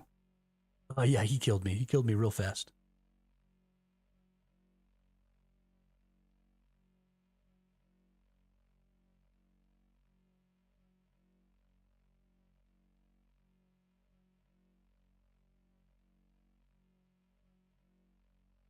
Yeah, I was in low sec, the LH. I'm in high sec now, but it was a low sec region. Oh, is he really? Oh, that's real funny. That's real. So he's just running around with his little venture, murking nerds who are out there trying to gather because they don't know any better, like me. I will never just. I will never just let another venture mine near me, though. Like if another venture comes up and I'm just out there mining, I'll just leave from now.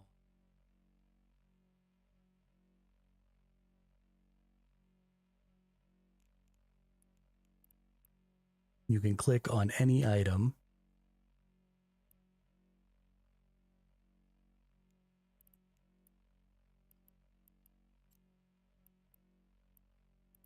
Compare.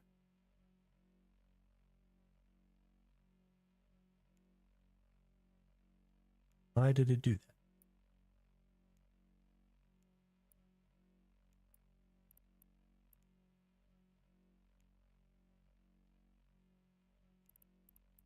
Why did it suddenly get so huge?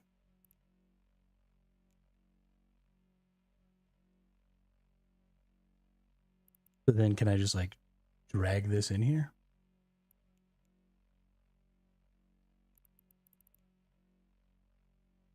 Please stop doing that.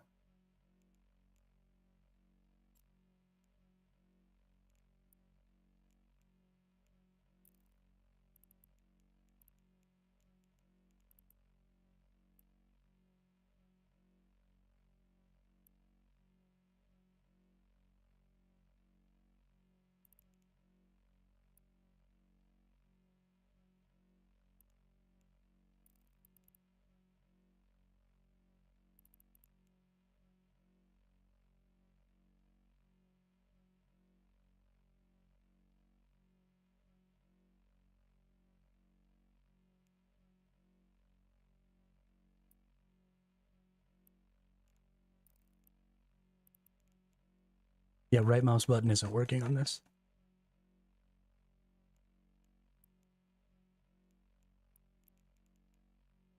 It works when I click my items with right mouse button, but it doesn't work when I click his items with right mouse button.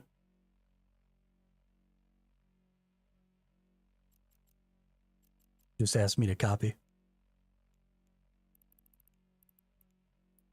Guess I could try and view market details, check it from there.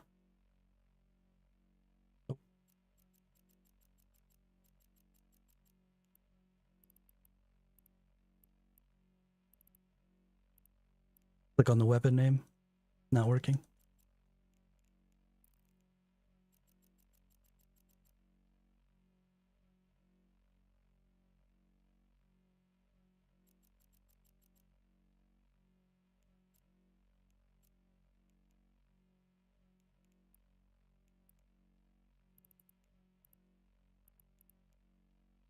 It lets me do it to anything that I've got equipped, but for some reason it wouldn't let me do it to his.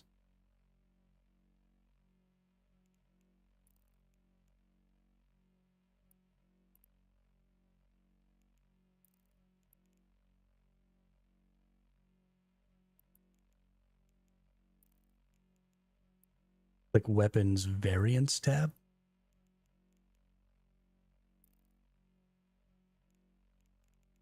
You mean like if I look at my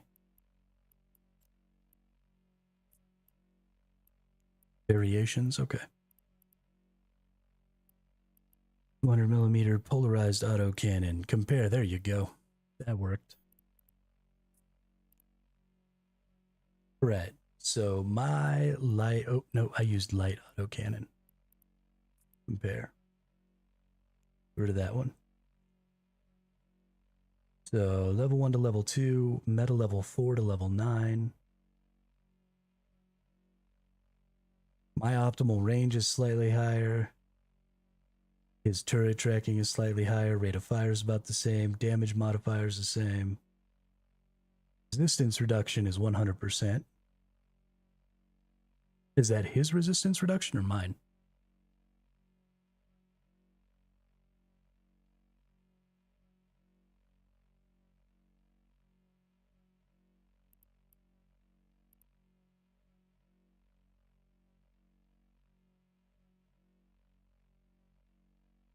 Okay.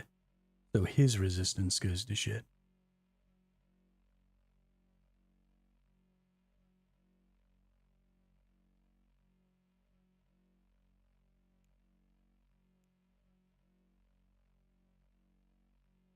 So I guess what I don't see here is if our damage percentages or our damage modifiers are the same, then I don't understand where the damage bonus comes from.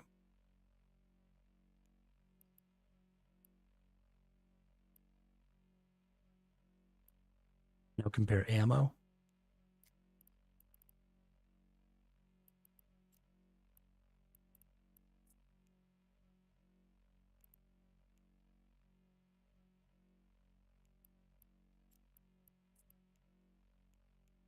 Okay, variations. I'm using Republic Fleet.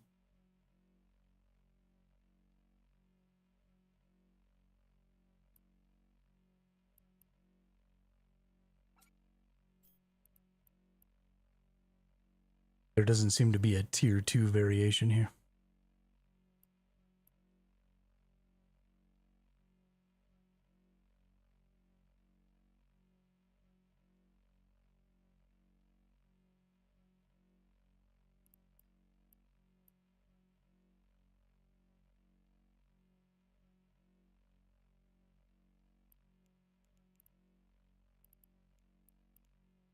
Open T2 gun.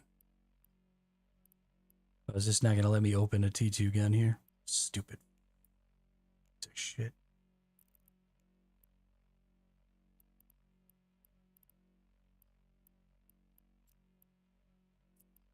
Show info. Variations. Show info. Well, info. Used with.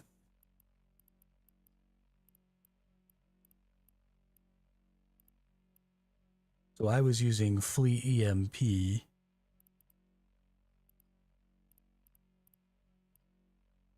But let's just put regular Tech 2 stuff.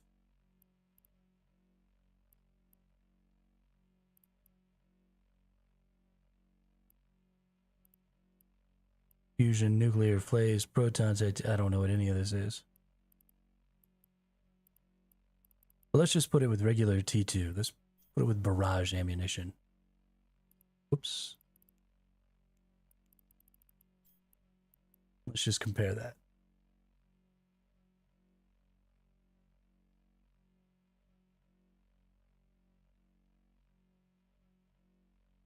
That's definitely not what he was using, because that's like the same amount of damage.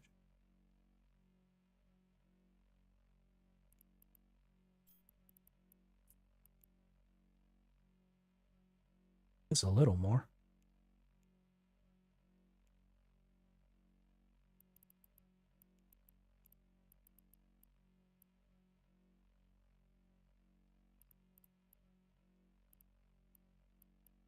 Oh, fleet is T2. Okay.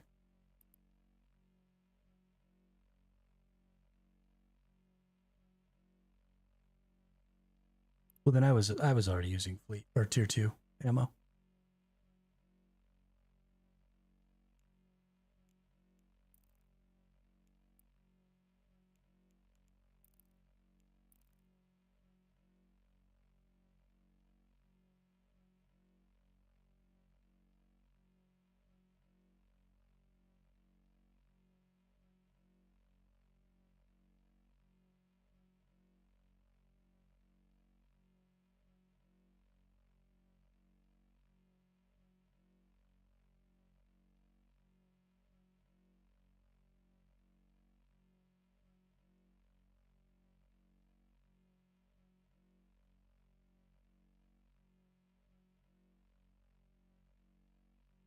Well, that was a bummer. There goes about 14 million ISK. Alack and alas.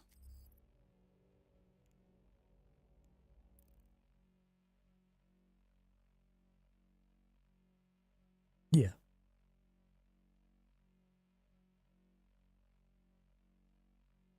Yeah, I mean, skill levels on the ship types, skill levels on associated ship types, skill levels on all of the fits.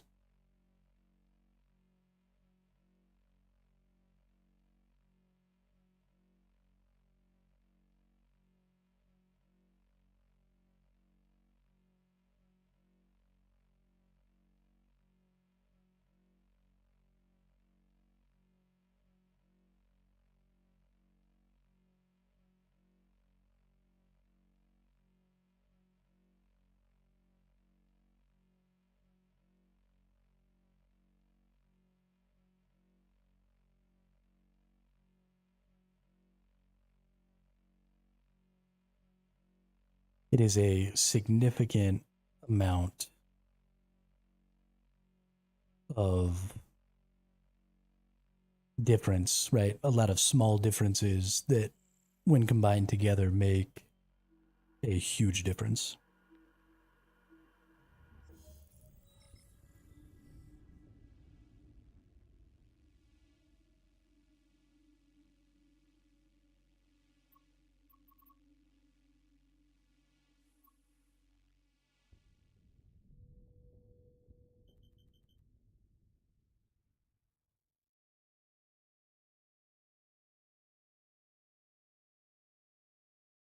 But that's how you learn. You gotta get killed a couple of dozen times before you know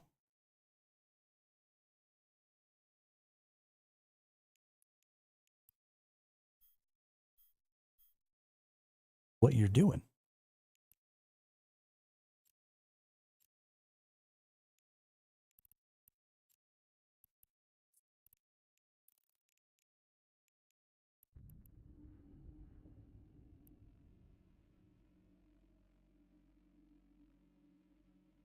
I mean, I need to do a lot of things. One of those things Warp drive active. is gain some experience, but there's actually a hotkey already connected to this. Q, W, and E are already associated with my approach and orbit and all that stuff. But obviously, I'm not going to do those things in my first ever engagement in the game.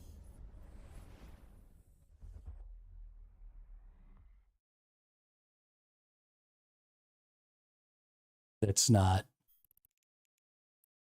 I'm not even going to Warp drive active. be able to use the proper keys in my 10th engagement in the game. Yeah, the ship exploded, Lone Twist. It went kaboom.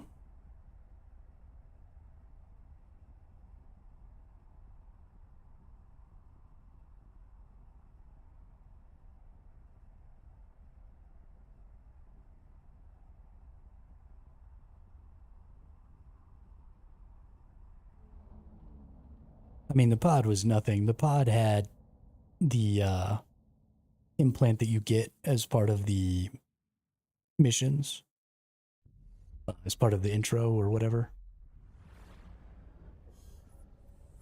And so I lost that, but that implant doesn't actually matter at all. So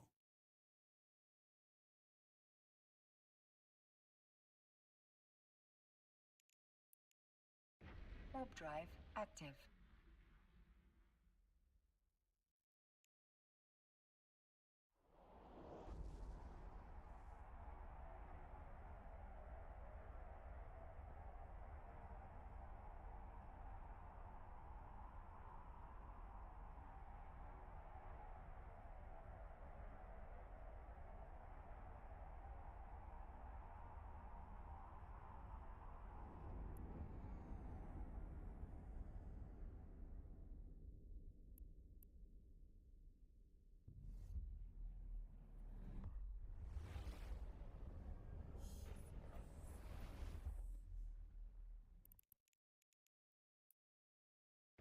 Warp drive active.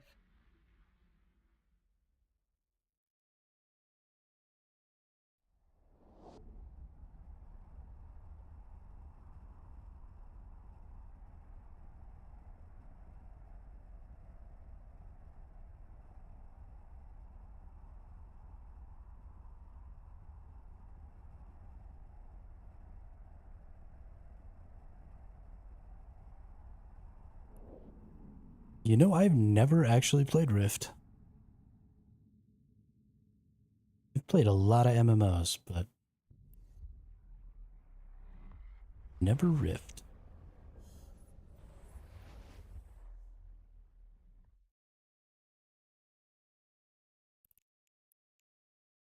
Warp drive active.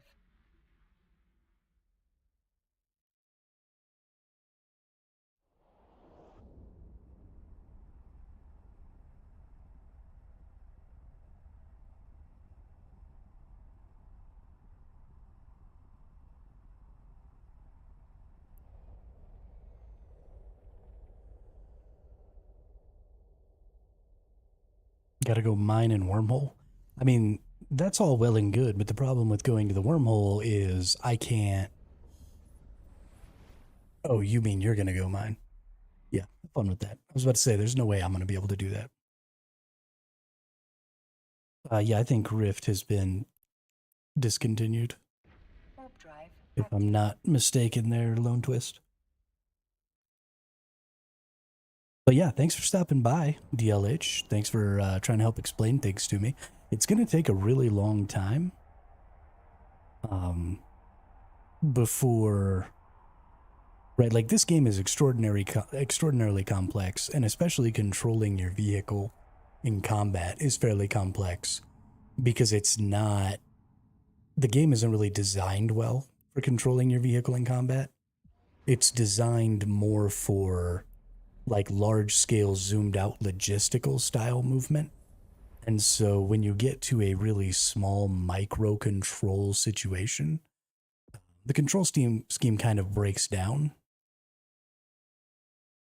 Um, because I can't kill anything, DLH. So if anything shows up to fight me, I die.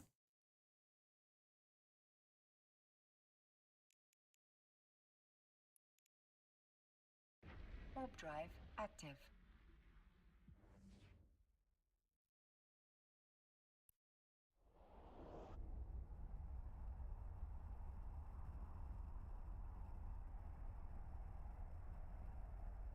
And it's sad.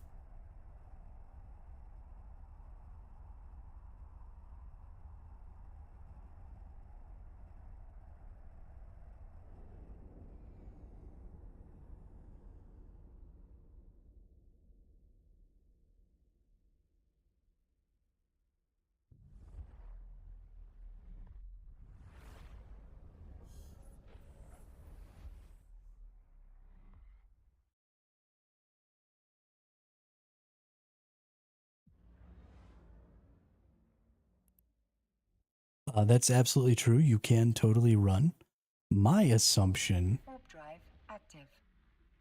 in that situation is that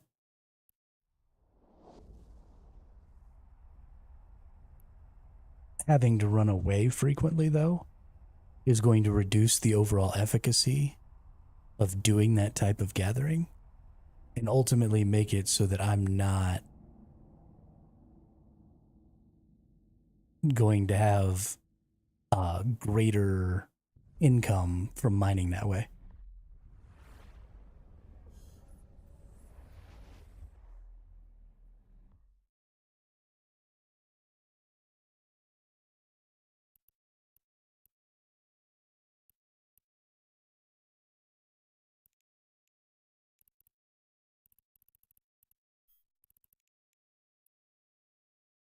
Warp drive active.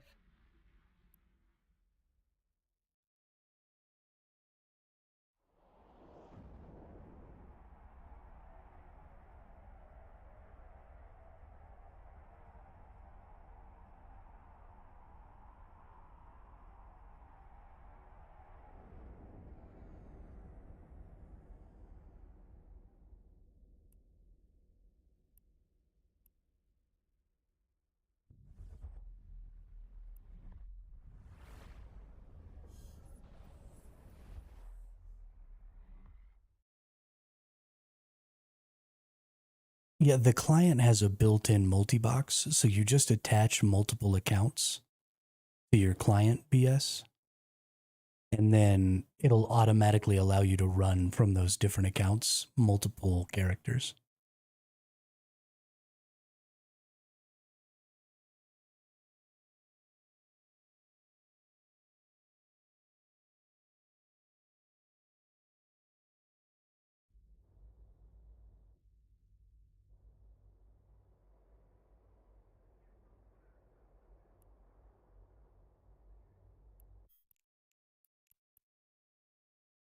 Warp drive active.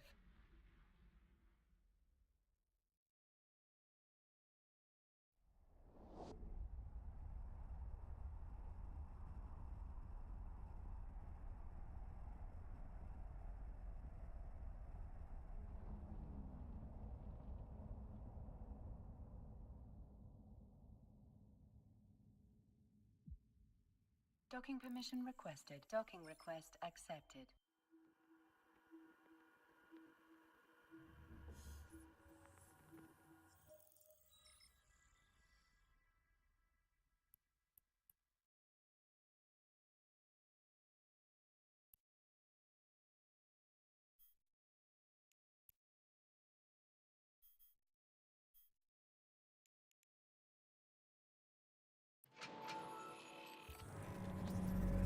Hey, and we got a venture again.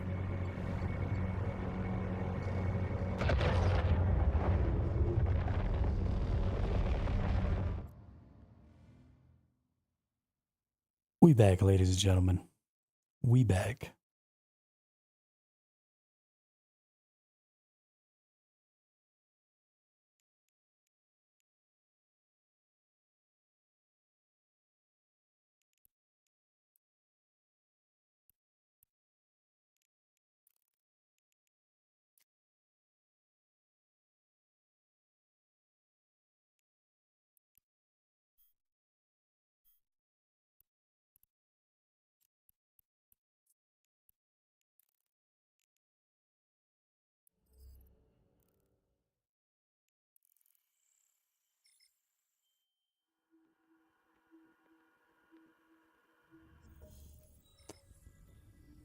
Are you finding that in higher security systems, the chances of getting ganked is less?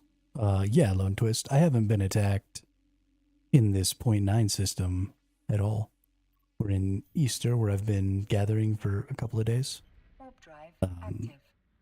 I haven't been getting attacked even a little bit.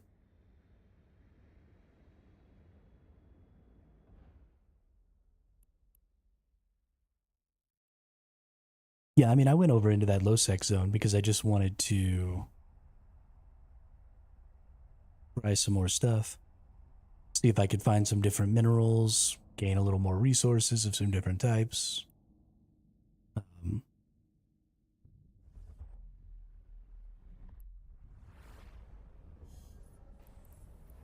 But no, I haven't felt in danger in my point 0.9 space at all. Nobody has so much as even looked at me funny. Warp drive active.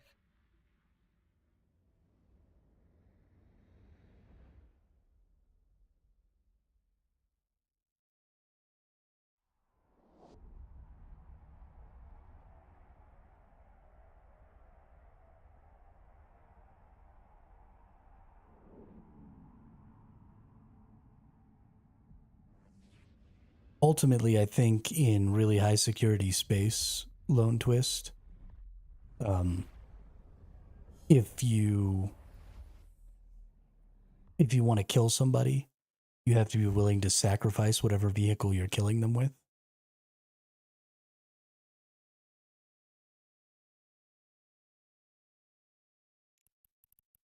And so that's not really useful for most people.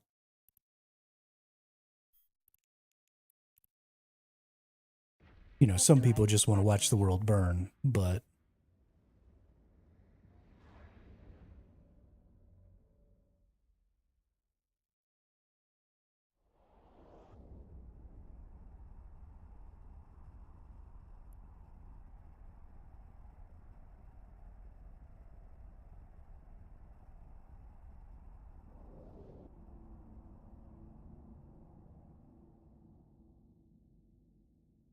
Docking permission requested. Docking request accepted.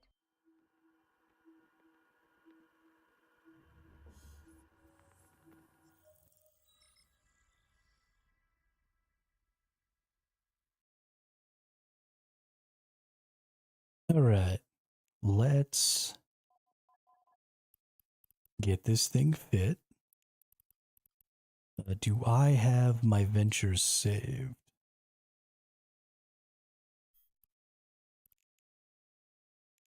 Gaussian, some other random stuff. Okay, well, I didn't have these shield reinforcements and stuff last time. I just bought this stuff. Also, I don't want that. Instead, I want a probe launcher.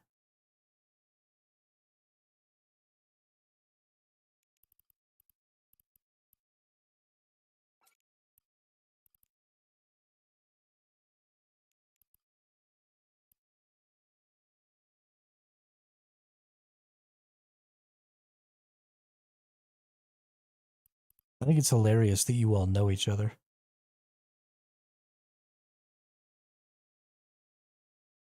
That's freaking hilarious.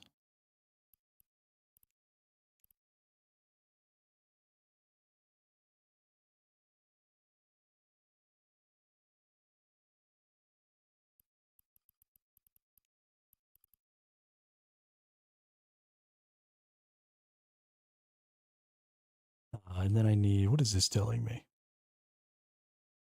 Mining drone operation. But I do have that. And I also think I'll probably remove these because they're not really doing that much good.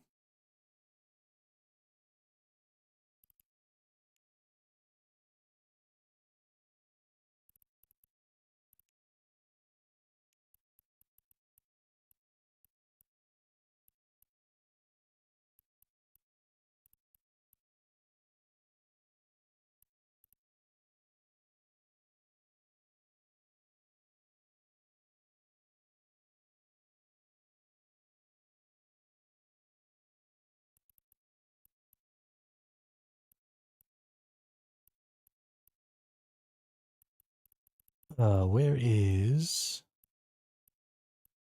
turrets and launchers?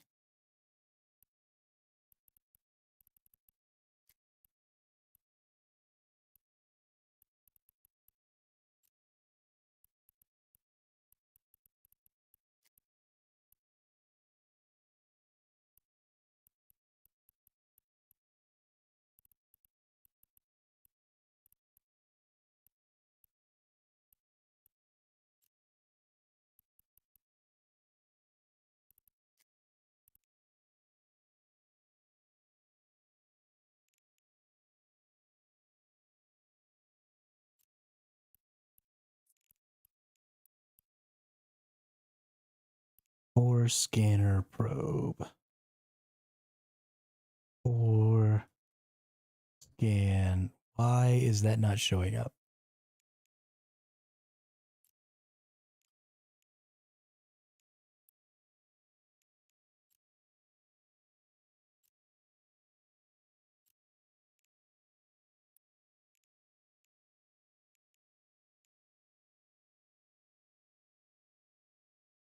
Can I not add probes? Yeah, I just want to add some into the fit so that I don't have to like buy them separately.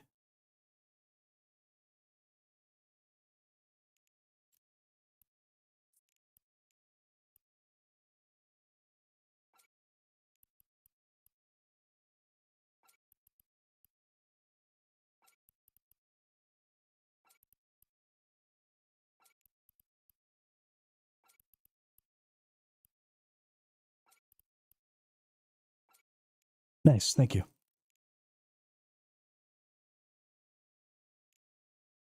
Okay.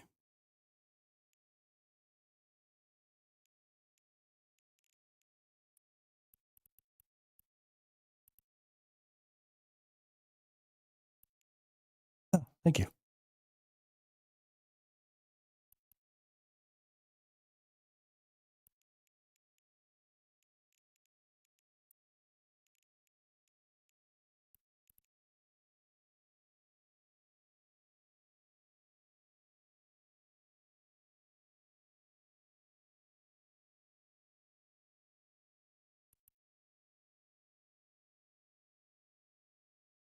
All right.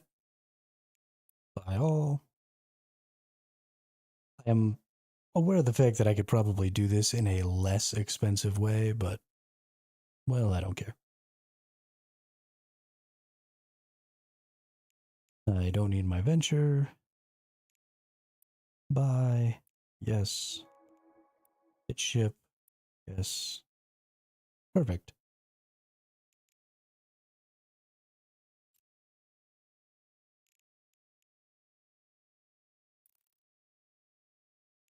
Undock.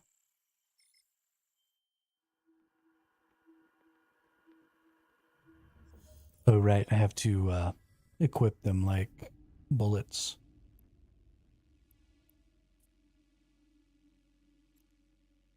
Oops. A module has run out of charges. There we go.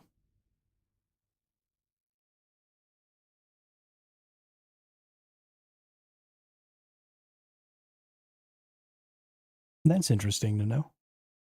Might have to look into that. Warp drive active.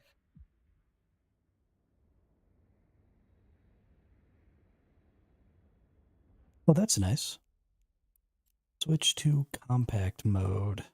Member list. Compact mode. Hey, look at that. Nice. Thanks for the tip.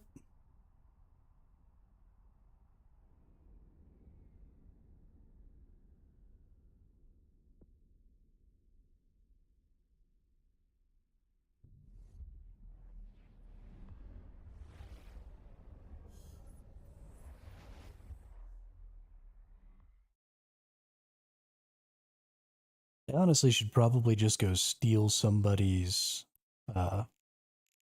UI setup, but Warp drive active. yeah, Lone Twist. I've played this game once before in the past. About 3 or 4 years ago, I played for a little while, and I had 175 or 125 plex on that account, so I sold it and just sent it over here. So I had a nice cushion of about 700 million ISK, which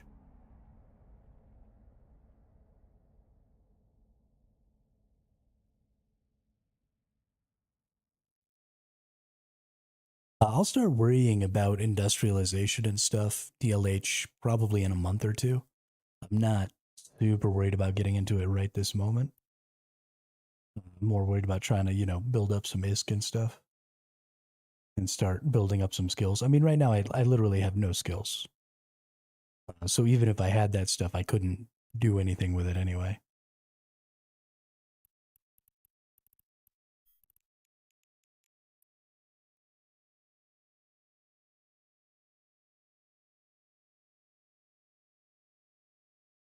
I mean, that sounds like a good thing to say, DLH, but then like you get your first venture and you have literally like 20K ISK. So what are you supposed to not leave the hangar?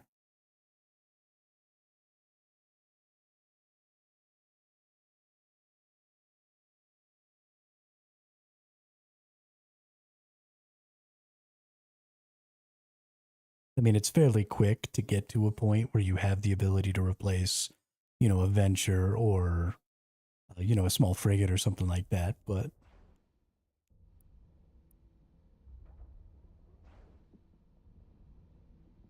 who this? Hey, it's Mr. Warren.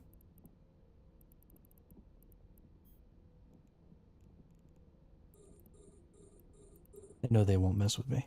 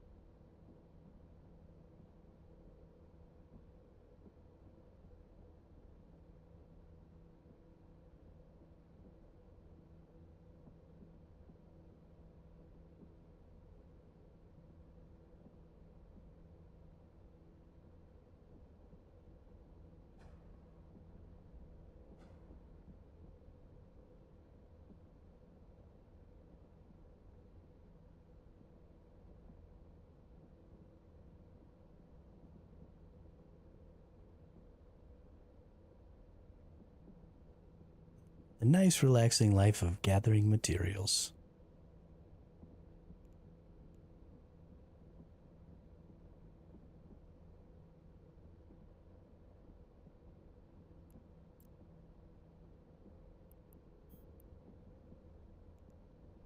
So safe, I don't even have to worry. In fact, I'm going to go. I am running these EPS Gaussian scoped mining lasers because that's what the fit I looked up told me to use. I think they are tier 2. Maybe not. But I think the point was they were significantly cheaper.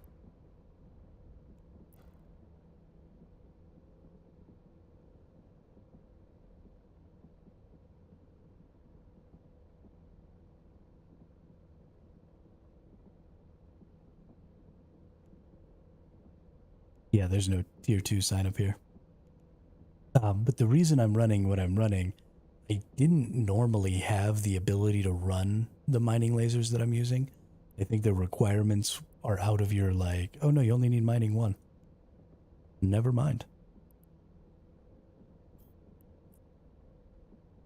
So I guess I could be running these because I have mining 4. So I totally could be running minor tier 2s. Let's look at the attributes here. Mining amount is 60 here.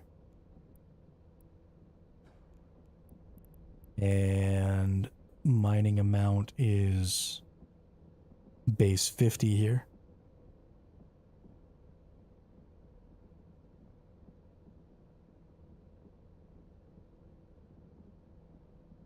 So yeah, I'd probably be getting an extra 30 or so M3.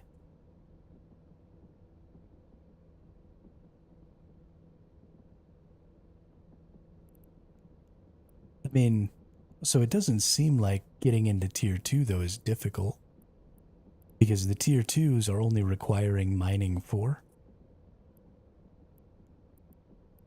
And you can do that without... Oh no, you do have to have... No, to train beyond level 4. So you can get mining 4 as an alpha and use tier 2 miners. I mean, they aren't much better, but when you look at it, that's a base of an extra almost 20%, right? Because you're going from 50 to 60, so that's a base of an extra 20%. And so because all of your bonuses are multiplied into that base, then no matter what your bonuses are, you're gaining that extra 20%.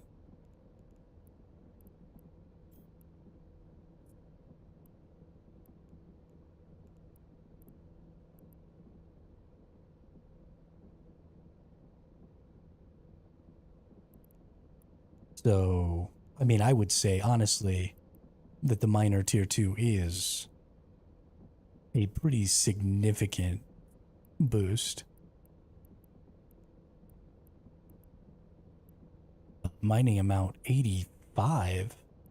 What the hell?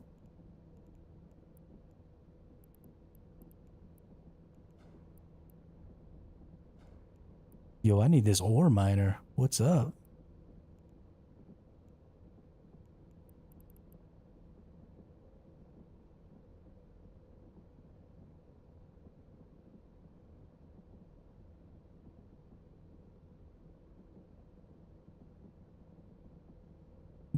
I might not need it, Linja, but I want it.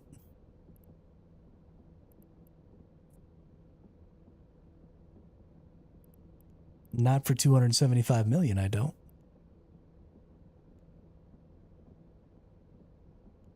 So,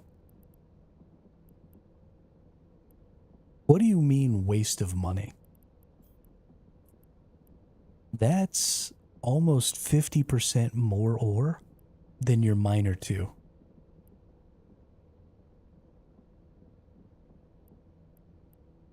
I would not call that a waste of money.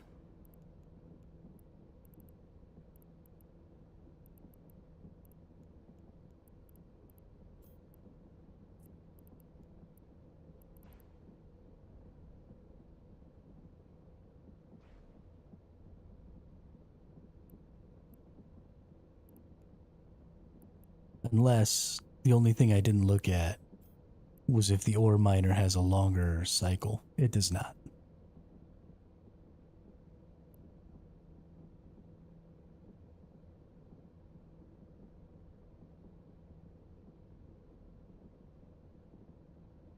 Absolutely, but you can only use a barge, Linja, if you're an Omega account. So if you're trying to go free to play like I am and work your way up to Omega, that's a pretty significant increase in value, because you're going from a base of 60 M3 to a base of 85 M3, which is about 145% increase. 140% increase.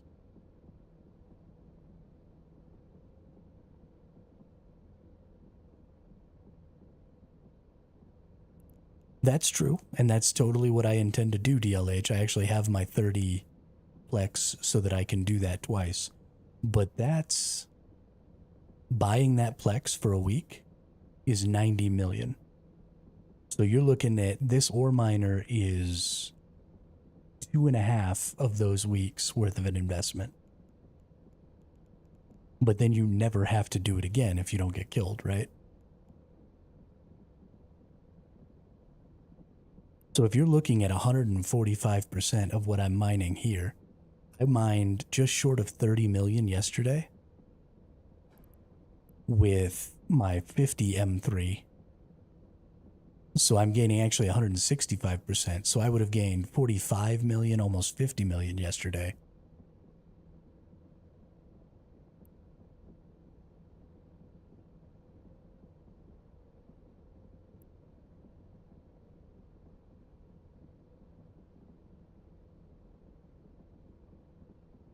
And I mean, 50 million a day is 2 months, and then you're into Omega.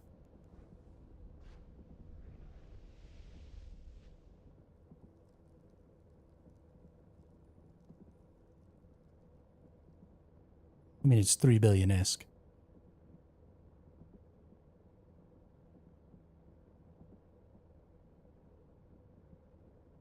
At 50 million a day, that's 500 million every 10 days is 150 billion or 1.5 billion a month. Is 2 months to 3 billion.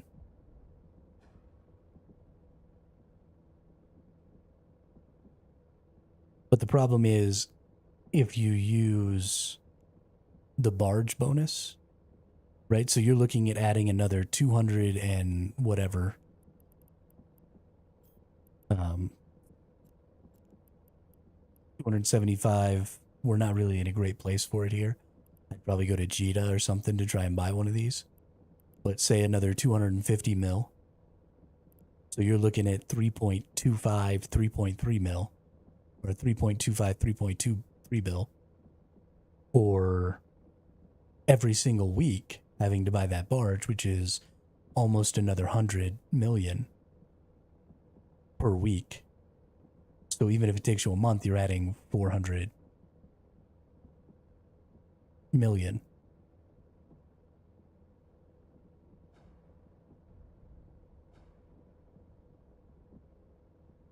So every week that it takes you to get to your Omega in a barge, you have to use an extra 100 million ISK, or you have to make an extra 100 million ISK because you have to buy the Plex to get the expert system.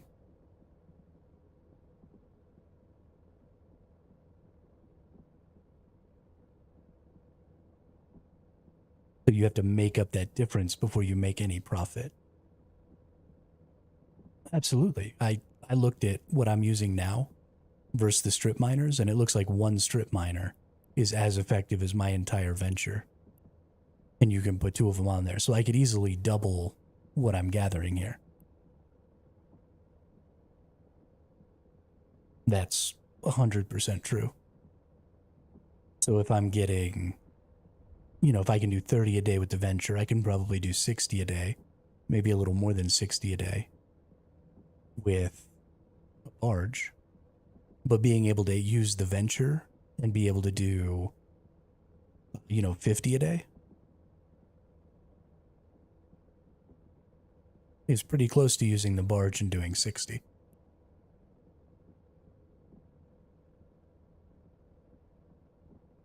That's true. A set of 5 mining drones adds an equivalent to half of one of the strip miners to the overall ore intake if you're running mining drone tier 2s. We also did that math. So that would add another half a venture, which is maybe another 15. So you would top out at 175K or at 75K a day if you were mining in 0.9 space. Like I'm doing right now.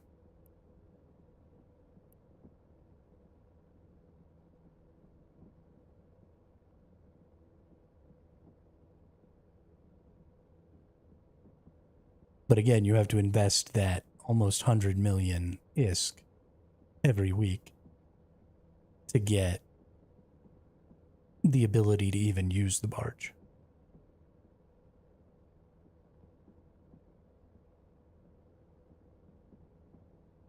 Well, if you were mining in 0.5, you would get shot in the face and die.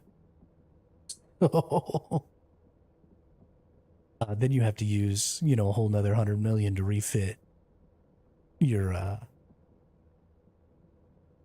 barge.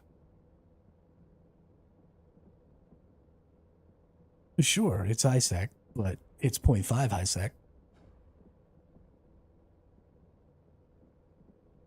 Because the way you're doing it, Lone Twist, is you're using you're using one of these expert systems. So an expert system is something that gives you a bunch of free training. So the whole list here is telling you what this expert system is giving you. And it'll even give you skills that are in the Omega tier and allow you to use some Omega tier stuff, even if you don't have an Omega account. And so the one that we're talking about is this mining barge operations, which is the cheapest out of all of these. The rest of these are actually really expensive. But the mining barge one is only 15 plex, which means it's just shy of 100 million ISK to buy 15 plex. And then you can go to the plex store and you can buy that and you can get all those skills, which will allow you to actually use a barge, even if you're not an Omega account. So for people who are trying to go alpha to Omega, you get an expert system like this one, the free air industrialist expert system. So you can get a free air system that gives you 3 days of a bunch of skills for each of the air career programs.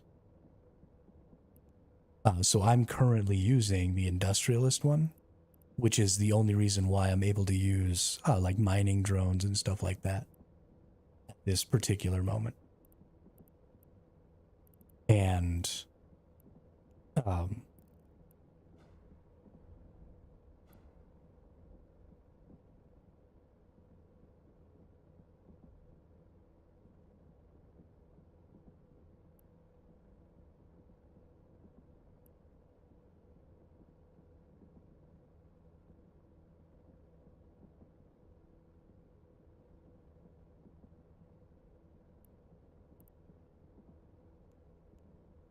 so these, just give you an opportunity to try some stuff out and find out if even going into Omega is right for you.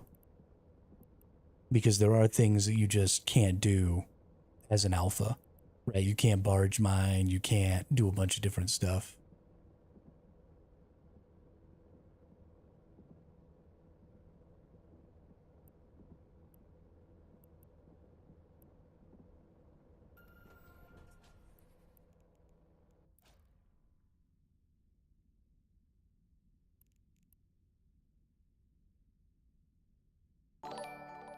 Hey, Double Wide Joe, thanks for the follow. Welcome to the chat, welcome to the channel.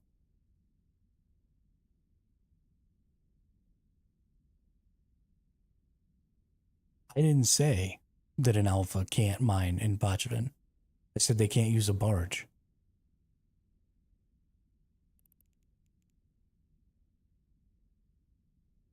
Hey, Zed Zorro, another new face.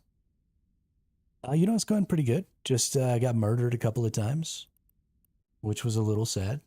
Warp drive active. Lost my destroyer and one of my ventures. Zed, thanks for the follow. Welcome, welcome. I also didn't say that they couldn't mine gas.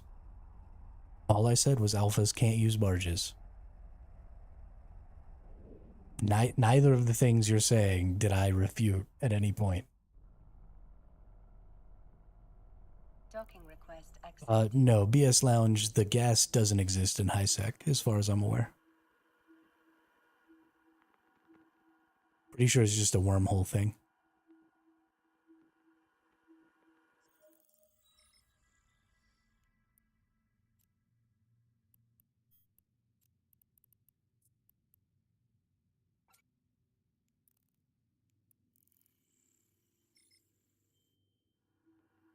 Apparently I was wrong. Apparently gas does exist in HiSec.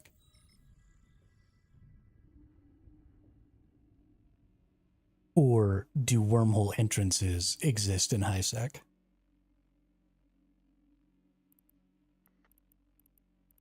Because that's not the same thing. Warp drive active.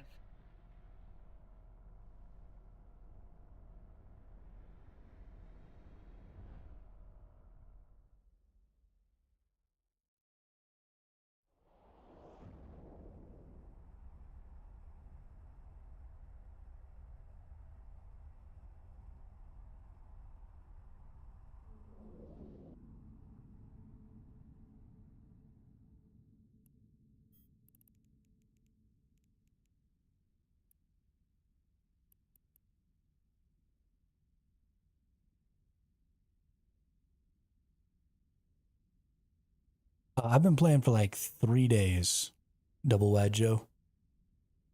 Today is day 3 since I started.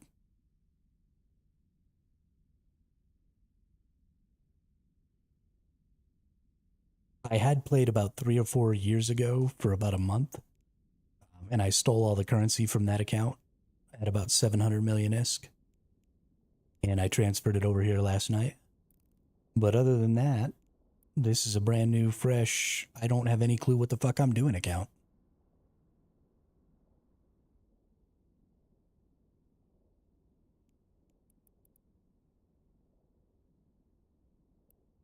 It's kind of the benefit of being a streamer double wide is I start to learn things quite a bit faster than average players because there's a lot of people in the chat just dumping information on you all the time. So you just kind of don't have a choice but to learn significantly more quickly than most people because there's just people telling you shit all the time, which is cool. I like it.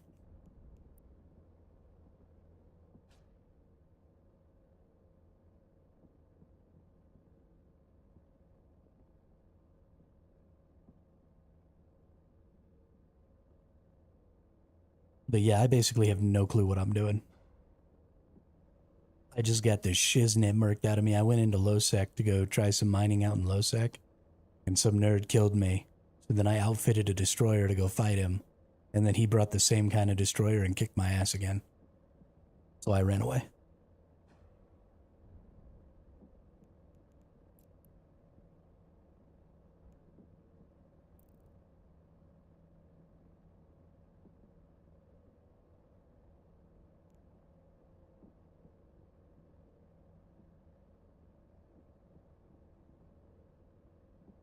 What a nerd indeed.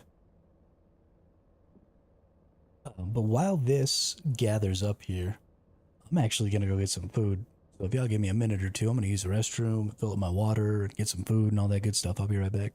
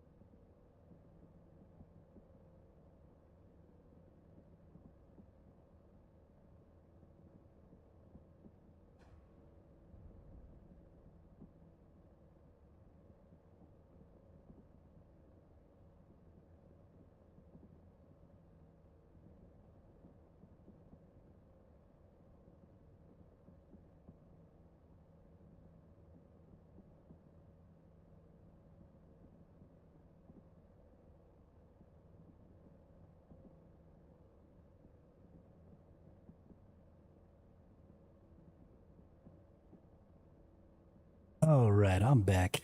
Got me some peanut butter and jelly tacos here.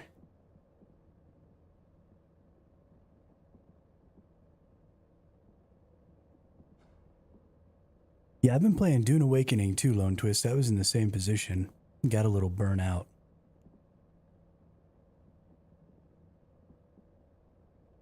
Eve is not a game, it's a second job. That's, I mean, I don't think it necessarily has to be that way, though. I think you can play Eve pretty casually and enjoy yourself.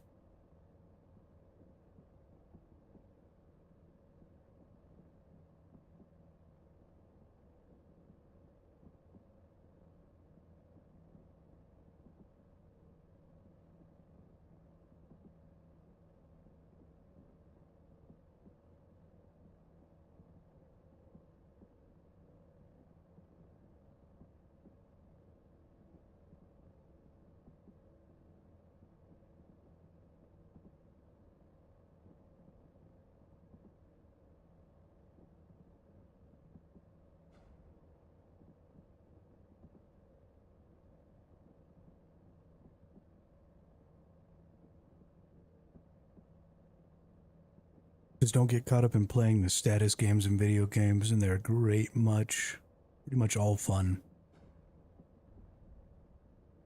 I would almost agree with that, BS Lounge. Except a lot of games that I quit because their mechanics suck. Like, for example, every MMO game ever has a gathering system that's just walk up to rock, press button, smack rock with stick. We haven't developed beyond that in over 20 years. I mean, this game, Eve, has a more interesting gathering mechanic than basically every modern MMO game. And this game is older than dirt.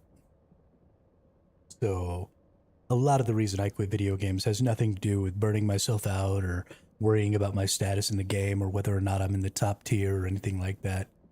It's almost entirely about the fact that dev studios just don't innovate on things and they just reskin existing garbage and put out more garbage. And it makes me want to fucking scream.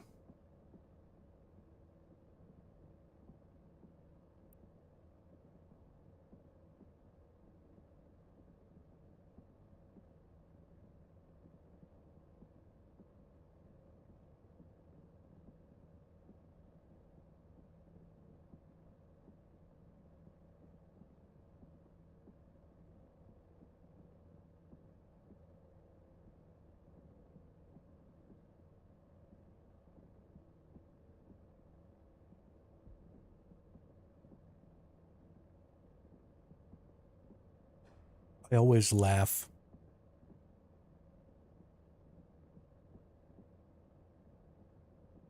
I always laugh because there's a bunch of people out there, like on Reddits and stuff like that, who are always talking about how they love to play crafters in MMO games.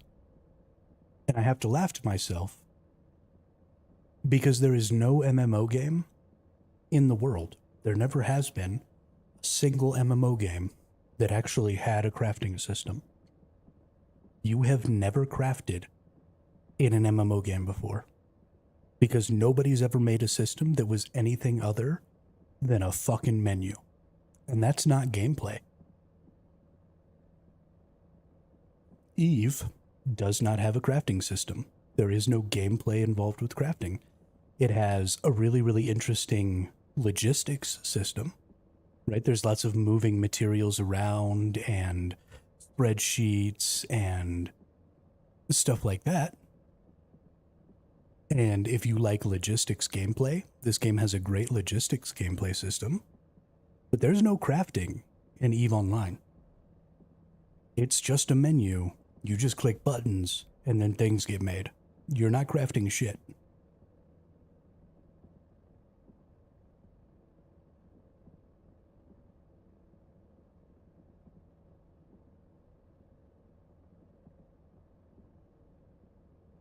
Which I think is why it's good that they call it industrialist, right? This is one of the few MMO games that has a menu-based crafting system that doesn't try and call their system crafting, right? It's industrialization, it's delivering, it's gathering, it's, moving shit around. And so that I can totally get behind because it says what it is. But a lot of those other games, I mean, look at all the new MMOs, look at Dune. One of the big things that they claimed in Dune was like, oh yeah, and there's going to be people who are just like the guild crafters. And I had to smack my face and laugh, like palm to forehead. Because there was no crafting in Dune. Planetary interaction is a bit designy and crafty. Planetary action or interaction is, again, it's just a menu. And it, again, just happens automatically.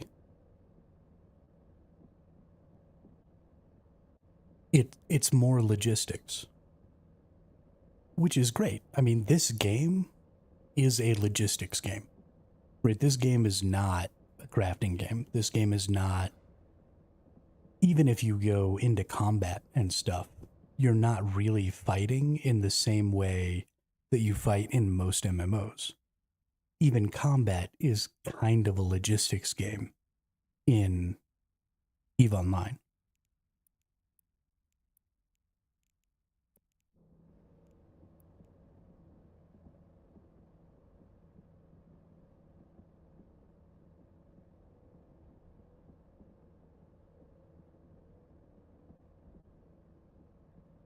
EVE is one of the few MMOs that has that super zoomed out sort of macro gameplay and has a very small amount of micro gameplay.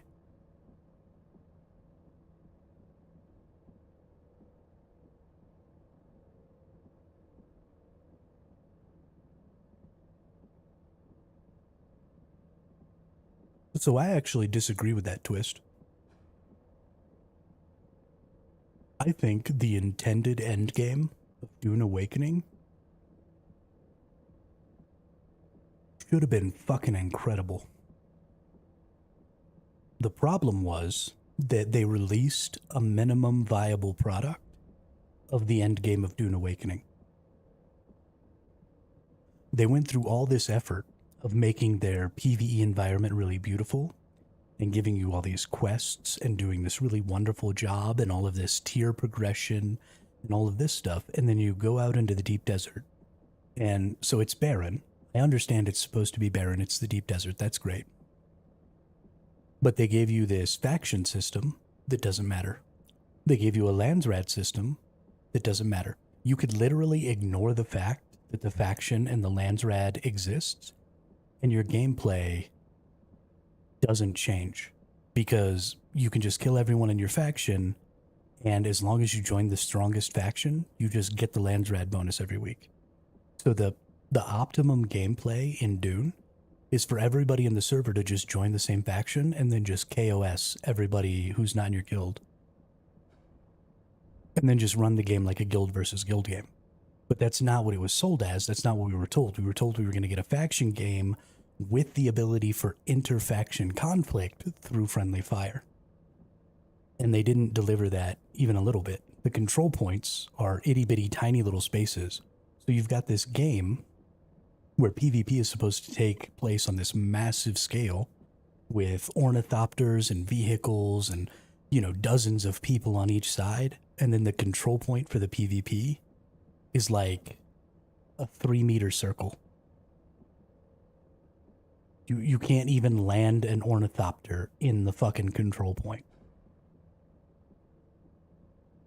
So that's the minimum viable product, right? This is that game's end game is what I would have built if I was trying to prototype the end game and be like, see, these are all the things. We need to flesh them out, but these are the things we're looking to do with the end game. And so they prototyped it and they were like, okay, we're done. And then they shipped it.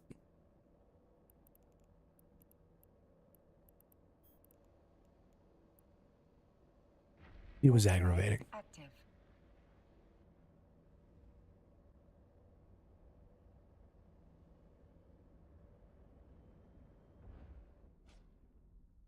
But that's also the same thing that's true of their crafting system.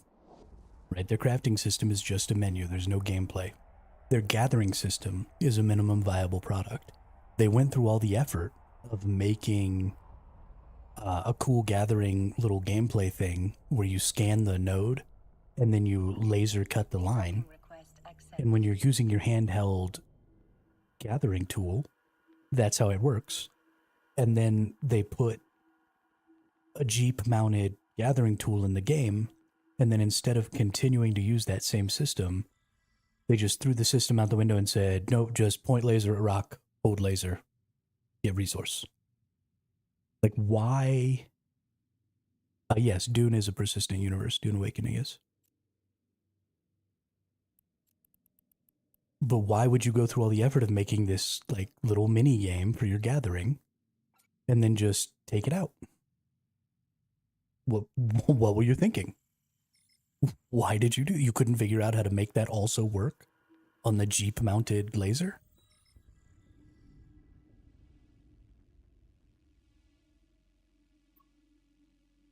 You know, you did the same thing. You came up with a kind of cool mechanic when it came to gathering spice and stuff like that, where you have to go in and you have to shoot it with the little compactor, and then it compacts up and then you grab it.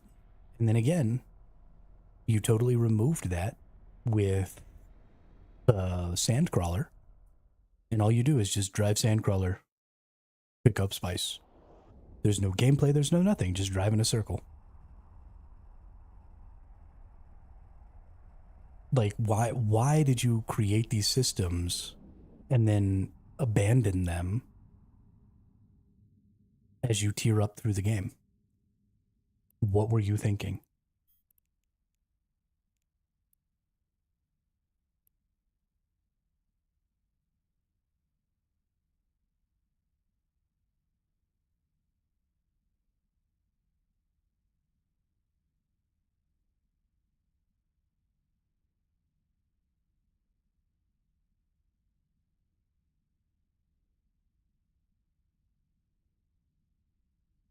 And not only did those systems get abandoned, those systems got abandoned for significantly less enjoyable systems. Right? Like, if you don't want the Sandcrawler to gather resources in the same way that the compactor does, I totally understand that. That makes sense lore-wise. That's great. But don't make it a shittier, less interesting, less gameplay-oriented mechanic. That's not cool.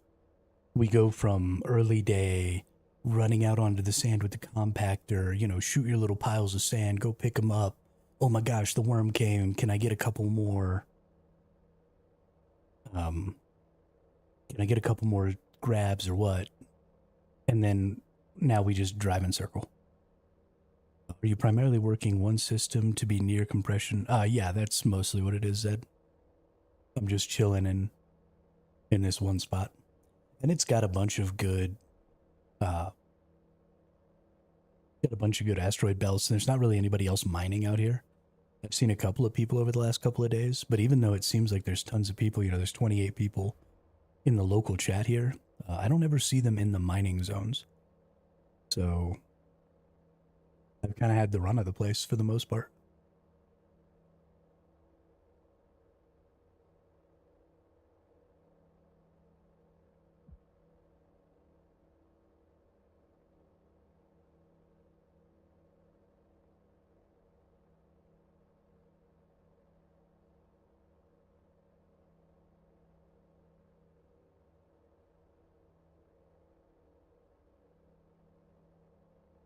It's relaxing and it helps me interact with chat a little more.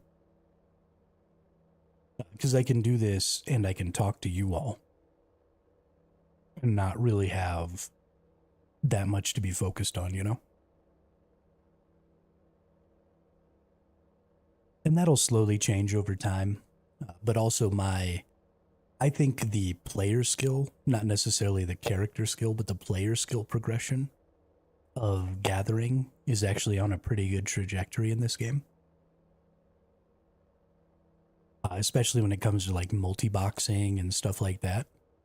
and then, gathering with groups and doing planetary interaction and doing the different types of mining and stuff. I mean, you start out and you're just this little nerd in a little venture shooting your little laser beams at rocks. And it really starts to skill you up as you move through the stuff. Then you get mining drones, then you get barges, and then you have even more mining drones and more stuff going on, and you're gathering faster, so you're microing more. And then, you move into, an orca or a porpoise or something like that, and maybe you get a second account and you're mining, with a couple of accounts at a time. And then, you go to your planetary engagements and you make a couple of new alts so that you can go do planetary stuff. And, I think the trajectory is really good. And so as I get better at gathering and it becomes more of a task, then I'm going to be, it's still going to allow me to interact with y'all because, it's not going to be that much harder as I've kind of tiered up through this system. I think Dune will be a better game at some point in the future, but it will be some time till then. I don't think that's true, Lone. I hate to say it, but we have gotten a lot of communication from the Dune devs about, issues that are going on in the game and problems that the game has with balancing and a ton of stuff like that. But we have not heard a single thing, not even an acknowledgement of the fact that the faction system is broken and the Landsrad system is broken. So I don't even think it's on their radar that their end game is literally non-existent. I think that they think when they put out their third faction that it's magically going to fix things, and it's not, because unless you motivate people to work together with their faction or penalize them for harming their own faction, then there's nothing stopping people from just all joining the same faction to all get the Landsrad bonus and then just run it as a guild versus guild game. So since they haven't brought that up, since they haven't made a single announcement or, accepted the fact that there's even anything wrong with the end game loop and with the core mechanic of their end game gameplay, I'm going to assume that they either refuse to change it or are completely unaware of how broken it is and that it will never get fixed. Which is why I quit playing and came to Eve.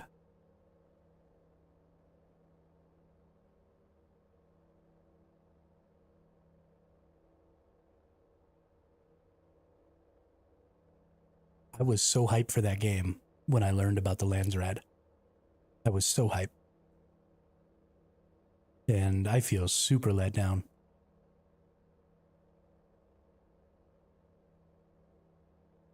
Top 10 most disappointing game launches probably in my life.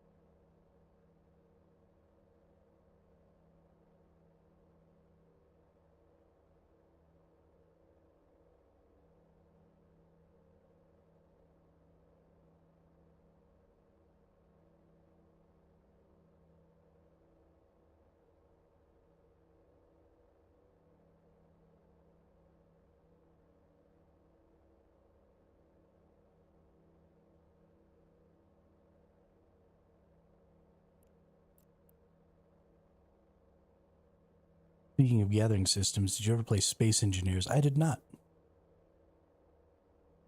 I don't play a lot of non-MMO games.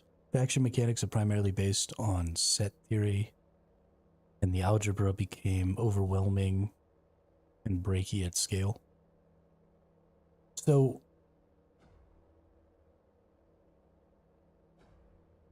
I don't know what set theory is, but my problem with factions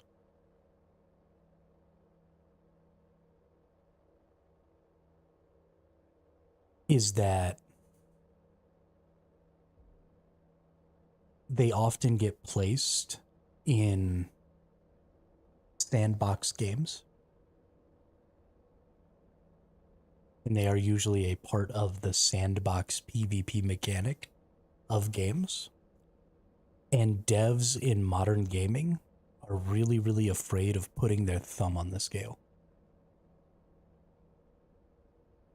So the first MMO I ever played was Dark Age of Camelot. And it was a faction warfare system, right? Realm versus realm versus realm warfare, 3 factions. And the PvE sections of that game were completely cut off from each other. So if you played, in Hibernia, you would never see any of the Albion area unless you made a different character on a different server. And that was really cool. But the way they balanced the factions was primarily by balancing the incoming players.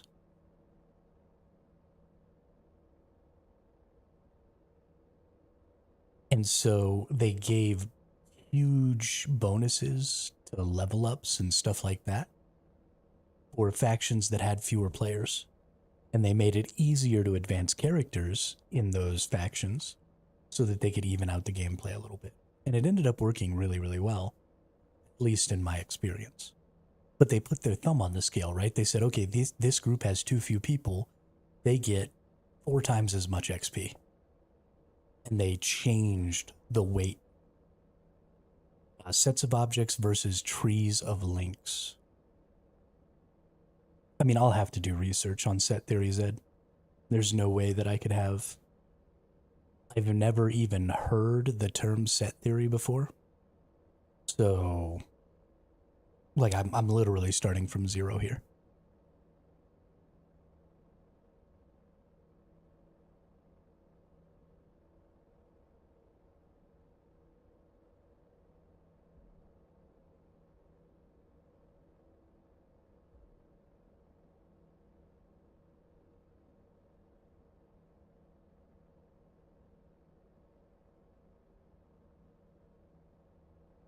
I mean, if you want to explain it, by all means do so, but...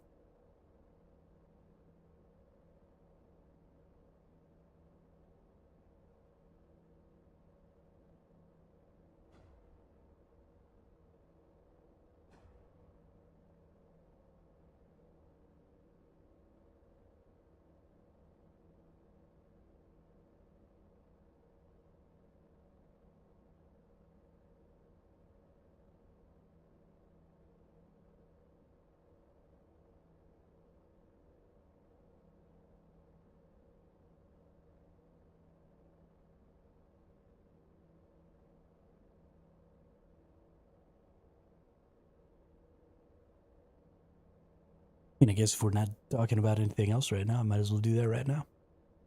Because I don't even have to pretend like I pay attention to this. He just mines all by himself.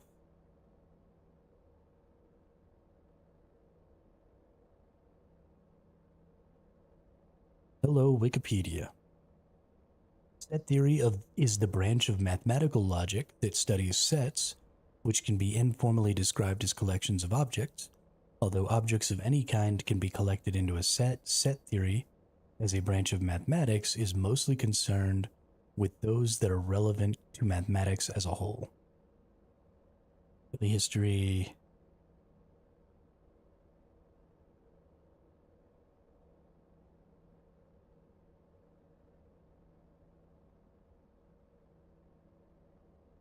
just give me basic concepts and notation. Okay. Set theory begins with a fundamental binary relation between an object 0 and a set A. So if 0 is a member or element of A, the notation is blah blah blah blah. A set is described by listing elements separated by commas or by characterizing property of these or of its elements within braces. Since sets are objects, the membership relation... Skip that. Formalized set theory.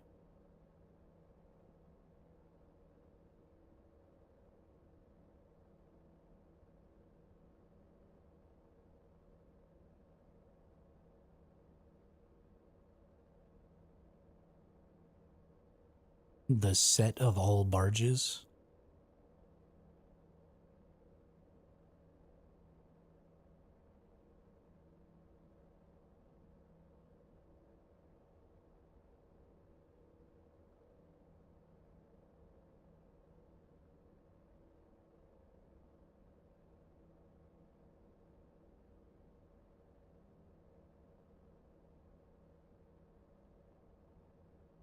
I gotta admit, I have no idea what you're talking about, Zed.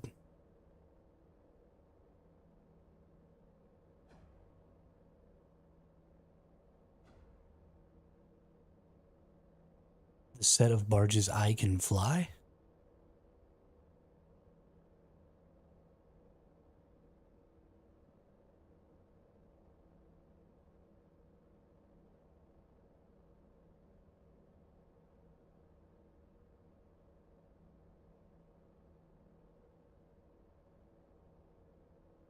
Oh, okay, so you're listing sets there.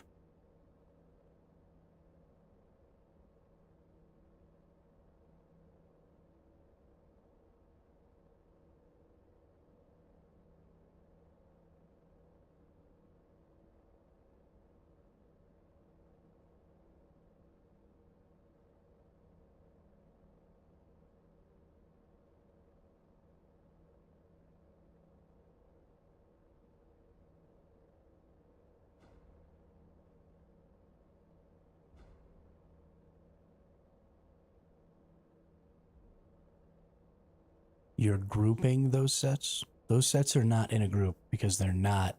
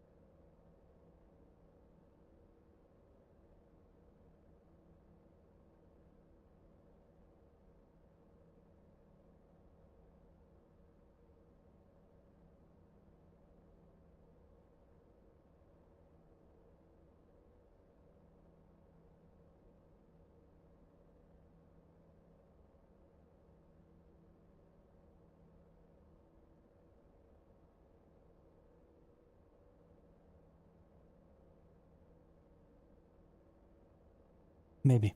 Maybe not.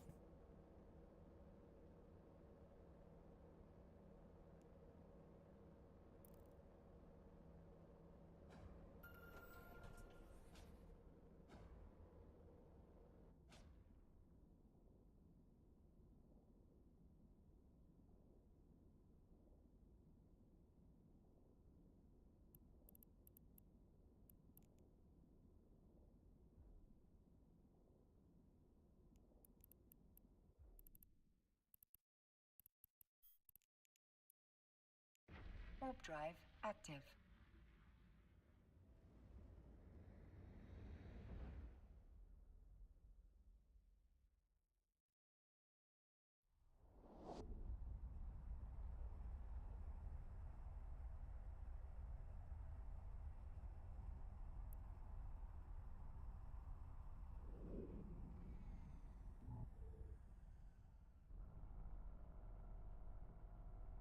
Docking request accepted.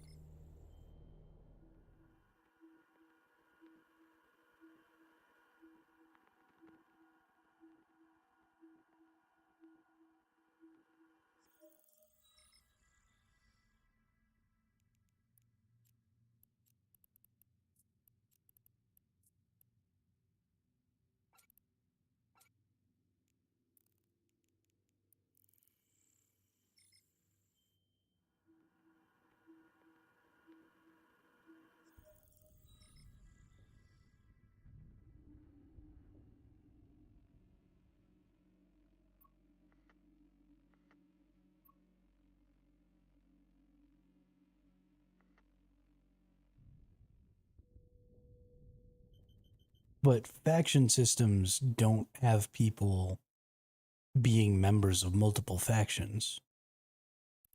Faction systems in video games have people being members of single factions, and then those factions being at war with each other.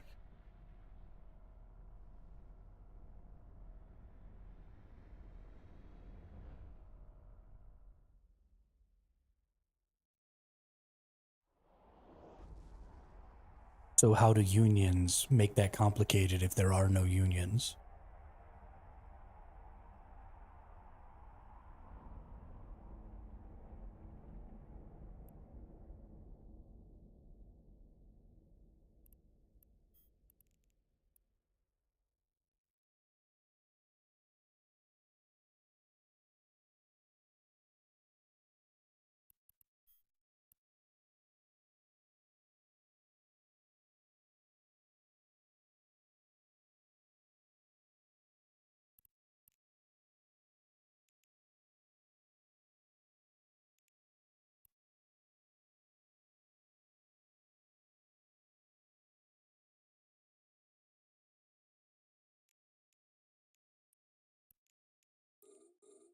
Or are you saying the faction systems are incomplete because there are no unions, because unions would be too complicated?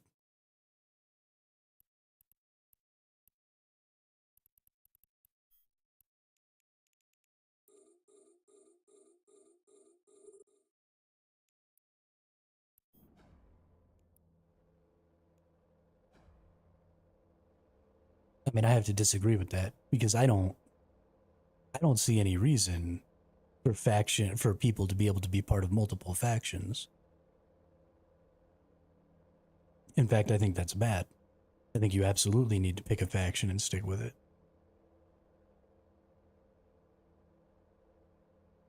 And then that faction becomes your de facto ally, right? Everybody in that faction is automatically on your team. The reason I like faction systems over guild systems is that it gives control to the system instead of giving control to a player. So one of the things that I dislike about Eve, and one of the things that I will probably not participate in Eve, is guild systems. And the reason I don't like guild systems is because now somebody is in charge, right? That person decides whether or not you get to be in the guild, decides what the focus of guild time is going to be, decides all kinds of things like that. Whereas when you have a faction system, instead of me having to prove to a guild that I should be allowed in the guild has to prove to me that I should give up part of my autonomy to join the guild.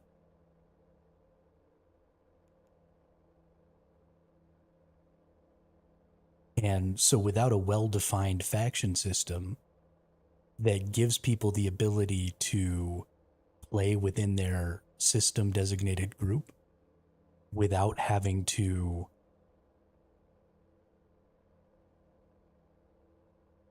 follow some other individual person's rules or ideas, then you just end up with, I mean, ultimately extremely tyrannical systems. And it's not necessarily even that the leaders of these guilds are trying to act in a negative way. It's because the motivation to act is negative. Because as a leader of a guild, if you have control over who can come into the guild, then the only way to get really high value players is to make sure that you don't get low value players. And I don't mean low value as in you shouldn't be allowed to play the game. I mean low value as in your contribution is low. Because those higher value players are going to be contributing more, and they don't want to feel like they're being taken advantage of. And so especially in systems where you have a limit to how many players you can bring in, you become very, very picky by necessity about who joins your guild. And so your more casual players, your less skilled players, people like that end up not having anywhere to go and end up not being able to interact with large portions of the game in any sort of positive way, which is why factions is so important, is because now instead of as a player me having to prove why I should be allowed in a guild, nobody can kick me out of the faction, right? I'm in the faction. And if something's happening and I want to go help the faction with it, nobody can say shit. I just go do what I want. And then if a guild wants me to come and put my time and energy into whatever they're doing, then they have to prove to me that putting my time and energy towards what their goal is more important than me putting my time and energy into what my goals are. Corpse and Eve are like what you described. Corpse and Eve are guilds. They're not factions because they're run by a player. They're not run by the system.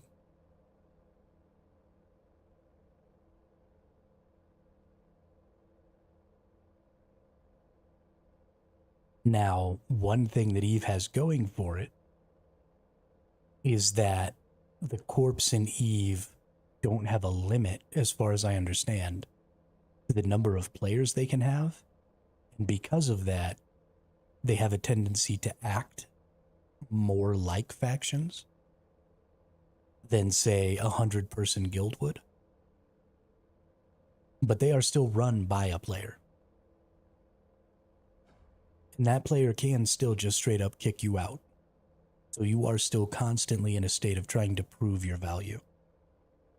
Now, because they don't have to kick you out to make room for somebody else of higher value, then kicking you out tends to not be the path they take. But it is still player run, and it is not a faction.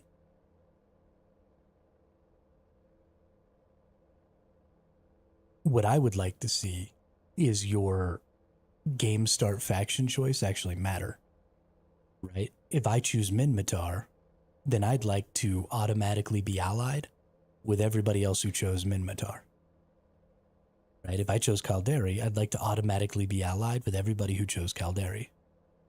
And then I'd like to be able to see those people because, you know, you have things like ganking and stuff that goes on. That would be a really great way to provide significant security to new players in Eve when they're in low sec in their home country, right? So I'm down here in Minmatar space right now. So if I go low sec in Minmatar space, most of the people here are Minmatars. So if somebody from an enemy faction comes into, say, low sec space to gank me, you know, maybe a Caldari member or something, then I'm not just sitting out here with my cheese in the wind all by myself, right? I'm automatically in a faction group of allied players.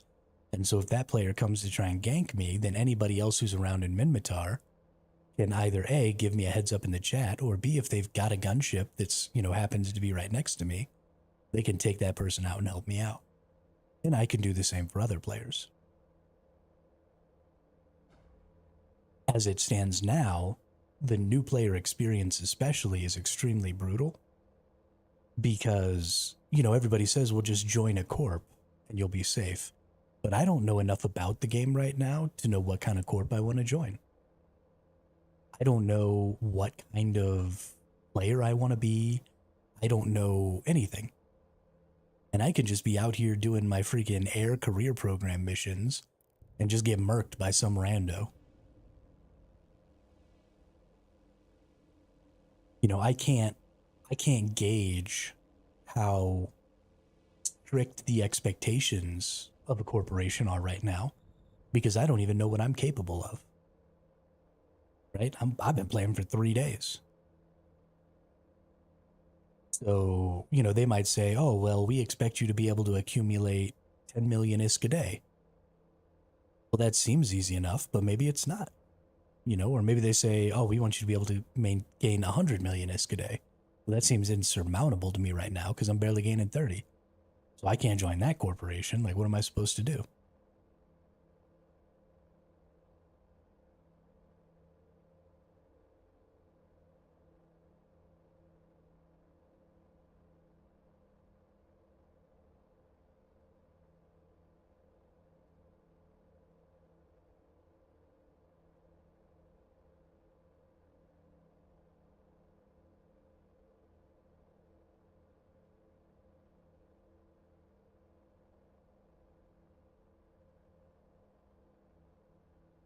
mean, I won't probably be joining a corporation. I will probably play this game solo, like I do all games.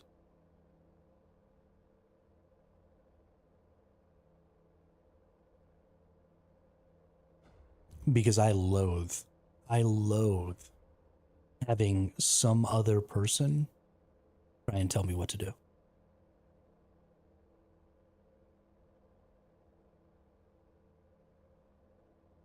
I'm all for teaming up and helping out.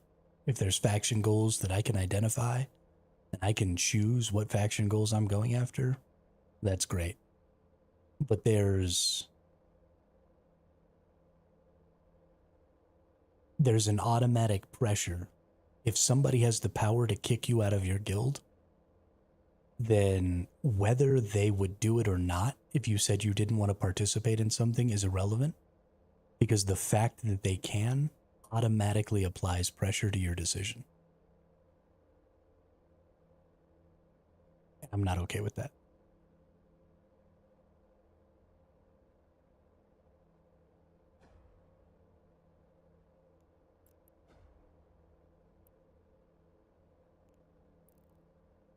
Like, if I'm just out here and some random person steps by and says, hey, you want to help me out? There's no implied pressure there, right? I can just say, yeah, I'd love to help you out. Or no, I don't want to. And that's completely my choice. But the minute that person has the ability to remove me from a group or have some other control over my gameplay in some way, then immediately their request for help comes with an or else undertone. Whether they would act on that or else or not can't be known until they act or do not. And so the pressure of that or else will be there.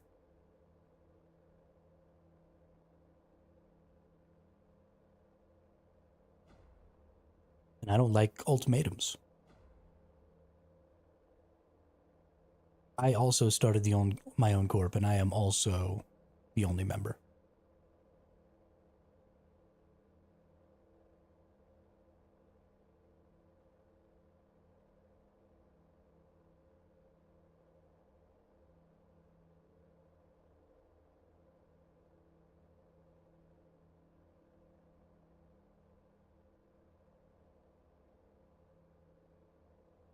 And unfortunately, that will likely be how it works forever. Anytime you get a group of people together, whether it's club, team, guild, hobby, etc., there's always going to be inherent problems with human nature, drama, political aspirations, power hunger. So that's sort of true, Twist. But The asteroid is depleted. the point that I'm trying to get at here and what I'm looking at is not necessarily whether or not there will be interpersonal issues that have to be mediated. The problem is that not everybody has the same authority in a tiered system like that. Right? If we're in a faction system and you can't control my access to content because I can just do whatever I want, and you can't tell me I can't help the faction, and you can't tell me I have to help the faction, and you can't tell me how I have to play the game, then immediately we're on equal footing, right? So whether you and I have beef or not, I have the same authority to mediate that beef that you have. But if I'm a guild leader or a corp leader, and you're joining my corp, and you and I have beef, then we no longer have equal authority to mediate that beef. And so either I have to ultimately submit to whatever you're saying is right, or you kick me out of the corporation. Or whoever the leader is kicks whoever's not the leader out of the corporation. And so I'm not trying to say there shouldn't be interpersonal issues, right? That's part of socializing. is having interpersonal issues. The problem is who is more powerful in that situation. The same thing is true here. You know, I'm in charge of this stream, for example. So like you and I had beef. Eventually it comes down to the fact that I get to decide whether or not that beef needs to be totally quashed. And if that's the case, I don't get removed. You get removed. So we don't have the same footing. And the same thing is true in corporations. When you have a system run, right? If I was the streamer, but there was a system, you know, an auto moderator or something like that, that decided, you know, whether or not I could be in the faction or whether or not whoever could be in the stream, then I would still have the same authority level that everybody who was viewing and in the chat had. And so if there was beef and that system decided I was at fault, maybe it makes me stop streaming instead of, you know, kicking somebody out of the chat. But I am never going to be the one who leaves this space. And the same is true of a leader of a guild. If there's a guild leader, even if they're a total freaking buttface, they're never going to be the one who leaves the guild. Your only recourse if you want to get away from them is to leave the guild yourself. And if you can't get all the people that you like to also leave the guild with you, then you have to not only leave that person you don't like, but leave people you do like. Because they're in control of that space.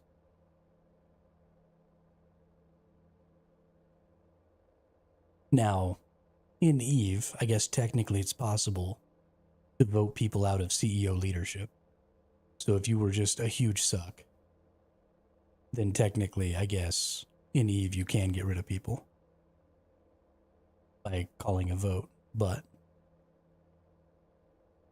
I joined another corp, did my best to keep his terms. He became too bossy, so I moved on. Yeah, I mean, that's what you gotta do.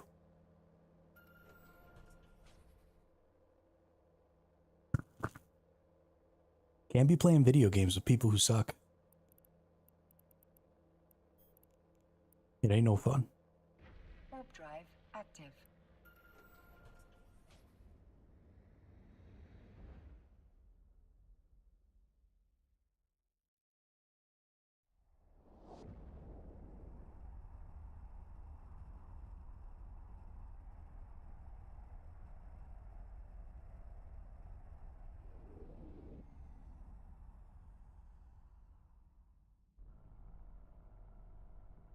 Docking request accepted. But we are down to pretty much the time when we have to... Fields mentioned greed, which is probably the worst of all human nature attributes. I agree with that for sure. I say as I greedily try to increase my wealth in this game.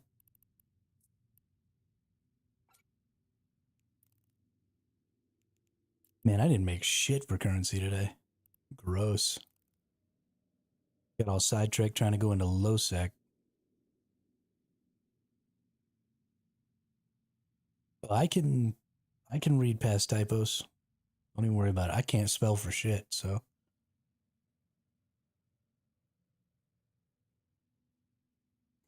But I think that's probably going to be the end of it today. We're just about to hit that 6-hour mark where I'm going to have to restart my GeForce Now session anyway.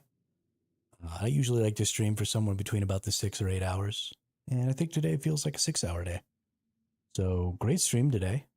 Got ourselves killed a couple of times, which is too bad, but we learned a ton. Thank you to everybody who jumped in the chat and gave me some tips and information about how to deal with getting attacked and trying to set up a combat fit and all that stuff. We will hopefully be more powerful in the future. You know, we'll just have to get some skills up and stuff. 3-day-old account. We don't have any skills. We were never going to win that fight if it was on equal terms. So that's just the way that is. But yeah, tons and tons of new people. Was super, super fun to get to talk to all the new people. So I really appreciate that too. Yeah, thanks, Twist. I appreciate that. But I hope everybody has a good night, and I will be back around the same time tomorrow. So don't forget to stop by and say what's up. See you all in the next one.